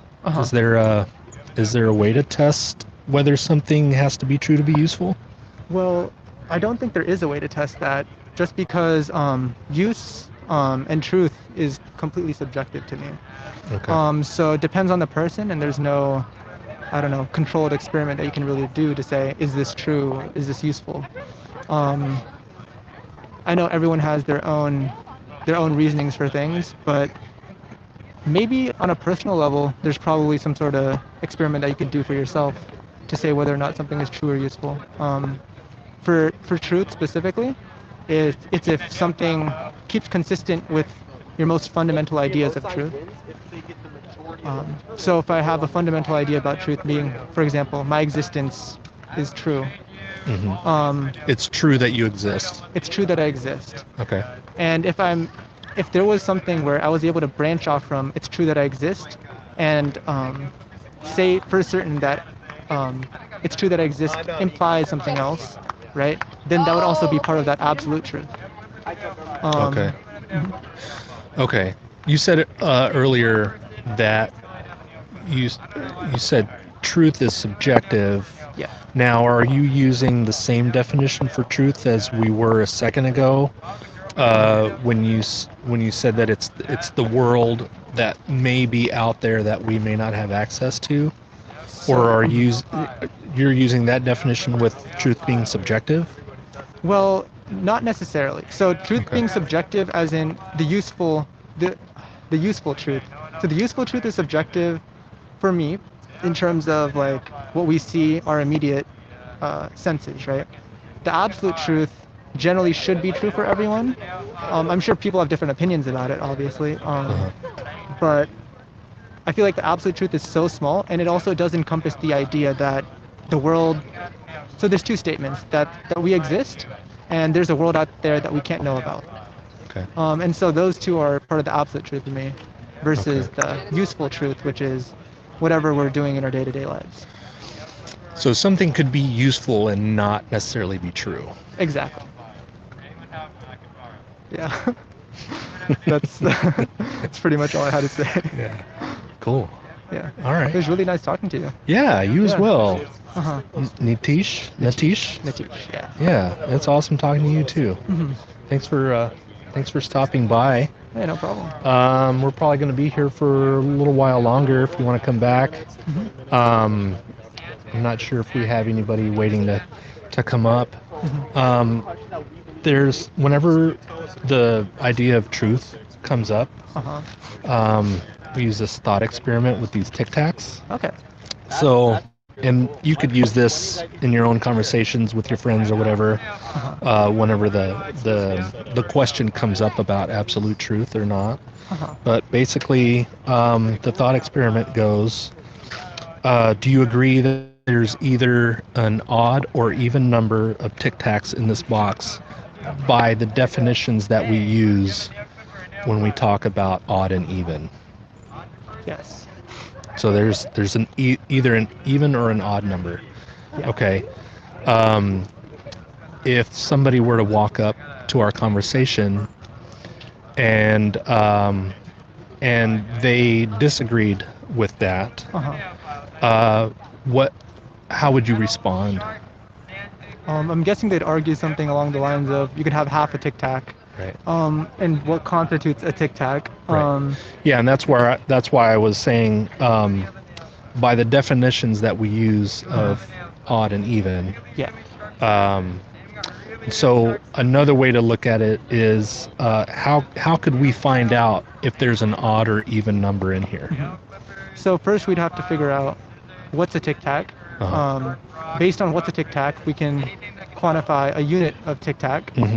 And from there, we have a notion of odd or even defined based on these units. Right.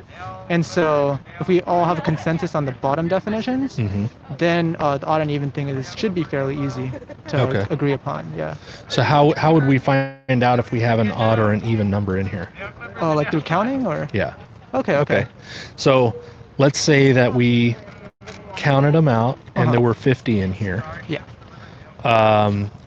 I counted them 1,000 times, you counted them 1,000 times, and we agree that, yeah, there's 50 Tic Tacs in here. And if somebody were to walk up and say that there is an odd number of Tic Tacs in here, and that it's true for them that there's an odd number and truth is subjective, how would you respond? Well, so when I say truth is subjective, there's a difference between, okay, it's weird to say this, difference between saying crazy, what makes someone crazy versus a quote-unquote rational person is how they define their methodology for analyzing the world. So, I mean, they could say that definitely, but then if they use that same principle of odd and even, right, and they apply it to somewhere else in the world and it contradicts, right? If you have a contradicting system, your methodology is also contradicting. And so that's what makes you quote unquote crazy. But if you try to keep your system consistent, so you have a set of rules and you use that set of rules for everything, then generally you're called a rational person. Gotcha. Yeah. So if they, so instead of calling them crazy, if we just said that they were mistaken, why would they be mistaken if they were to say that there's an odd number of Tic Tacs in here, if we both counted them and they counted up to be 50? Okay, so first we talk about the definition of odd and even, right? So we'd say, I guess the mathematical definition, we could say odd is a number that fits, there exists a number n such that the number of Tic Tacs could be represented as 2n plus 1. So if that statement's true, then there's an odd number of Tic Tacs. And if it could be represented as a multiple of 2, then there's an even number of Tic Tacs. And so that would be our definition. Now, we have... Let's say they agreed with that. Let's say they agreed with that definition. Okay. That odds are 1, 3, 5, 7, evens are 2, 4, 6, 8, and on and on and on. Okay. If they agreed with that definition, and they still said that it was true for them that it was an odd number in the box, why would they be mistaken? Okay, so there's multiple ways to show them that they're mistaken, I guess. Is one, we can show that if we did use their line of reasoning, we did say that 50 was odd, and we continued with that and applied the same system of how we got 50 was odd to other numbers that they might think is, even, for example. For example, we agreed that 2 was even, right? So if we show that 50 and 2 have the same properties for being odd, but we consider 50 as, 50 for being odd, we consider 50 as odd but 2 is even, then what are we actually talking about when we're talking about odd and even?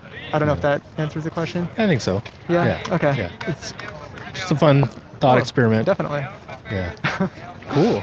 Yeah. All right. I really had fun talking with you. Yeah, you too. I think Reid might be here a little bit more often now that school's in. Okay. So yeah, if you, we offer one of these puzzle pieces to take. You can choose whatever color you want. And the idea is that you come back for another talk and you just build out the set. Okay. So you're welcome to take one of those. I do like blue. And come back and have another conversation. Definitely. Thank you so much. Yeah, absolutely. And did you get a card? One of these? It's got Reid's information on the back. Oh, okay, perfect. Yeah, thanks so much for stopping. That was awesome. Nice talking Really to you. appreciate it. Yeah. Okay, I'll just leave this right here. All right. I think I'm going to enjoy some coffee for a second. Ooh, have fun with that. Enjoy the rest of your day and good luck with your studies. Oh, you.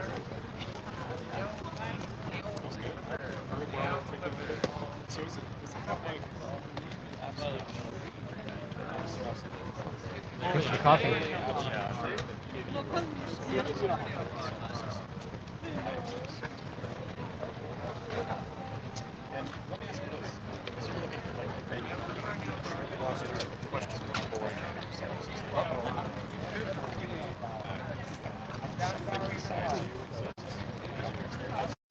Put something else.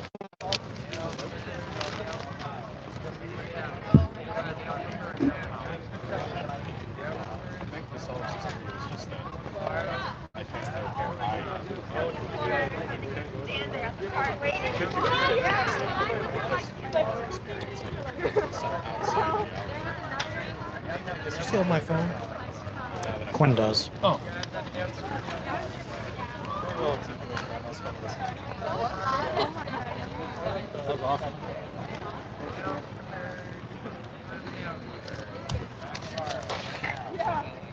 All right. I have an SEI meeting in 30 minutes. I'm fine to do it on my iPad over there, so you guys just keep going if you want. Okay. Yeah. So you have a meeting in 30 minutes? Yeah, just on Zoom. It's fine though. I just need battery. So I wonder if I can do this. Let me do this. All right. Wait, that's not the conference. Okay. Willing to pay 25 cents. Let me take this battery.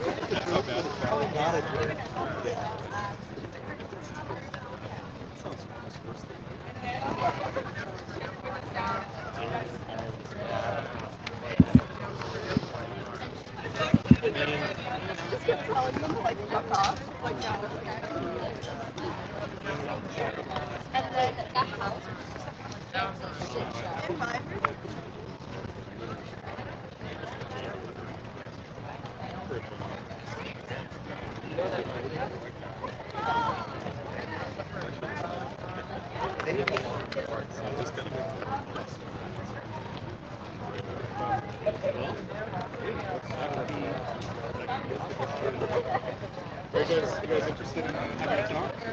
5 minutes, 20 minutes. Maybe like later. Are you guys doing?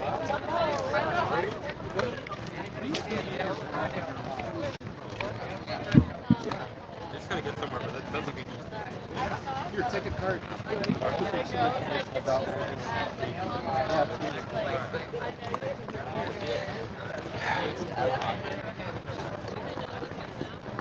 Your battery situation worked out?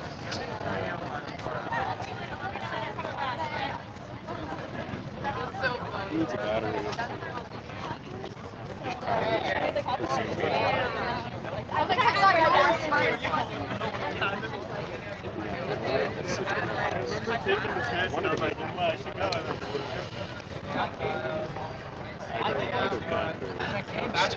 Added it all together. Back it up. Back it up.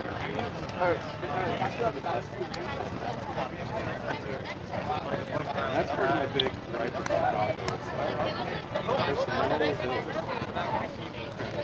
It's just so sad.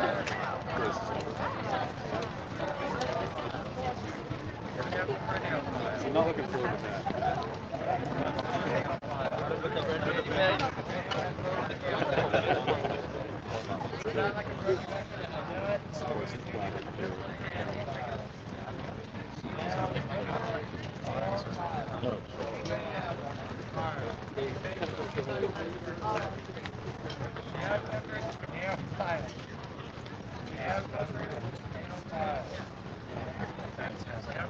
You know, I parked in a kind of weird spot. I think I'm gonna.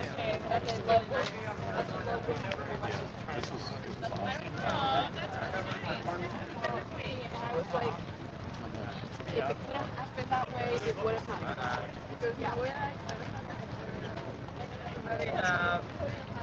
Yeah, I parked like 15 minutes away. Like a walk 15 minutes away. Anybody Like the have other side of the campus. But nail file? yeah, thank you for the crowd. It was great. Are you gonna come here more? Nail clipper or nail file? Yeah. Get way more people out on stage. Any of you guys have a nail clipper or nail file? We probably get more just a bunch of the talks that you guys have. Really understand philosophical. Nail clipper, nail file. Nail clipper or a nail file I can borrow? Nail clipper, nail file. Alright, see you guys later. Have a good one.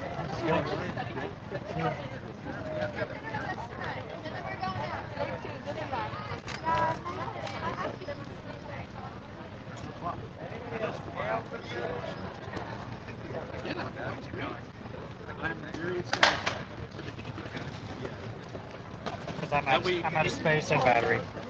Yeah, that way you can hit your meeting. Yeah.